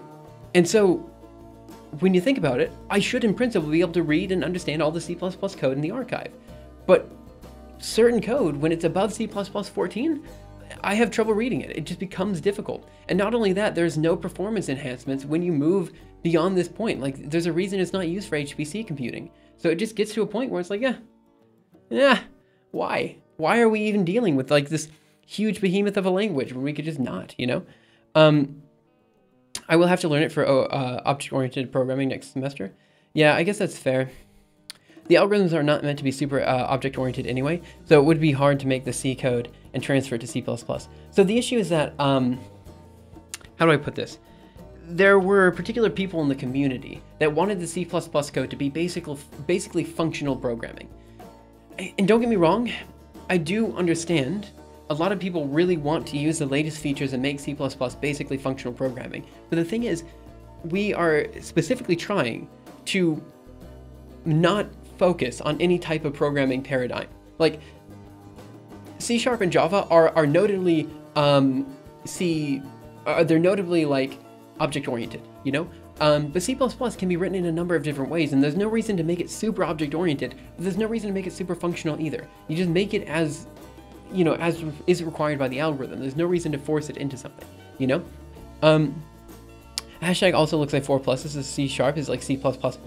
Oh man. Oh man. Did you learn data structures and algorithms by yourself? Half and half. I learned a lot from courses, obviously, but there was also a lot that I learned just by reading papers and stuff like that. So I spend a lot of time pretty much every day on just the archive.org. And basically I just go to the computer science news section in here. One second. I just read a lot of computer science articles, and I just read up on the latest research, and I just learn what's here. Like, this stuff is all amazing, honestly. And, you know, because I do research, I just kind of read a lot of these papers for fun. And that's what I do, just to learn a lot. I just read a lot of papers. But this is educational content, more or less, so probably should be written with fundamentals and STL boys and not too much fancy stuff. I agree. I completely agree. STL algorithms are a mixed bag. They're convenient and typically well optimized, but they're specifically optimized for generic cases, and sometimes that's just not good enough. Yeah, I understand too. Like, this is the thing. We get into these discussions. I meant that in a good way, not a bad way. Wait, what do we say here? No. Also, oh, the C# is, yeah, you know the discussions. I agree. C++ got into this huge, it's just, I don't know what happened. C++, being the language of choice of most programmers, is just, or a lot of programmers, I'm not going to say most, but a lot of programmers, is somehow incredibly complicated and annoying to use. Who would have guessed? I mean, it is what it is. It's just a dumb thing I thought of. I didn't mean it in a bad way. Okay, so let me also, I'm going to mention one thing more in the issues. So there was an issue here, and I think I need to ping a few people in particular. So what I'm going to do is the missing algorithm implementations. So I need to really just pop up here and just say, look, who did the Rust implementation for Gaussian elimination in Scratch? So I'm going to ping GA here. We are specifically missing some Scratch code. Scratch code. Code. There we go. That would be nice. Here. Okay, I'm also going to say I don't remember who did Rust, but I do remember who did LabVIEW and MATLAB, and I'm pretty sure those will not updated soon. So not sure what to do. No. Okay, that was Mao. Now. Okay, good. I'm commenting on that. I'm pinging GA just so he knows. We'll see. What do we have here? Implementation of BOGO still borked. I thought I just fixed it. Oh no, I sent in a pull request, but it hasn't been merged yet. So here's the pull request for that. This fixes that right there. So as soon as this is merged in, that's solved. So I'm just waiting on review and stuff like that. C is in a language. There's also C plus equals. This dumb thing I thought of, let's see. By the way, I thought the same thing is in the old algorithm archive. Yeah, I know. Back when I was learning programming to begin with, I initially really wanted to learn C or C++, but then I thought C# was the latest and greatest because I thought it was like 4 pluses put together. And so I was like, oh, C++ must be the latest and greatest of the C++ varieties. And I wanted to install that one. Everyone who knows C++, and I asked them for a hardest language, they say C++. I don't know if C++ is necessarily the hardest language, but it's definitely huge. Like it doesn't have a really understandable scope. It has functional, it has object-oriented, it has, you know, it has so many different ways to write it that there isn't a clean way. Like, if you go to the C++ conferences, you'll get a completely different type of C++ than C++ that is actually used in practice, you know? For the most part, for HPC computing, you know, C++ is basically just C with a few additional functions to make programming slightly easier, you know? And that's how it is.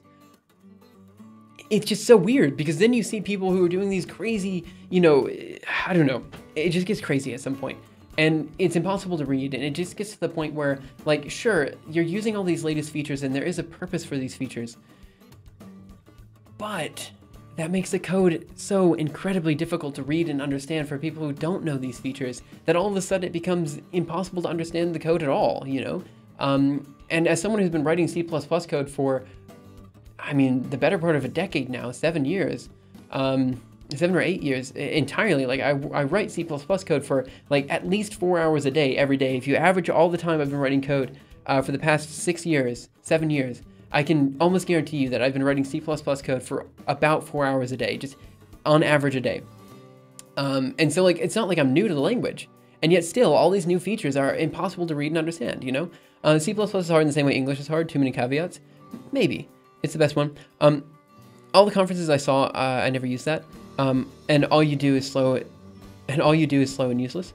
Wait, what do you mean all you do is slow and useless? All I do is slow and useless, or all of like the C++ conference stuff is slow and useless?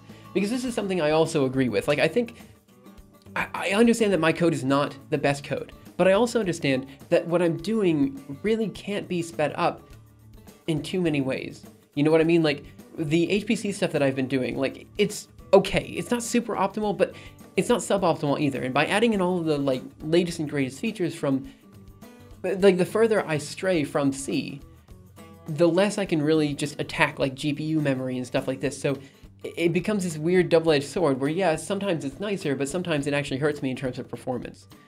So you have to think about it. By the way, this is pretty awesome. What is this? Oh, it's just an archive, right? of the old algorithm archive. Wayback Machine, yeah. Post algorithm archive. Oh, what is this? Whoa. What is this? Gift wrapping, Jarvis March. What am I looking at here? Algorithmarchive.org. Chapters. Contents. Oh, I see. Computational geometry. I see. Oh, interesting. Wow. Interesting. Chapters. Contents. Split operator. Introduction. How to contribute. Why is this over here? Chapter. Oh, I see. What? Okay, I don't understand what this is doing exactly. The people I know who are real masters of C++ have devoted a huge amount of their life to it. Agreed. And this is something I haven't been able to spend the time to do. Dear Wayback supporter. I never used the Wayback Machine. Just gonna go ahead and close out of that. Can't see the bottom one. Wait, what do you mean you can't see the bottom one? Anyway, so yeah, I agree with you. C++ is such a huge behemoth of a language, and it's nice. It's nice in some ways, but at the same time, I do genuinely feel like people take it too far. Like it's just too difficult to work on. Oh, I don't know. It's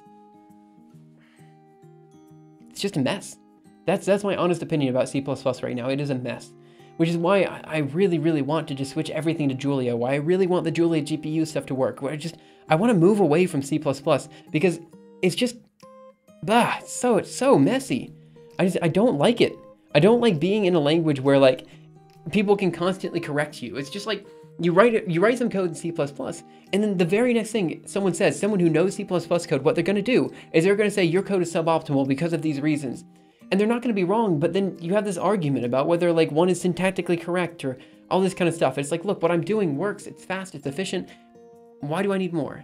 You know? What do you think about Rust? I thought about Rust. It's not. Right now, my limitation is on GPU computing. I need something that does GPU computing. And MATLAB does not do GPU computing. But I need something that does some form of GPU manipulation, which means I'm limited to Julia. Some Python I could kind of use, but I need to really work with it. CUDA in C++. So, okay, I'm limited to Fortran, C++ CUDA, C++ OpenCL, and obviously the C variants of this. So that's maybe 6 languages that I could use. Then we have Julia and potentially also Python as the languages I can use. But really, because I need to use GPU computing, I'm limited to just a few different things. Someone joked on Twitter that the fastest C++ compiler they knew of was RM. Rust is more application and less for scientific computing. Yeah, that's true. I heard Julia is good. I'll tell other humans who are masters at it. So I use Julia for a lot of my stuff. Basically, most of the algorithm implementations I make on stream are in Julia. It's a good language. Like, admittedly, there's issues with it, but ultimately, I'm happy with it. Like, with the exception of this GPU thing, man, if you guys, you weren't here yesterday, like, we screwed up big time on the Julia GPU implementation. I don't know what happened. Like, it was just a simple vector addition on the GPU, but for some reason, it didn't free the GPU memory appropriately. So this is something I think I need to talk to the developer about. And again, I meant to do that yesterday. I just didn't do it. Okay, so let's go back to the issues. Let's see what we can do here. So I've mentioned something on all the pull requests. Now let me see if there's any pull requests I can actually attack here. And if there isn't, we'll talk about what we need to go from there. Do you know what Rust has? Maybe not. Let's take a look. OpenCL for Rust. Okay. I mean, we could take a look at this. Again, as I mentioned in some of the GPU streams, just OpenCL is not what people use for GPU computing and scientific computing. And I'm not saying there's anything necessarily wrong with that. It's just that for the most part, people are not using OpenCL for GPU computing just because they have CUDA, and CUDA works not better, but it's a little bit easier to write. So, okay, that was my stomach. I hope you guys didn't hear that. Okay, so let's move over here and let's see what we have here. So it says, yeah, 1364 commits. In fact, let me just see what OpenCL is allowed on. So OpenCL, I think OpenCL is written in C and then ported to different languages. OpenCL C++ kernel languages. Yeah, so I used to use OpenCL C++. But honestly, I probably could have just used OpenCL C. OpenCL C++ compiler, SPIR-V tools, LLVM. Oh, I just don't know. OpenCL. I know it's available in C, but I just don't know what other languages. Written in C and C++. C with C++ bindings. So that's what it's written in. You're right. OpenCL is open and portable, and CUDA is, and I completely agree. In terms of my own, like, I don't know how to put this, but in terms of like my own belief system, I do wish that everything was like OpenCL, everything was open, everything was free, but that's just not the case. I wish I could understand Haskell. I've tried to learn it so many times. Dude, I'm with you there. I've been wanting to learn Haskell forever. There's a whole bunch of other things I want to learn. Like, for example, web languages. I want to learn JavaScript so I can figure out what the heck is happening with the algorithm archive. You know, right now I just have to ask other people, and it's kind of embarrassing at some point. But there's so many languages I want to learn, so many things I want to do. It's just impossible to do everything. And I'm just reading up on algorithms and stuff instead of actually doing anything productive.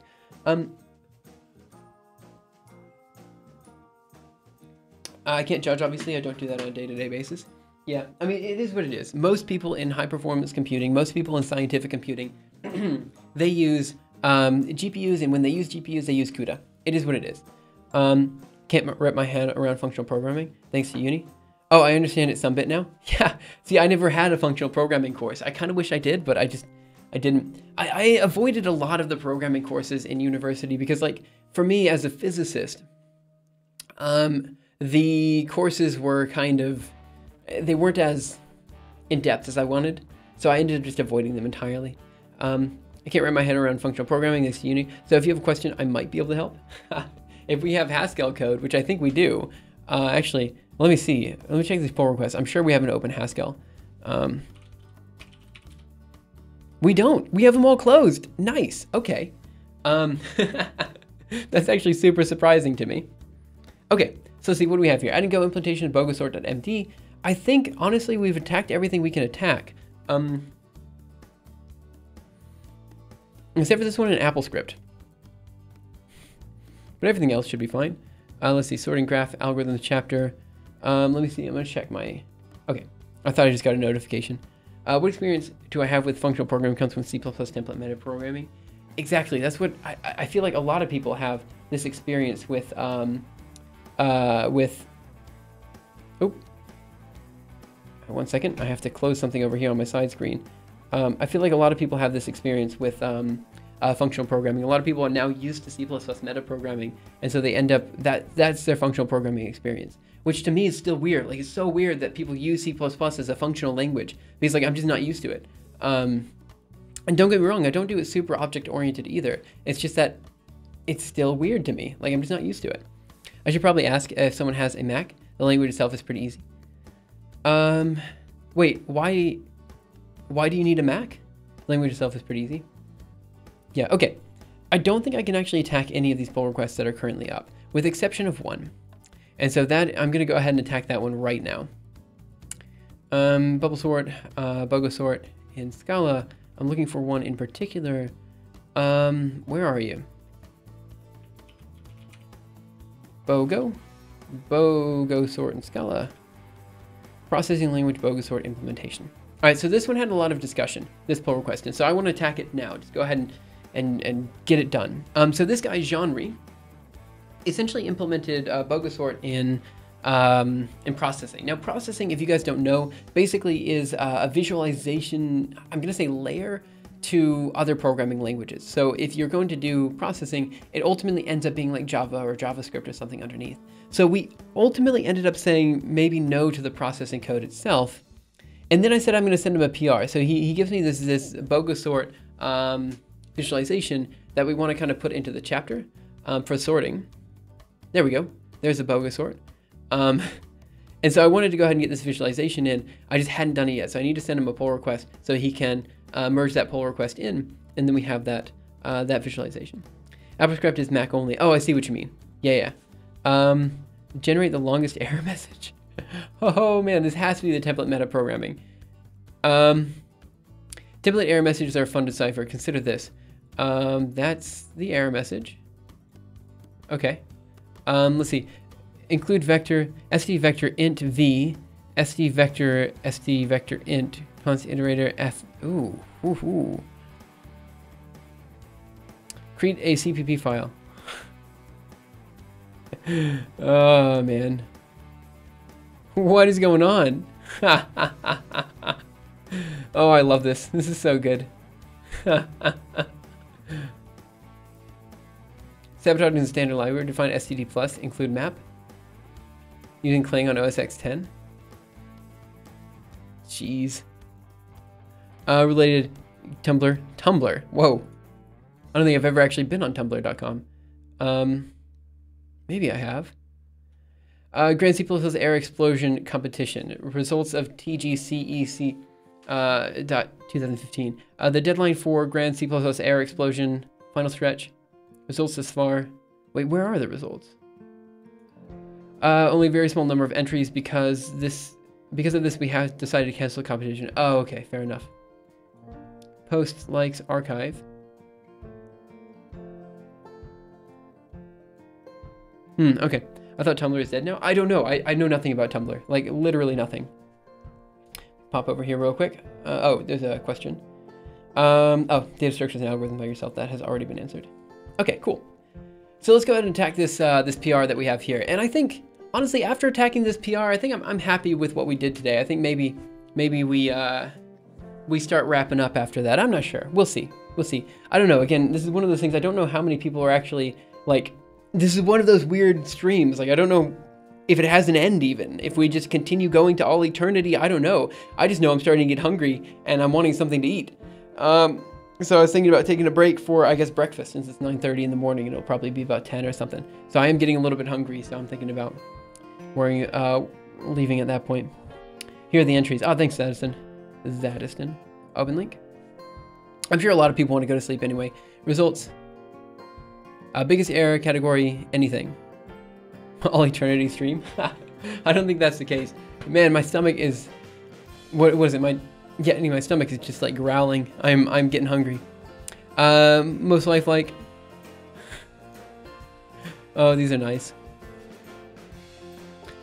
Sleep, who needs sleep? I'm sure some people here are, it's like late their time. I'm sure there's a lot of people in Europe and stuff like that. Okay, so let's see, what do we want to do from here? Here's, that's my stream, that's not what I meant. Here's the pull request. This pull request is relatively straightforward to work with, so I'm just gonna go ahead and, well, let me check the files changed real quick. Files changed. We added processing. So here's the processing code. And the question is, what do we actually do with this processing code? So a lot of people basically mention that the processing code is essentially just the visualization, right? So we're adding a visualization on top of a pre-existing language. So a lot of people said they didn't want processing in the algorithm archive because of that, and I understand that. However, the visualization itself should be in the algorithm archive, I think. So I think we'll add processing to the algorithm archive, but basically only if there's an appropriate visualization made in processing. So we'll make the visualization, and then under the visualization we'll say visualization details found here in the processing tab. I can continue streaming while you go eat. Well, we still have to finish up this pull request, so I don't know how long this is going to take. So what I'm going to do is I'm going to create a pull request to his pull request. Yes, and then we'll go from there. So I'm going to create my own branch with all the modifications in it, and I'm just going to work with that. Streaming the making of GitHub bot. Sounds good. Yeah, so give me a second to keep, well, I'm going to keep working on this and we'll see how far we get.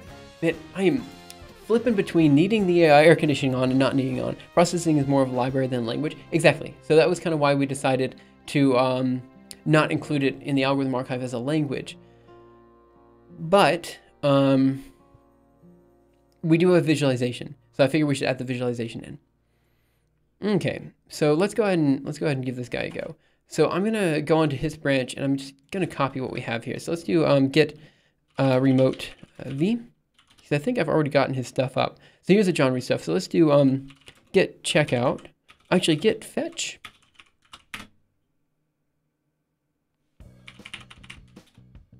See what we have here. Okay, so I'm gonna do cd something like this. Yep, that's what I want. I git checkout. I git fetch. Let's see. How do I fetch the branches of Johnry? I don't actually know. Oh, I misspelled it too. Wonderful. It does have a Python mode. Okay, so we have Bogosort emoji code, revert. Ooh, okay, wait, which one is it? Get branch. New branch. Get branch. Oh, okay, what did I do? Let's take a look here. So, Bogosort processing. Is that any of these guys? Bogosort emoji code. But where's Bogosort processing? Thanks, Nui. Get pull origin. Get fetch origin. Pull ID head branch name. Get checkout. Okay, let's try that. Get fetch. Origin. Don't know why I'm putting origin there because it should be John Ree, which I misspelled. Pull / ID head, and then the branch name, which should be Bogosort processing. Did that work? Couldn't find remote. Let me see what we have here. So I'm going to go to his personal algorithm archive group. Let's see, repositories, followers, algorithm archive. Yep. Let me take a look at the branches. Oh, he doesn't have it. Oh, here it is. Bogosort processing. The heck? Bogosort emoji code. Bubblesort. Travis. The heck?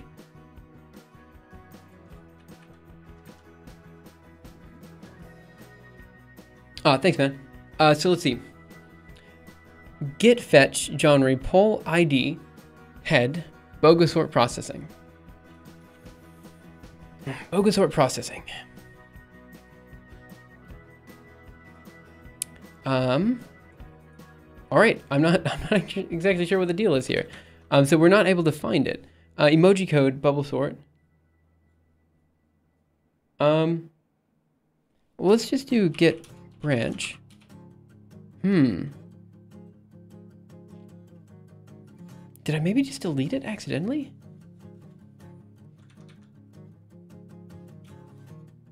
Let me try fetching it one more time. Nope. Try fetching another one.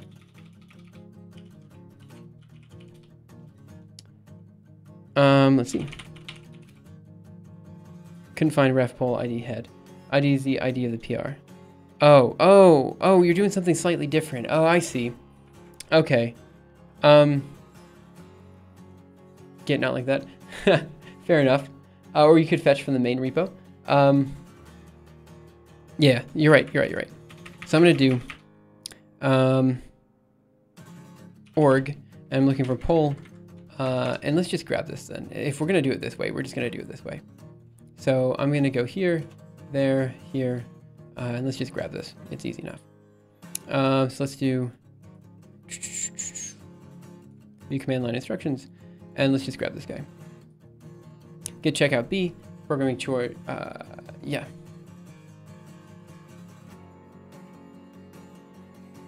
Let's do get.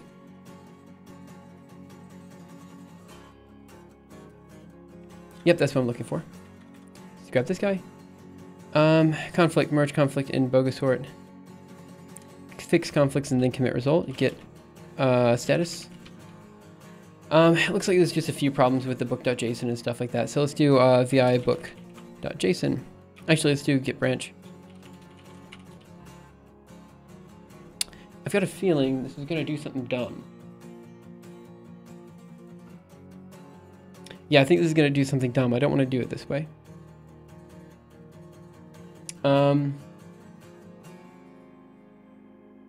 Yeah, well, let's just go ahead and fix it. Vi book.json. And let's look for a head. Yeah, we can just dd here, dd there. 1 second. I think open that up there. That should be correct. So dd there. And I think that should be good for that. Okay, and the next one's going to be in vi contents bogosort bogosort.md. And I think the change here is going to be adding in a processing language. Yeah, which is fine. Okay, so we're going to do import here, dd there, and then import sample length BDE. I think this is fine. Yeah, that should be fine. We're going to quit there. Let's do a quick git book serve. And you fetch from the main repo. So I think the main problem that I just did, git log, adding videos to chapters. Yeah, I think I know exactly what's going to happen, which is super unfortunate. But we'll see. We'll see how this goes. So I think. Oh, Balthazar Brat, thank you so much for following. I apologize that I missed that earlier. Let's see. What does a review entail? Let me go ahead and view this on GitHub. This is for bubble sort chip 8 assembly. Sorry, I just got a notification on GitHub. So let's pop there.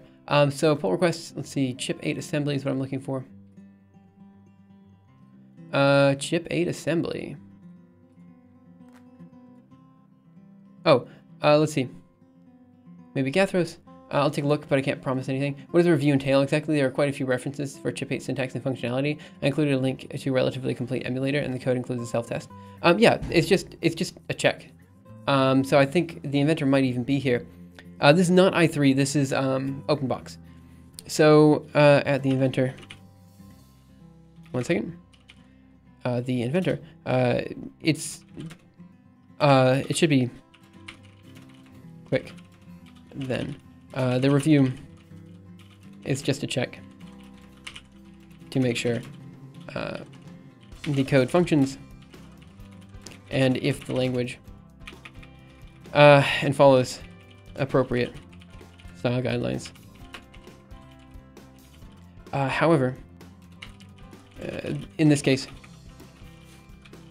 we are probably more worried, concerned about functionality than style. Okay, let's go ahead and comment that. OpenBox, yep. Let's see, what else do we have here? I'm going to go over here. So we have it working here, so let's grab this, open link, and let's go to, what do we have? Arcane Algorithm Archive. I'm going to Bogosort. Yep, and we should have a processing available here. Yep, and that seems fine. What is this nonsense down here? Oops, something wrong. So let's go cd back a directory and then go into Bogosort. Let's go into vi bogosort.md, and I believe I just forgot this guy. Sample language is this guy and that guy. Okay, so this should be a good update with everything in it. Okay. So we have this done. DD there. I'm going to go to the top line. And I'm just going to say, so here's how I go. Imagine you have an array of n elements. And now we have that. That's it. Ship it. We're done. Then I'm just going to say, here is a visual representation of what's happening. And I guess it's just going to do here. We're going to add the image there. So I'm just going to say add image, which I'll add in just a second. You can check out the code for this visualization by changing the language to processing. Okay, so what do we have here? Processing. I think it's in all caps, but I think that's okay. Let's see. Do we want to send it in? Wait, what do we have here? Open link. Yeah, that's the thing. I don't know. We can have it in there. It's your call. I don't care so much. Some languages, some implementations have the submitted by, others don't. And so for consistency, I kind of removed it. But I do understand if you want it in there, we can keep it in there. I agree. We probably should include it. I just for some reason took it out for consistency's sake. I wasn't really thinking about it. So yeah, please feel free. If you want to, just please feel free to add it back. I really do not care either way with that. Okay. So you can check out the code for this visualization by changing the language to processing. Here we basically see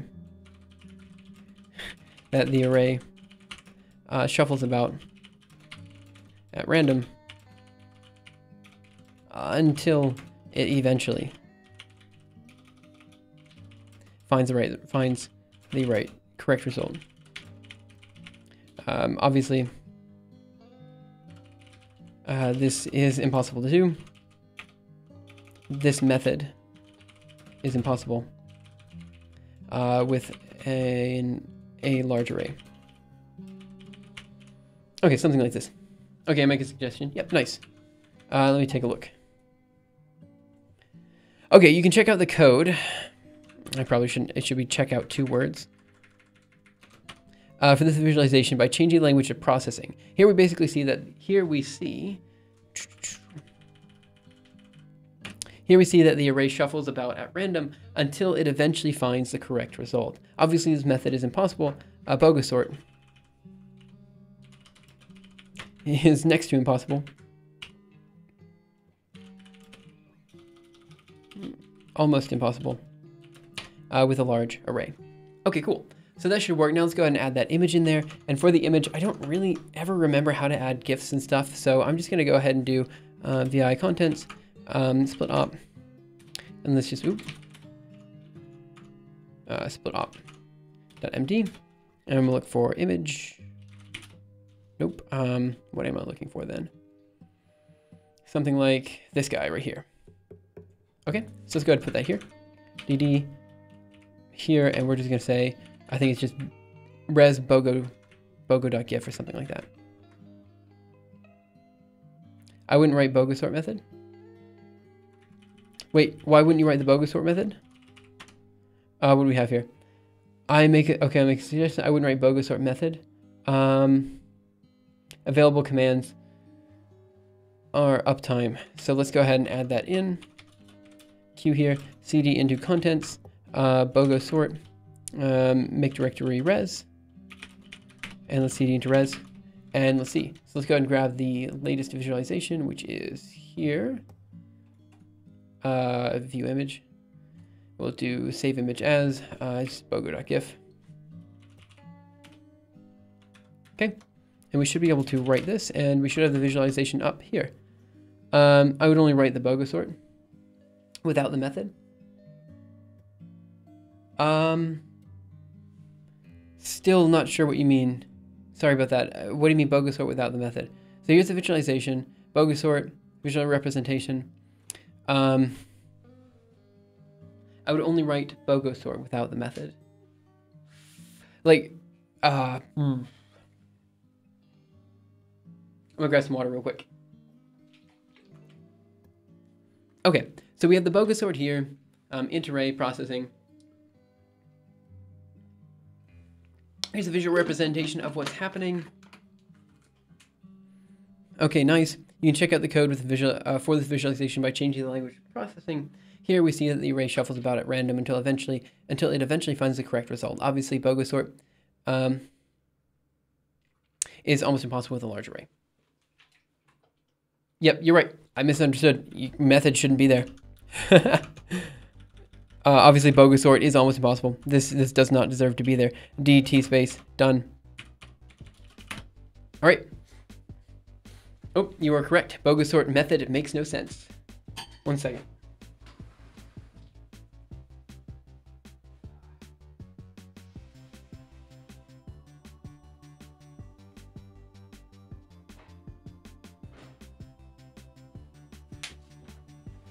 Okay, so that's good then.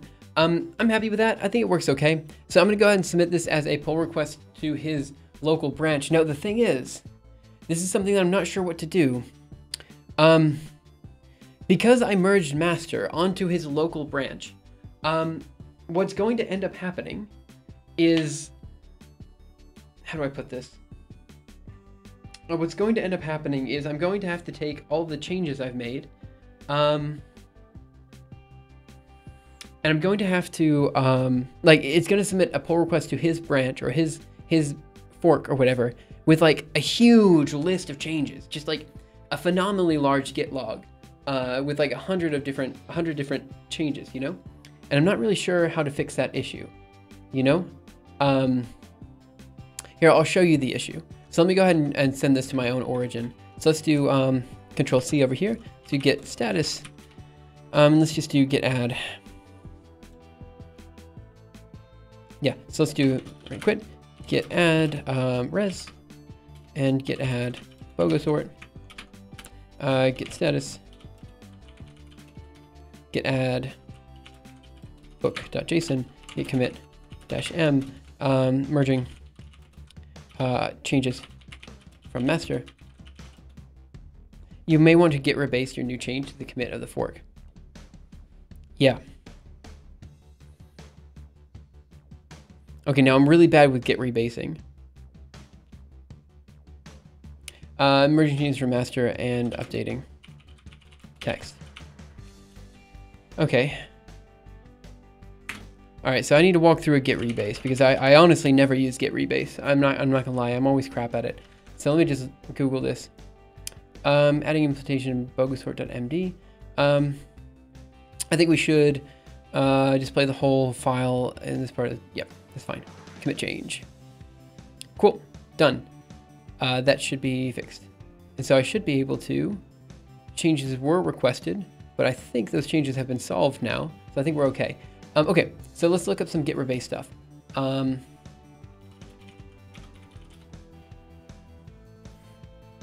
Git rebase help. Does it? Yeah, that's a pain. Okay. So what I'm wanting to do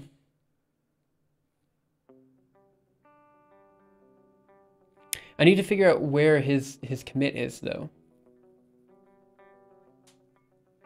No, I just need to figure out where his commit is. That's all I need to figure out. So,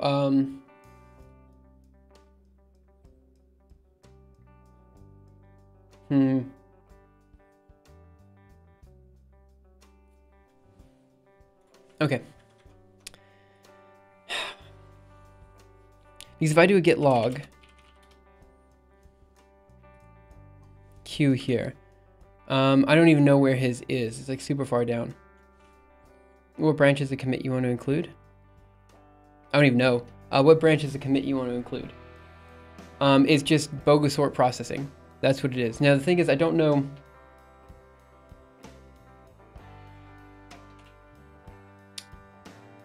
I think it might be easier for me to just run git rebase other.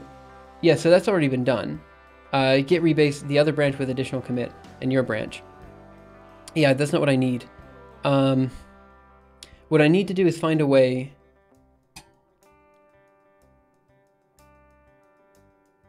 I'll show you what my problem, or use cherry pick. Yeah, I could probably do cherry pick, but again, it's already too late for that. I think it's already too late for that.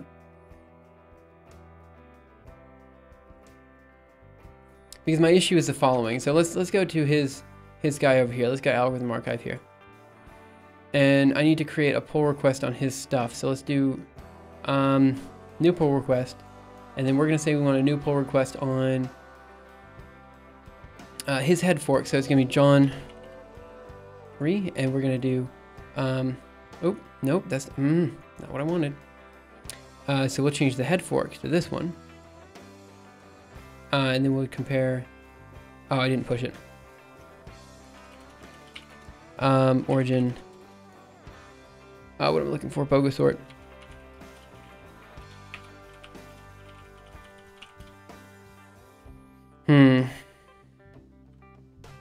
Bogosort processing does not match any.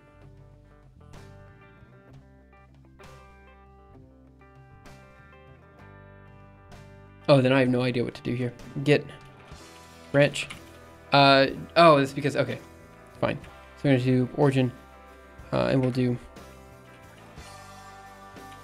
John Reed dash Bogosort processing. See if that one works. And maybe this will be okay. So now we have this guy.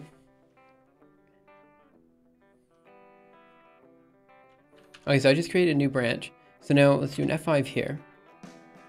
And I want to do, this guy I want to be John Ree.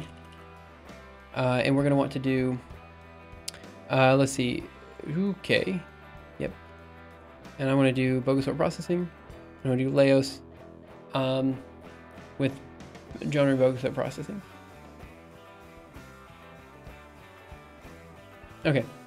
And of course the issue is that, yeah, I think it's going to say that all of these are, yeah, it's going to say we have 142 files changed. Yeah, that's the problem. In tree traversal, it's better to use DQ than list for breadth for search. I don't know what you mean, because I think most people use the DQ. I don't think anyone used a list for, what language are you talking about? Mindful Fox, which language? If you're talking about Python, I didn't write that one. So I apologize if we're not using a DQ for that. But I think almost all the other languages use a Q or DQ. Yeah, I haven't seen the Python implementation. Let me take a look. Let's see, adding algorithm archive, probably here. And then we'll go to tree traversal. And then we'll take a look at Python. Let's see. You do live streams too? I was randomly browsing Twitch and saw algorithm archive, which reminds me of your YouTube channel. Oh yeah, I'm here. I do live streams almost every day from 5 to 7 a.m. Japanese Standard Time. Although today we're doing a bit of a longer stream, so it's we're actually 3 hours overdue. So if you want to, Mindful Fox, please feel free to submit a pull request with the DQ stuff in there. Let's see, depth for search, breadth first search. Oh, that's wrong. Whatever this is, it's wrong. Because everyone should be using a Q, but the fact that we're not is a bit wrong. So let's see, breadth for search. Q append, print length, temp q.pop. Oh, you're saying DQ instead of pop? We have to update this anyway, because whatever this is, that is wrong. So whoever put the Python in there, it might have even been me, whatever the point is, yeah, it's wrong. Did you do the YouTube stuff first or Twitch? It's a bit mixed, a bit of a mixed bag. Like, I would say that I technically had a YouTube channel before starting to do Twitch, but like I didn't have any good videos on there. It wasn't until like I kind of started doing Twitch that I started putting like really good stuff on the YouTube channel, and the YouTube channel started to take off. So I would say it's probably YouTube first, but I would say that my current channel was Twitch first, if that makes sense. So like Twitch came, and then I started making videos off the content I was making on Twitch. And so then that's how we got to the current state where we do live streaming and YouTube content and the algorithm archive. Like it all kind of came together. So this needs to be updated. Well, that's good to know. Okay, so let's see. What I'm gonna do then, okay, so what I need to figure out right now is how to fix this issue, because I think it's too late. I don't think I'm gonna be able to fix this issue.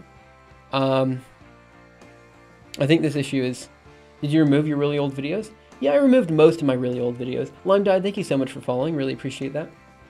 Yeah, I removed almost all of them, just because they were crap. Like, I just didn't like any of them. And one of my main rules for putting videos up is, you know, don't put up content that you don't like. So if I didn't like any of my content, it's really just putting a bad, it's just putting a bad taste in everyone's mouth. Do git checkout, git cherry pick commit, git checkout B new branch name. Yeah, okay, you're right. I need to go back to the initial branch, and then we do that. Yep, that's fair. Okay, so let's try this out. So we're gonna check out, I think, is that the right? We'll see. We'll just try it out. Git checkout this guy. So let's do that. So we're gonna do git checkout. Thanks, by the way. Oop.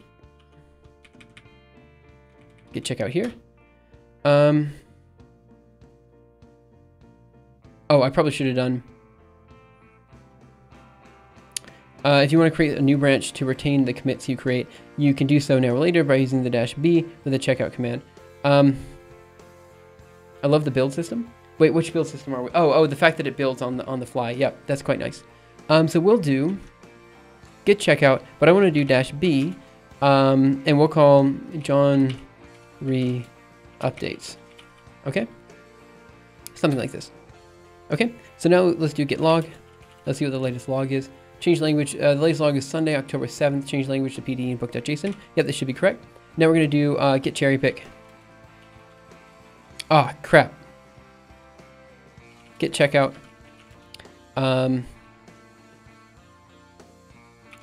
Crap. Git branch. Git checkout. John Ray bogus up processing. Git log. The latest commit is going to be this guy here. So now we're going to do git checkout. Git checkout. What am I looking for here? Genre updates. Okay, so now we're going to do git checkout. Oh, I see what you wanted me to do. My bad. Ah, it's fine. Git cherry pick. This guy.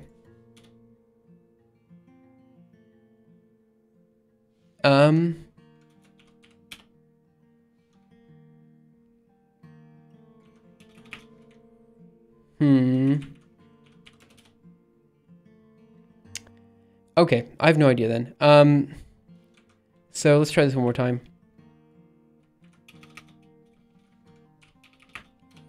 Let's see, commit is a merge, but no M was given. So let's try this again. So git checkout master. All right. Git branch. Git. So git branch dash D, and we're going to do genre updates. Okay.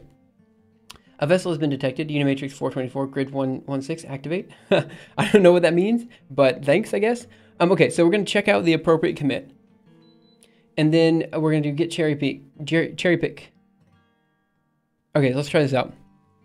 So the commit we need is going to be git checkout. And what we're looking for is commit in this guy. I've done cherry pick before, but I always forget. So let's grab this guy here, and I'm just going to copy that.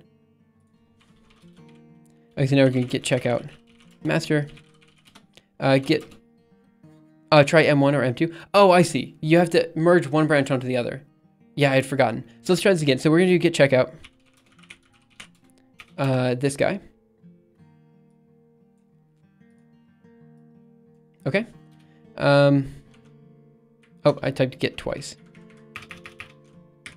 Git checkout git log just to make sure we're on the right one. Seems correct. Q, and so now we're going to do git cherry pick.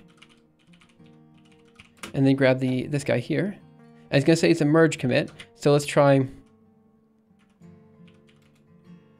M1. I always forget, cherry pick M1, M2.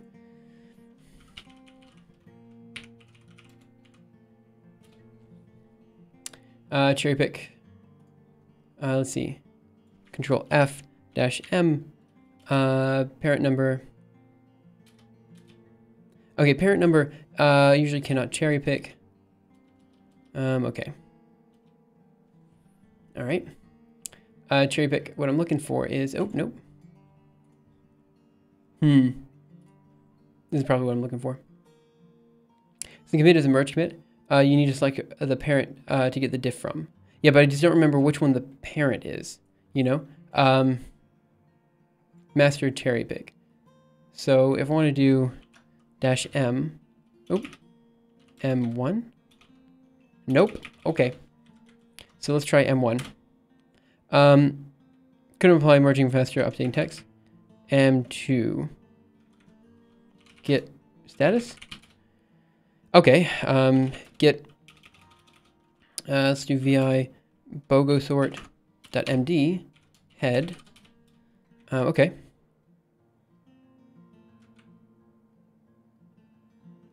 Okay, fine. This seems fair enough. So we're just going to do some quick dd here, dd there.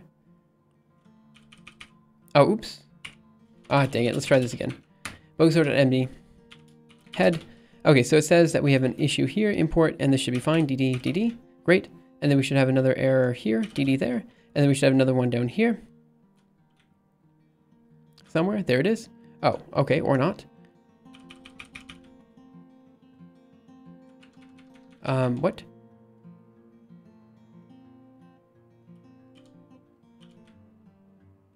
Okay. Fine. So let's go into vi book.json and let's see head. Yep, and we want to d there and there. And then another one here. And I believe that should be correct. Write that. So now let's try a git book serve and let's see what happens. Let's see, I didn't follow AOC, but I got more and more time consuming. Just try M1, you can revert later. Yeah, I guess so. Okay, let's take a look at the Bogosort. It should be correct. Open link. What do we have here? 1 second, I got some notifications. 1, 2, 3. Great, thanks so much for merging that pull request. Okay, so we're gonna go into, what am I looking for? BOGO sort. Processing, yeah, it seems to work just fine. I'm not noticing any problems with this so far. So now let's try emoji code. Yeah, so these files are not found, but that's okay. They should be found later. Okay, so we'll grab this guy. Let's go ahead and do write and quit. This should be correct. So let's do git add, I guess dot, and git add book.json, git status. Okay, let's see. Since the commit is a merge commit, let's see. Looks interesting, I'll check it out. Thanks for the heads up. I totally failed AOC. I think I did it like 5 years ago. What is AOC? Age of Camelot? I feel like that's what it is. Git commit dash m. I guess we'll do git checkout dash b, and the checkout will be Johnry updates. Okay, and git commit dash m. And we'll say adding small scale changes. So processing, visualization, and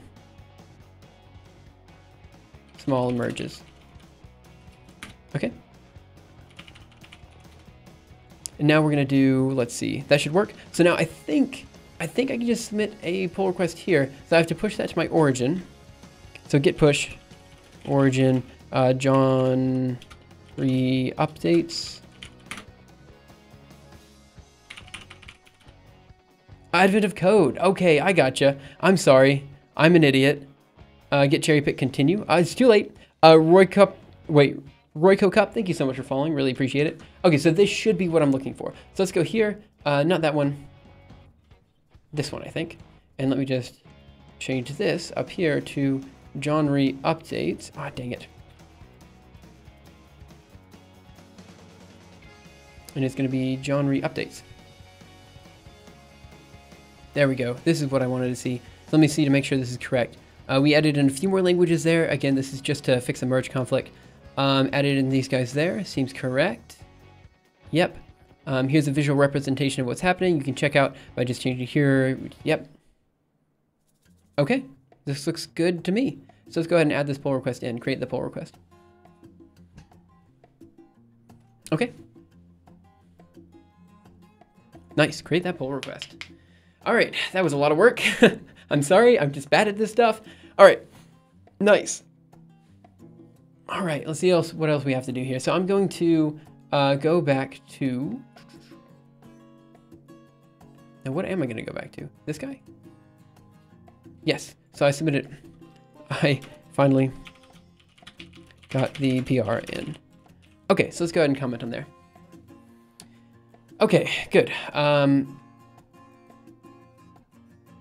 Okay, so now we have that done. Adding processing, visualization, and small merges. I guess I'll add a link there. Edit. Update comment. Okay, so we can also do the same for bubble sort. We'll talk about that in a bit. And I think that's pretty okay there. Chip 8, missing tree traversal. Ah, this is C++ comments. Ah, lots of stuff there. Tree traversal, nice. The Python code. I guess we can go ahead and fix this up now. Now, who was it that wanted to do the Python? You were just in chat. You, Mindful Fox. So if you wanted to go ahead and submit a pull request for Python, just go ahead and let me know, because I will totally let you do that. I don't mind at all. If you're planning to do it, I will not submit a change. But if you are not planning to do it, then I will submit a change. Does that make sense? So I'll go ahead and fix these line numbers, which are just currently wrong down here in the tree traversal chapter. So let me also go over here and let's just run Python for Thomas algorithm. Could also use some work. Yep, please feel free to do that if you want to. Again, there's no problem with going into old code and revising it. That's one of the best ways to rework or to make the algorithm archive better, I think, is just to revise some old code. Because then we can have some discussion about what is the proper programming practices here, like what we should do, what we shouldn't do, all this kind of stuff. I'm just discovering Twitter gems. Emoji aquarium. Is this like ASCII aquarium, except... What? What is this nonsense? There's a poop emoji in there. All right, let's go ahead and close some tabs while we're here. Algorithmarchive.org, we can leave that up. Yeah, we can close that. OCL, close that. OpenCL, code, yep. Delete, yes, delete that one. Let's see, algorithm archive, templates, go implementation. Thank you so much for doing that. Let's go ahead and delete the branch. And I will also do the same. We can leave that branch. Okay, that one, let's see. This one, that one, and good, okay. This should be what we want. Who pooped in the aquarium? Any of the fish. So let's do git checkout, master. Okay, so now we should be back on the master branch. And yeah. So the next thing we want to do is probably fix up that tree traversal thing. And again, if Mindful Fox, if you want to do it, just go ahead and update it. Otherwise, I'm just going to go ahead and fix some line numbers in there that I noticed. So tree traversal here. So let's go ahead and do that. We're going to git checkout -b Python line numbers. Okay. So now we're going to do cd projects. I'm sorry, back a directory into tree traversal, and we're going to pop over here and cd back a couple of directories into tree traversal, and we're just going to open up vi tree traversal.md. We're going to open a vi tree code Python, and then tree traversal. What is it? Tree example.py. Okay, so I'm not sure what we actually need to put down here. I just know the line numbers are wrong. It is on the just before the video explanation. So we're going to say ADO here, and so it's this guy right here. So the Python code is wrong. So it's 75 to 84, and let's just go to 75. I think what we were trying to do here is put the BFSQ in there. I think is what we were looking for. So set number. So I think we're looking for 63 to 75. Are 63 to 75. But let me check just to make sure. So let me go ahead and build it. Git book serve. Okay. And honestly, I might go ahead and turn in after we finish up this pull request. Not that, I mean, it's just, I've been streaming for 5 hours now, which is fine. It's about 5 hours. Yeah, it's been 5 hours. I started at 5, which is a way longer stream than I'm used to. So it's way more than I normally do. And I understand that this is still a short stream for some people, but it is a bit of a long stream for me. So I will probably take a break after this, get some breakfast. If Licked, if you want to go ahead and do a stream, that seems perfectly fine. Just let me know, and then I can go ahead and raid you at the end of the stream so that you get more people watching. And I think that'd be good. Okay, so let's go ahead and take a look at this. Localhost, open link. Algorithm archive, let's see. I could do longer. It's up to you guys. If you guys want me to stream longer, I can stream a bit longer, but I can also turn in. I'm just getting a little bit hungry. That still is wrong. Why are you still wrong? I thought I fixed you. Did I not write? I must not have. Who pooped in the aquarium? Yeah, so probably around 10, I don't know, 10:20 or so. But yeah, so I realize that, yeah, it's still probably a short stream for a lot of people, but you know, it is what it is. So tree traversal there. Death first search stack. Breath first search queue. It has to be the breath first search queue. Let's go into Julia. Yeah, it's breath first search queue. Good. Okay, so that should be correct. Let's go ahead and add that in. So we're going to do git add tree traversal.md, git commit -m, fixing line numbers in Python. Okay, git push origin, and what is this called?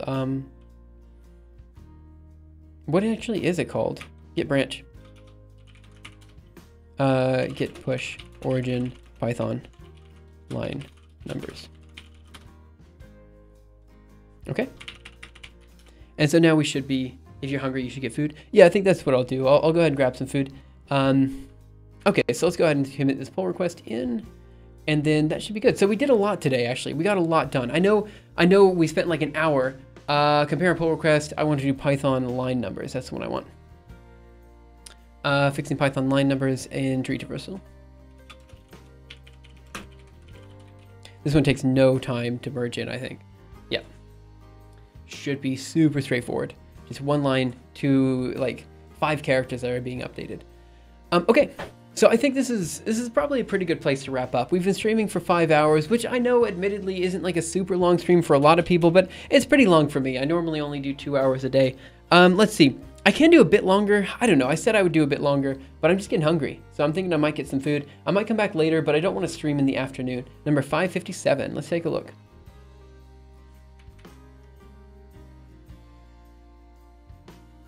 Yeah, that's it.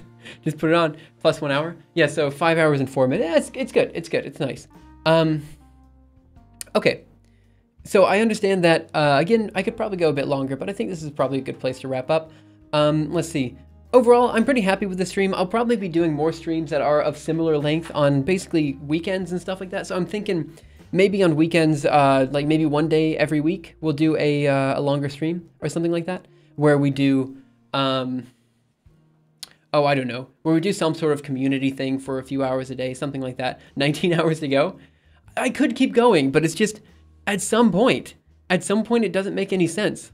So, Licht, when you start streaming, just let me know, and I will probably raid you at the end of stream. If you don't want to stream, that's totally fine.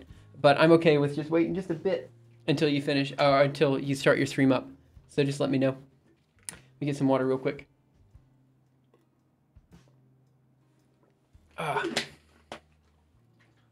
Actually, can I find your stream? Liikt. I should have eaten more before stream. I didn't think about it. So I wasn't really sure what I should do. Let me go ahead and pause that there. Well, I'm not going to starve. I'm not that hungry. It's just, you know, I only had a little bit before stream, and I should have had a lot more. I should have realized that, you know, if I'm going to be streaming for a few hours, I need some more snacks or something like that. I haven't decided. But yeah, it's a good test. I think today was a good test to say that we could do longer streams, and that should be fine. I don't know what Licht means. So let's see. Pop over here, stream notifications. And it looks like Liikt. That's what it is. So let's take a look there. Okay, what did I just do? I don't know what I just did. Let's try this again. Liikt.